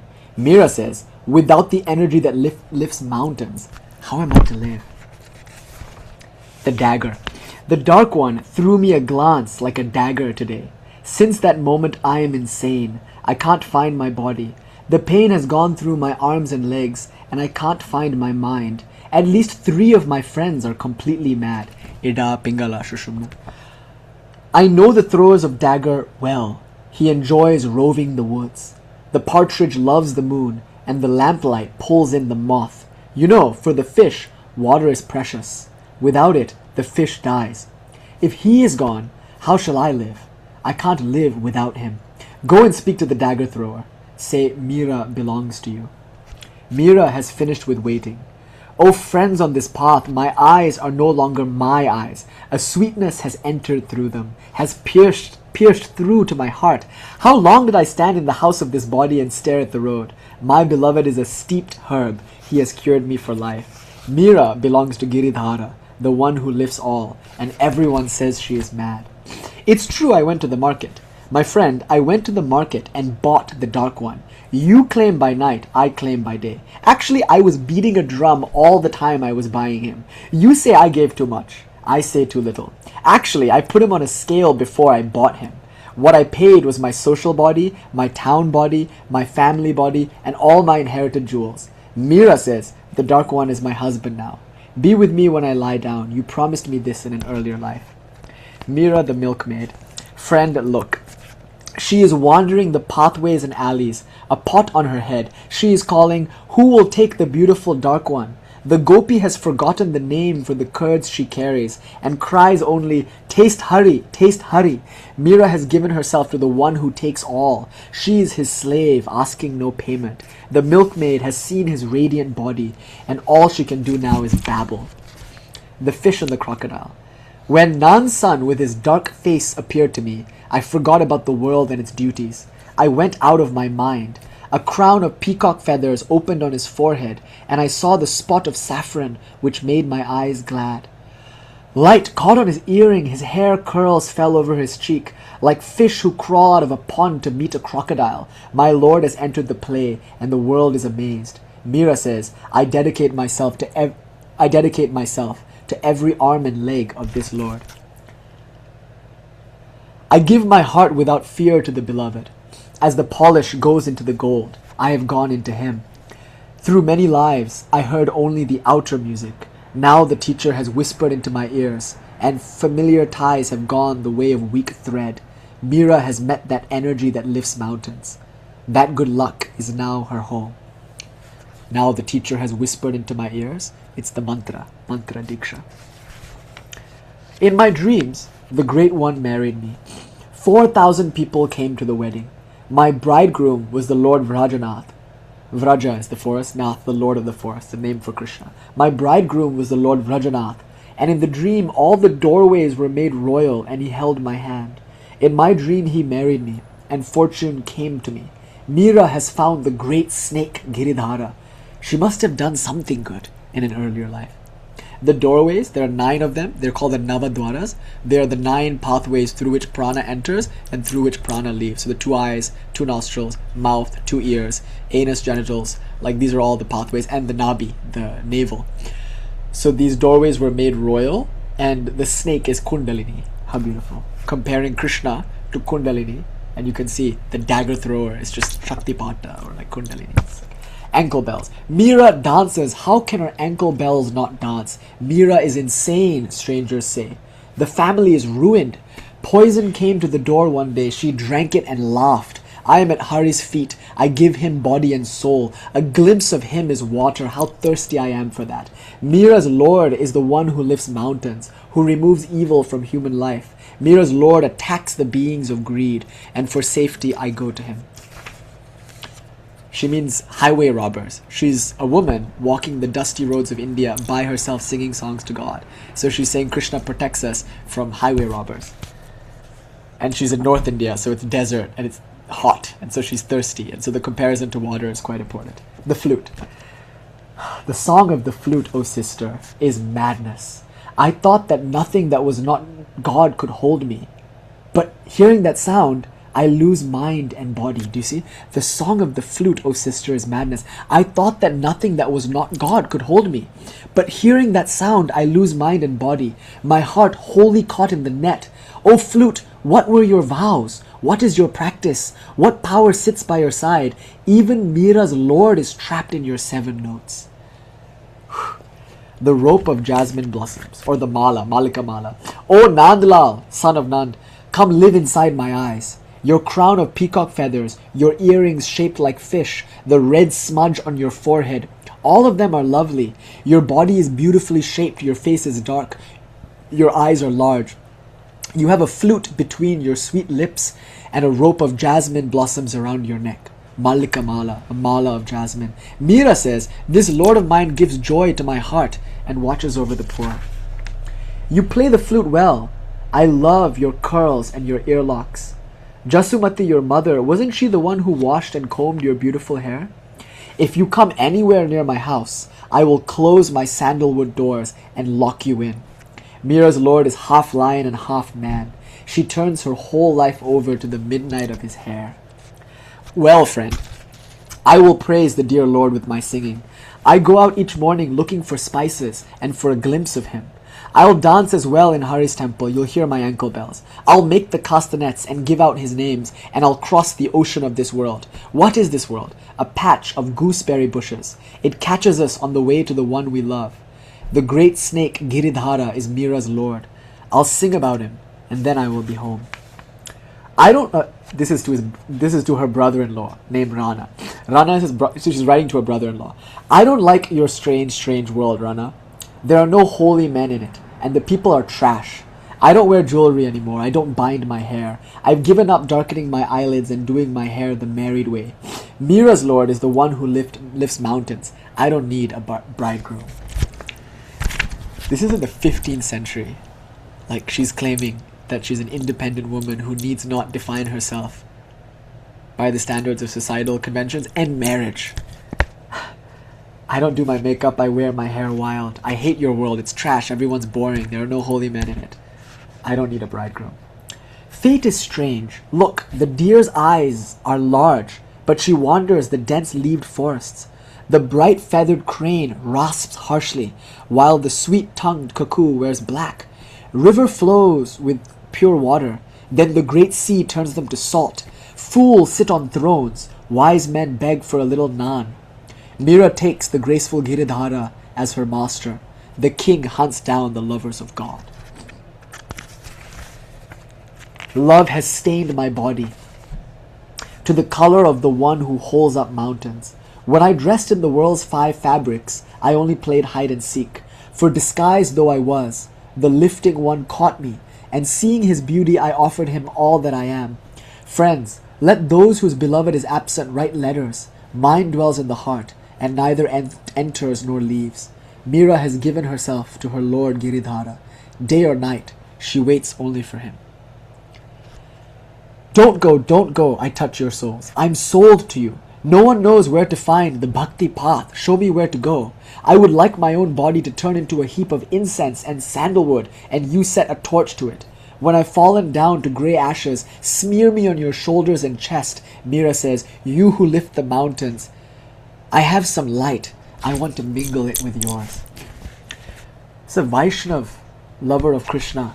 But look at the Shaiva flavor of this poem. Don't go. I want to be incense. I want to be a heap of sandalwood. I want to be your funeral pyre. Light me up so I may be reduced to ashes, and then take those ashes and smear them on your chest and shoulders and face. The colors of the Dark One have penetrated Mira's body. All the other colors have washed out. Making love with the Dark One and eating a little, those are my pearls and my carnelians. Meditation beads and the forehead streak, those are my scarves and my rings. That's enough feminine beauty for me. My teacher taught me this. Approve me or disapprove me, I praise the mountain energy night and day. I take the path that ecstatic human beings have taken for centuries. I don't steal money, I don't hit anyone. What will you charge me with? I have felt the swaying of the elephant's shoulders, and now you want me to climb on a jackass? Try to be serious. Okay, so all of that is Mira's like, I bought Krishna, here's what it cost me stuff. But notice, as a Kshatriya woman, she's a woman of pride. You know, like, pride is very important to Kshatriyas. And you'll notice in your households, it's this that will prevent you from doing things, and it's this that will lead you to do things. If you have that Kshatriya bhava, it's the pride of your parents that will get in the way, and it's your pride that will win the day. But she's obviously affected, the same way Vivekananda was affected. And like, just look how she's struggling with it. It's just so beautiful. Now, I think it's important to notice that sometimes she's writing to her guru. Like that poem about don't go, show me the Bhakti path. The Bhakti path is hard to find. This is probably her guru leaving her. And by the way, her guru is very likely like an Agori sadhu type, because the fact that he was a Chandala, the idea is that you should not go and see him. She saw the worth in that guru where other people could not. So she's afraid to lose her guru, and she's saying, don't leave, don't leave. And now she's like talking about like ash and cremation ground. So the switching of the tone might have to do with the flavor of the guru.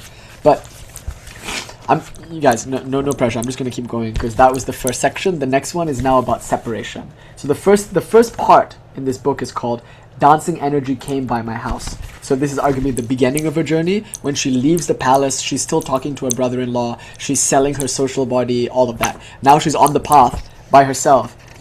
And now she's going to feel the separation from God. And so this is a whole other set of poems that the translators have distinguished. I heard that other, the funeral pyre one, Priti used to sing it here a lot. My God, hearing Priti sing that, it's just different in the musicality. But unfortunately, I don't know Hindi and I don't know any Mira songs, so I'm not going to sing them for you. So let's continue in this poetic fashion. But just remember, a lot of these are songs. And if you ever get a chance, if you meet Priti Akka, have her sing the Mira songs to you, because she does Mira really well. I often call her Mira. When Priti comes here, I call her Mira. And just because like that's her bhav. I almost imagine her with her ektara, just like ecstatically singing to God. And she's a Kali Bhakta, by the way. She's devoted to Holy Mother more than anybody else. But she sings Mira in the way that only a devotee of Holy Mother can. Okay, so here's our next section, the necklace. Oh, the ocean of separation, the necklace. Oh friend, I sit alone while the world sleeps. In the palace that held love's pleasure, the abandoned one sits. She who once threaded a necklace of pearls is now stringing tears. He has left me. The night passes while I count stars. When will the hour arrive? This sorrow must end, Mira says. Lifter of mountains, return. I'm not sure, dear friend, how this will go between my lord and me. My dear lover came to me, then he slipped out of the courtyard, while I, unlucky as ever, was sleeping. I think I'll just tear my clothes in two. I'll buy some autumn-colored robes. I'll throw my bracelets away and let my hair fall around my shoulders. I'll wash all this coal away. What I have now is nothing but separation. It hurts through the night and through the day. I am sad every moment of the day. Mira says, Hari, you keep stealing away. You know once lovers come together, they should not be kept apart like this. My teacher shot an arrow. It passed all the way through. Now its absence burns in my heart, in my restless body. My mind no longer wanders. Love holds it hard. Now I'm chained. Who knows my pain except him? Helpless, unstoppable crying. Friends, tell me, what more can I do? Mira says to her lord, give me your presence or death. Is it possible Krishna has moved to Mathura? His old city is empty of people. Only the parrots are left squawking in their cages. Even the cows are hurrying towards Mathura. The Jamuna riverbanks are still the same, but one can't hear any cries from any cowherds. I will go throw myself into the ocean, and then I'll be reborn as Kanna. Krishna will then be reborn as Radha, and learn what it is to be abandoned. Don't tell me no, mother. I am on my way to visit holy men. I know one with a dark face. I'm his. The rest are nothing. Where I live, everyone is sleeping. My eyes stay open all night. If the world doesn't admire the Lord, it is mad. What wisdom does the world have? What am I saying? The Lord is inside me. He's there instead of sleep. Some ponds have water only for 4 months a year, but I stay away from those ponds. Hari's water pours down. That's good enough for my thirst. You say he is dark. I say beautiful. I am on my way to see his face. Mira's pain comes from separation. What she wants to do, she'll do. Where did you go, Holy One, after you left my body? Your flame jumped to the wick and then you disappeared and left the lamp alone. You put the boat into the surf and then walked inland, leaving the boat in the ocean of parting. Mira says, tell me when you will come to meet me. O beloved, it's promised that all who speak the name will be saved. By its powers, rocks lose their hardness. They melt like ice into water. The earth itself grows tender, wanting to yield. I too feel that pull. I've saved up no merit. I know well the full weight of my sins. Still, a courtesan taught her parrot to say your name and was lifted to Vishnu's heaven. A bathing elephant half garbled it, and you leapt to the earth from the backs of Garuda and came running to help. The jaws of the crocodile opened, released that elephant from rebirth, and no more animal wounds for him. Ajamila named his son after you, and then called the son's name on his deathbed. You answered. The death fear vanished. Everyone knows these stories, and you know which beings have given you their whole heart. Your servant Mira then asks you one question. Why won't you save me? To be a yogi, O sister, is to love only sorrow. He murmurs sweet words while he's with you, then forgets and departs. For the yogi, a sprig of jasmine is easily plucked, easily dropped. Mira says to her lord, bring back your beauty. When I can't see you, the absence knife opens my heart. Or rather, that absence knives open my heart. Cruel cuckoo, do you suddenly remember the season only to hurt me? I slept in my house. At last I slept. Then your cry, beloved, beloved, salt to a wound, saw blade cutting my heart. You perch on your branch in a high tree, singing full of love, full-throated, and Mira wakes remembering she's alone. Without the beloved, the festival of Holi is a bitter funeral. The village grieves, the fields grieve, the palace bed is empty, the abandoned one wanders. Absence falls on her like blows, but hunting him one place after another just fuels the fear. Conqueror of demons, come! I've counted so many days alone, my fingers have grown calloused. Oh, I hear the castanets, the drums and flutes. The plucked ektara sings. Green spring has arrived, but the beloved has not, and my pain grows deeper. Why has the Dark One forgotten his lover? Lifter of mountains, I stand before you. I ask you to lift this shame. Mira says to her master, return. You are my refuge, body and mind. I've slept with no others. I am yours through many lives. Oh friends, I am mad with love, and no one sees. My mattress is thorns, is nails. The beloved spreads open his bedding everywhere. How can I sleep? Abandonment scorches my heart. Only those who have felt the knife can measure the wound's deepness. Only the jeweler knows the nature of the lost jewel. I have lost him. Anguish takes me from door to door, but no doctor answers. Mira calls her lord, O Dark One, only you can heal this pain.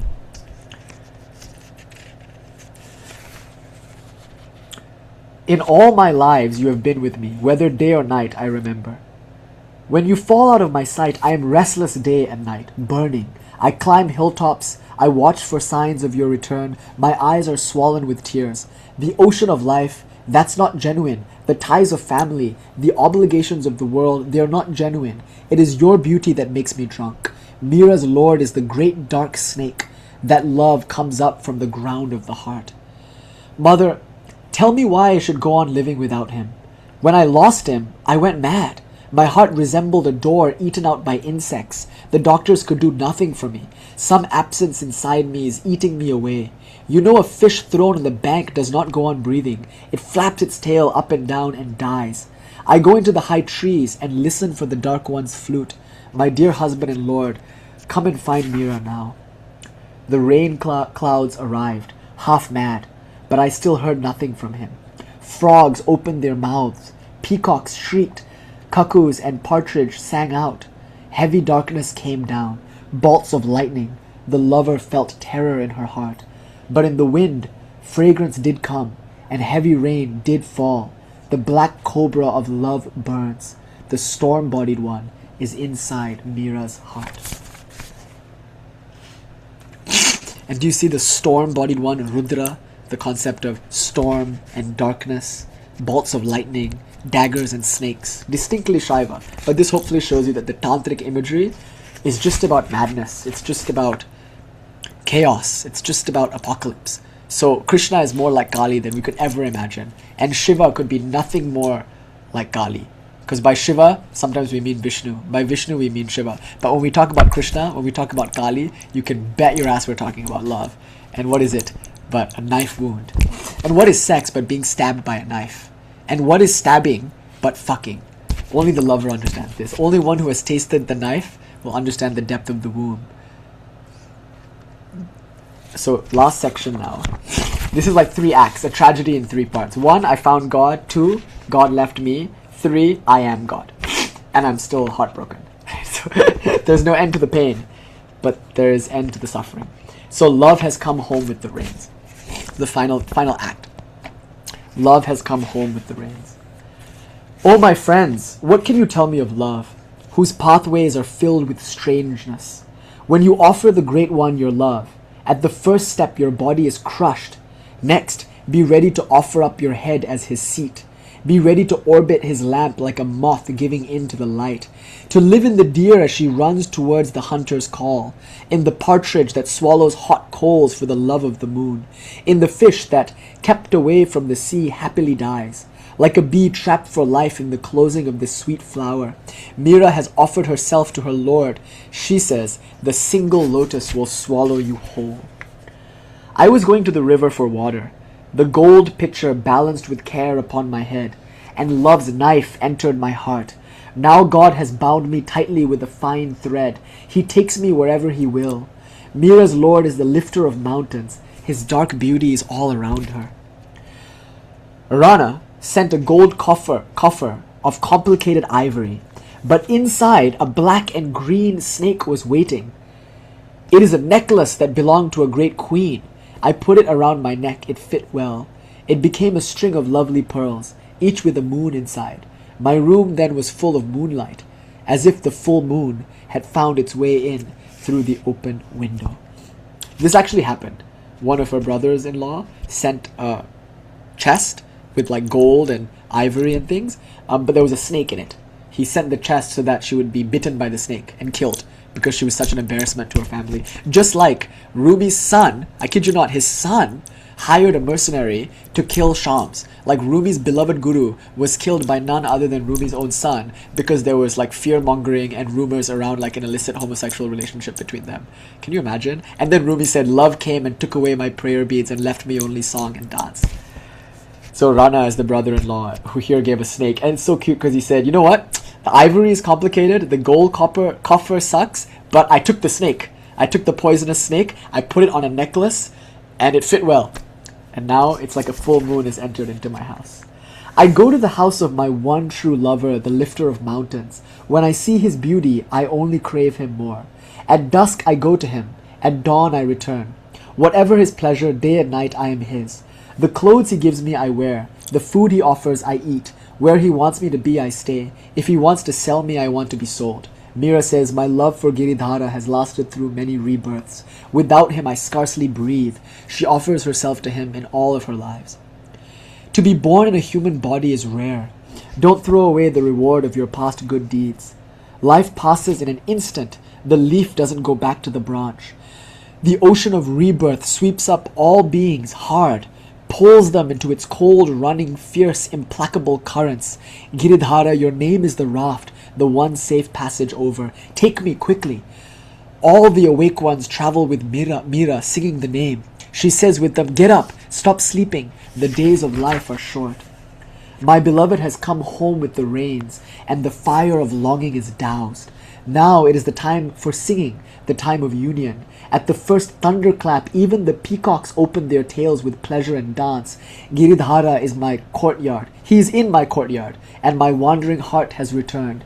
Like lilies that blossom under the full moon's light, I open to him in this rain. Every pore of my body is cooled. Mira's separation and torment are over. He who comes to those who love has remembered his promise. I am associated now with the king's court. It must have been some work in a previous life. If lakes are no use to me, why should I want a pond? The Ganga and Yamuna rivers just won't do. I'll head for the sea. Subordinate persons are not enough. I'll talk to the chief. Wily courtiers are not for me. I'll go to the throne. Tin and glass break easily, so bring iron, the heat and the hammer. Even trading in gold and silver is not for me. I bury my hand in diamonds. My time of good luck is come. The ocean that stores jewels is nearby. What sort of person would say no to ambrosia, to drink stale water? I know what holy men are like. I love them. Crooked men I don't like. Mira's lord is the dark one. I make love with him again and again. Friend, listen. This love doesn't come or go. One sip from the cup of that sweetness, the world starts to spin. Now I'm drunk for life. Unsoberable. Tell them it's useless to try. King Rana sent a snake in a basket, they said. Put this on your neck. Princess Mira fastened that jewelry smiling, calling it her 9-stranded pearls. Then he concocted a poison. The household said, drink. Mira gulped it like fragrant water that had bathed the Lord's feet. Sing the cowherder's praises. If you've swallowed the name, no other liquor can touch you. Mira's Lord can lift mountains. His love isn't some paint not worth buying that comes off in the rain or in the heat. Rana gave me poison, we all know about that. But when gold enters the fire, it becomes purer gold. My family's honor, my reputation, it's all water running through my fingers. Add a curtain to your house. I am weak and half mad. An arrow from his bow hit me. Now I'm certifiably crazy. I've given body and soul to the saints. I hold on to the lotuses of their feet. The Lord has saved Mira. He knows well that she is his servant.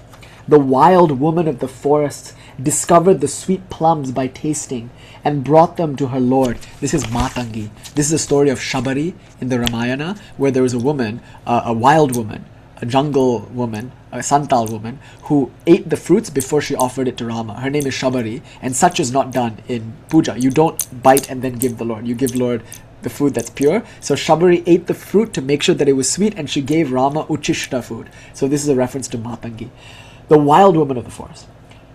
She who was neither cultured nor lovely, she who was filthy in disarrayed clothes, she who was of the lowest of castes, but the Lord, seeing her heart, took the ruined plums from her hand. She saw no difference between low and high, wanting only the milk of his presence. Illiterate, she never studied the teachings. A single turn of the chariot's wheel brought her to knowledge. Now she is bound to the storm-bodied one, by gold cords of love, and wanders his woods. Mira the servant says, whoever can love like this will be saved. My master lifts all that is fallen, and from the beginning I have been the handmaiden, the gopi, herding cows by his side. What do I care for the words of the world? The name of the Dark One has entered my heart. Those who praise, those who blame, those who say I am crazy, wicked, those who say I am an uncontrolled fire, all ignorant fools caught in their senses. It is true, Mira has no sense. She is lost in the sweetness. To take this path is to walk the edge of the sword. Then the noose of birth and death is suddenly cut. Mira lives now beyond Mira. She swims deep in mind, deep in body, in Shyama's ocean. In the ocean of the Black One, or in the Black Ocean. Friend, this body is a great ocean, concealing reefs and sea vaults heaping with jewels. Enter its secret rooms and light your own lamp. Within the body are gardens, rare orchids, peacocks, the inner music. Within the body a lake. In its cool waters white swans take their joy. And within the body a vast market. Go there and trade. Sell yourself for a profit you can't spend. Mira says her Lord's beauty cannot be measured. She wants only to live near his feet. When I saw the dark clouds, I wept, O Dark One. I wept at the dark clouds. Black clouds soared up and took some yellow along. Rain did fall, and it fell long. There was water east of the house. There was water west of the house. The fields were all green. The ones I love live past those fields. Rain has fallen on my body, on my hair, as I wait in the open door for him. That energy that holds up mountains is the energy Mira bows down to. He lives century after century, and the test that I set for him, he has passed. I am dancing only for my master. All I want is to please him and keep his eyes. The gold chains I wear on my ankles are the love that I have for the Black One. My dancing dress is my devotion to him. I am stripped of all shame and family custom. I go to the bed of the Dark One, body and mind. I wear only the color of my Lord. My friend, he looked, and our eyes met. An arrow came in. My chest opened. What could I do? His image moved inside. I've been standing all morning in the door of my house looking at the road. The one I love is dark. He is an herb growing in secret places, a herb that heals wounds. Mira says, the town thinks I am a loose woman, but I am faithful to my dark Lord. My Lord, the love that binds us cannot be broken. It is hard as the diamond that shatters the hammer that strikes it. As polish goes into gold, my heart has gone into you. As a lotus lives in its water, I am rooted in you. Like the bird that gazes all night at the passing moon, I have blinded myself in giving my eyes to your beauty. She who offers herself completely only asks this, that her Lord love Mira as fully as she loves him. Listen, my friend, this road is the heart opening. Kissing his feet, my resistance is broken. Tears all night. If we could reach the Lord through immersion in water, I would have been asked to be born a fish. If we could reach him through nothing but berries and walnuts, then surely the saints would have been monkeys when they came forth from the womb. If we could reach him by munching lettuce and dry leaves, then make me a goat. I will surely get to the Holy One then. If the worship of stone statues could bring us all the way, I would have adored a granite mountain years ago. Mirabai says, only the heat of midnight tears will bring you to God. No more drought. Today, let the rain clouds open. Mira's Lord is at home. Even the finest mists can fill the dry tanks, and long searching has brought me my love. No fear remains, no absence, no drought. He has returned. Mira says to her husbands from previous lifetimes, even the cattle drink this rising water.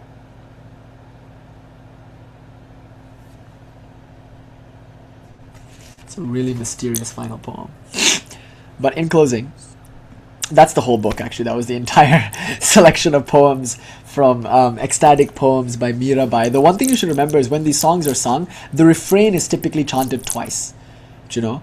So it's like, again, like you chant the last line again and again. So it's like a refrain. So you would just like plaintively repeat your claims. You'd be like, oh my God, where are you, O Lord? Mira is miserable. And then again, oh my God, where are you, my Lord? Mira is miserable. So the repetition of it, that's kind of important in the music. And also the ragas, the melody and the tunes that are typically sung tend to be very like dark and somber. The word raga itself means attachment. So the claim is that all art is made in yearning. The word raga means you are reaching out for something that is just beyond your ability to grasp, because that is the nature of transcendence. It is sensed in and through the senses, and it's still ecstatic. It's still beyond the senses. So while it is encountered in the wildflower or in the grain of sand, while it's there in the palm of your hand and perceivable in the hour, it's still eternity. It's still infinity. It's still heaven. So like there's a transcendence that is being felt in the immanence, but the tension between the two, or the reconciliation that this tension allows, that's very common to both Kali and Krishna. So just bear in mind that both Kali and Krishna are transgressive. They're both calling us out from societal convention. They both demand a very heavy price, because what they're offering is arguably the greatest possible love. And so the price for such a love, as Swami Premananda pointed out, is your head. But death is easy, actually. Like, anybody can die, because death is like what you think is going to be the end of your problems. It's a social death, arguably, that these women were called to experience. The death of who they think they were. So to be in society and to continually engage with society while you articulate your love is of highest value, because you cannot pay this price if you aren't in a place where you can offer the money. So if you're not in the marketplace, you can't trade. And this is a trade. And Mira is always speaking of marketplaces and trades and what she gave up and what she got in return. So the claim here is that Kali will ruin your life and Krishna will ruin your life. So both of them have been deities that Hindus have typically avoided. So if you bring a Kali into your house, your Hindu parents might get scared. My mother, it's actually my mom and dad's anniversary today, which is kind of cute. So I'm kind of in a Krishna Radha mood. But she used to be a real devotee of Krishna, my mom, when she was in India. But then she brought back a statue of Krishna, and my grandmother, for fear that my mom would not get married, because we all know what happened to Mira, my grandmother threw my mom's Krishna into the river. Isn't that really funny? She's pissed about it, but she's over it, and she says funny things to me. She's like, well, maybe if they didn't throw my Krishna into the river, you wouldn't be here. And I'm like, okay, well, as much mischief as Krishna was going to bring into your life as your husband, at least I as your son can bring just as much, if not more, mischief into your life. You watch. So if what she was looking for was madness, by God, she got it. But the claim is that like Indians don't like Kali. They don't like Krishna. And I used to think this was superstition. Right? I used to think, no, love for God is just, it's God. Krishna and Kali are God. Matangi is God. Eat her prasad. When you eat Matangi's prasad, is it not God's prasad? It's not different from eating, like, say, Vishnu's prasad or something. But no, there is a difference. What I've realized now, encountering the ecstatic poetry of the Vaishnavas, Mira and others, thinking of Radha, thinking of Krishna's kind of amoral, sort of ambiguous nature, the parallel with Kali is obvious, and that's why a long time ago I gave that lecture on Krishna and Kali, and on many different levels compared the two. But you'll see the main theme of that lecture is hopefully what we covered tonight on Kabir Jayanti in light of this full moon. It's about madness, but it's not madness in and of itself. It's a very wholesome, very nourishing madness that only blesses the world. So it's easy to fetishize madness and call that love. It's better to fetishize love and let that make you mad, because that love is creative and productive. So there's a kind of madness that takes from others. This is a madness that only gives to others. But importantly, it's a madness that is only able to give to everyone, because it's a madness that comes from giving yourself fully to the Lord. So when the Lord fully takes you in this way, then Mira will say things like, sell me, I'm a prostitute. She likes this kind of like sex worker sort of arc, because she was a high caste princess, and this licentiousness. Oh, I'm a loose woman. They all call me a loose woman. If the Lord wants to sell me, then I will be sold. Like, she's reclaiming this idea of being a sex worker. So importantly, all the slut shaming that happens in the world, like, the woman's power as Kali is to say, yeah, call me what you want. You can call me a hoe, you can call me a whore, you can call me a slut, you can call me a bitch, you can call me whatever you want to shame me. This doesn't touch me. It's not important, because she, as she claims, I know my heart, as it were. So it's beautiful that she takes that on. She also likes the idea of buying and trading. She's a Kshatriya. She doesn't deal as a Vaishya does. But look at what she says. She says, I bought Krishna. I weighed him on a scale. This is what I gave, this is what I got. So she's using the language of a Vaishya. As a Kshatriya, that's kind of interesting. And then she talks about being a servant. She's like a Gopika. She's like, I am his servant. I bring him whatever he wants. So she's a Kshatriya. This is a queen who commands courts. The idea that she should be anyone's slave is preposterous. Just the other day, I said to a friend of mine, I told her that I've never been allowed to do Xanax. We were talking about various intoxicants. And I was like, yeah, Ma just won't let me do Xanax. Like, every time I've got it somehow, it just falls out of my pocket, falls out of my hands. Like, I've just never been able to do any benzos or any Xanax or any kind of thing like that. Like, K she'll let me, maybe because there's like K in the word and Kali or whatever, but she never lets me do Xanax. And then my friend said to me quite insightfully, she was like, I always thought you did whatever you wanted. You always struck me as the person who like just did whatever you wanted. Now you're telling me there are things that you can't do, like Kali won't let you do. And then I realized, don't mistake my freedom and independence as freedom. It's actually total slavery. It's total servitude. Like, I'll do whatever Kali asks me to do. But there are things she won't let me do. And what can I say? You know, there are things that I don't want to do that she wants me to do. And what can I say? So that's the freedom that we have. The freedom of being so totally a slave to God that you will not take orders from anyone else. That's why I can never work a job, because I already have a boss. That's why I can't in any real way be beholden to anybody, because I'm already beholden to Kali. And that fierce independence we see in Mira, which was already hers as a Kshatriya, as a woman commanding a courtroom, she speaks now in terms of the Shudra. So the caste conversation we had earlier is important, because she's a Brahmana by virtue of engaging in Shastra, in spiritual practice. Her parents don't want her to do it. They say, you cannot go see your guru. He's a dark-faced man. In other words, he's a Chandala, a wild man. She says, I will do what I want to do. I go and see the guru. Then she says, as a Brahmana, I am a servant. She's being a Shudra. I trade with Krishna. She's being a Vaishya. So she is purposefully playing with the conventions of her society, especially regarding nobility and femininity and womanhood. So the way forward is clearly shown by people like Mirabai and like Radha. To just assert yourself is really to reclaim, as it were, all the horrible things the world could say about you in order to scare you away from doing what your heart wants to do. And once the sting of that is taken away, then you're free. So the Rana's cobra thing, so in the coffer there's a cobra, right? She takes the cobra and wears it. That might have actually happened, or it could be a metaphor. She's saying, what you call me, I will wear as my ornament. Like, you call me a whore? Fine. I will wear that like a badge of honor. You call me a servant? Fine. I am the slave of the Lord. Like that. So everything that the world has to say, she calls it poison. They gave me poison and said drink. And I drank it and I was drunk. So this is obviously a very Vamachara, Kaulachara coded thing, where it's like all poisons can be turned to intoxicants. So ultimately the core sadhana here is the poison of grief, the poison of yearning. That was her final victory, to alchemize the yearning and grief as being synonymous with the experience of Krishna. That was the poison that ultimately she learned to drink and become intoxicated by. So hopefully the parallel between Krishna and Kali is obvious. If you read Kabir, if you read Mira, you'll get the same flavor. If you read Ramprasad, of course, it's a little bit more Shaiva and Kali-esque. It's leaning more in the tantric direction. But hopefully you have enough in this poetry to see the reference to snakes as Kundalini, daggers as the sharp movement of Kundalini, the lotus flowers, the chakras. You almost hear Teresa of Avila here, because she's talking about the interior castle with many chambers that she's inviting you to seek. What this looks like practically, like in the course of your love life.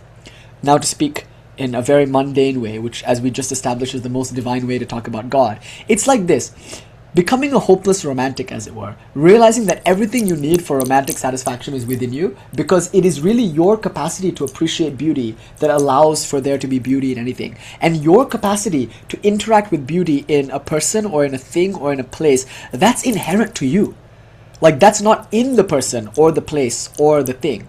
So if the person or the place or the thing were to go, your ability to appreciate beauty, your capacity to see God in someone is still yours. It's always there. It's you, actually. The ability to see yourself in something. So your poetic power of meaning making is the one thing that stays with you forever. So then, when you exercise that poetic power to fully interact with all things in their most divine and exalted reading, how could you be anything but a lover of the world? So then you love all people, you love all places, you love all things, because you're able to find the beauty in all of those things. So one of the first signs of this is that you say you're like sick. The body is a bit under the weather. So yesterday we were at a restaurant, and I'm like throwing up in the restaurant, and I'm like walking home, kind of stumbling, like pretty ill.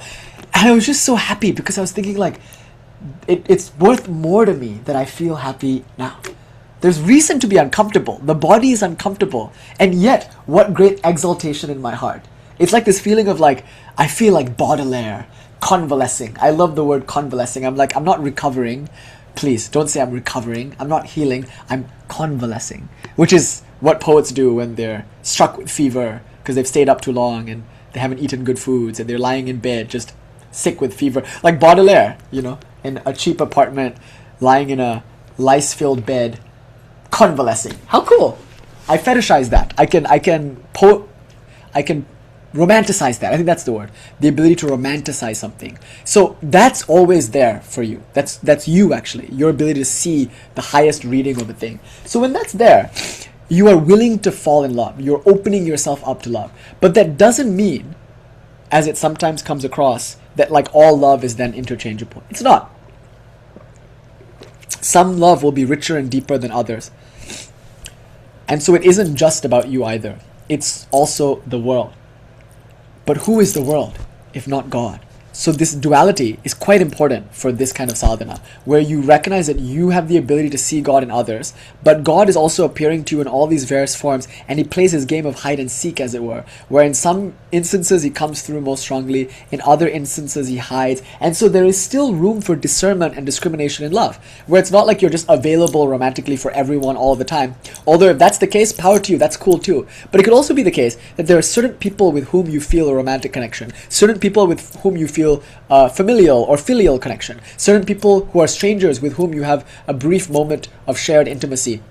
All of that is possible. You can reason and discern between all of these different cases, but all of them will be equally good encounters with God. And more importantly, it's not just people, it's nature, it's art, it's poetry, it's music, it's the world itself with whom you enter into a heated, passionate romance. So in one's practical, like day-to-day love life then, this idealism, which seems so impractical, is of the highest practicality, because it invites us to live with more gusto. Like if you want to make art, you might be scared.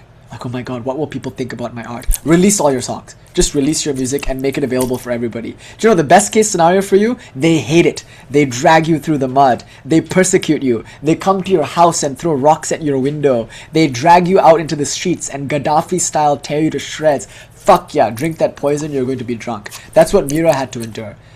Christ says, go where people persecute you. In other words, if you love, you'll make art. And in the name of that love, just share your art. Like, live fully. Share your art is one way to say live fully. Let people interest you. Be open to the temptation that the world offers. And that itself comes with a certain level of trust. It's like, what can happen to me? Like, heartbreak? Wow. Because even that heartbreak, even that loss is more of the same. So you have nothing to lose. Either you enter into ecstatic union, or you're disappointed and you continue to crave for ecstatic union and you realize that wasn't it.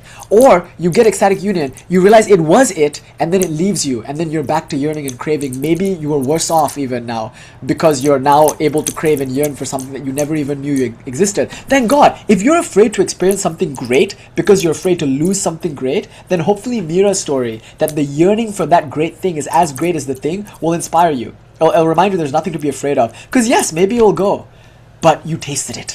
And the fact that you tasted it is worth losing it, is worth yearning for it.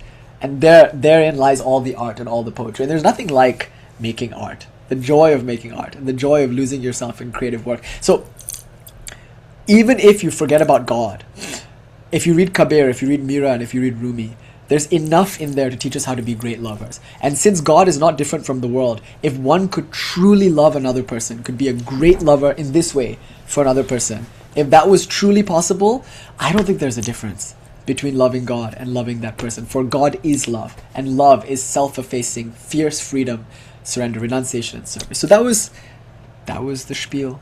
Thank you so much. Thank you for enduring a 4-hour lecture. I hope you can see why that caste stuff was important.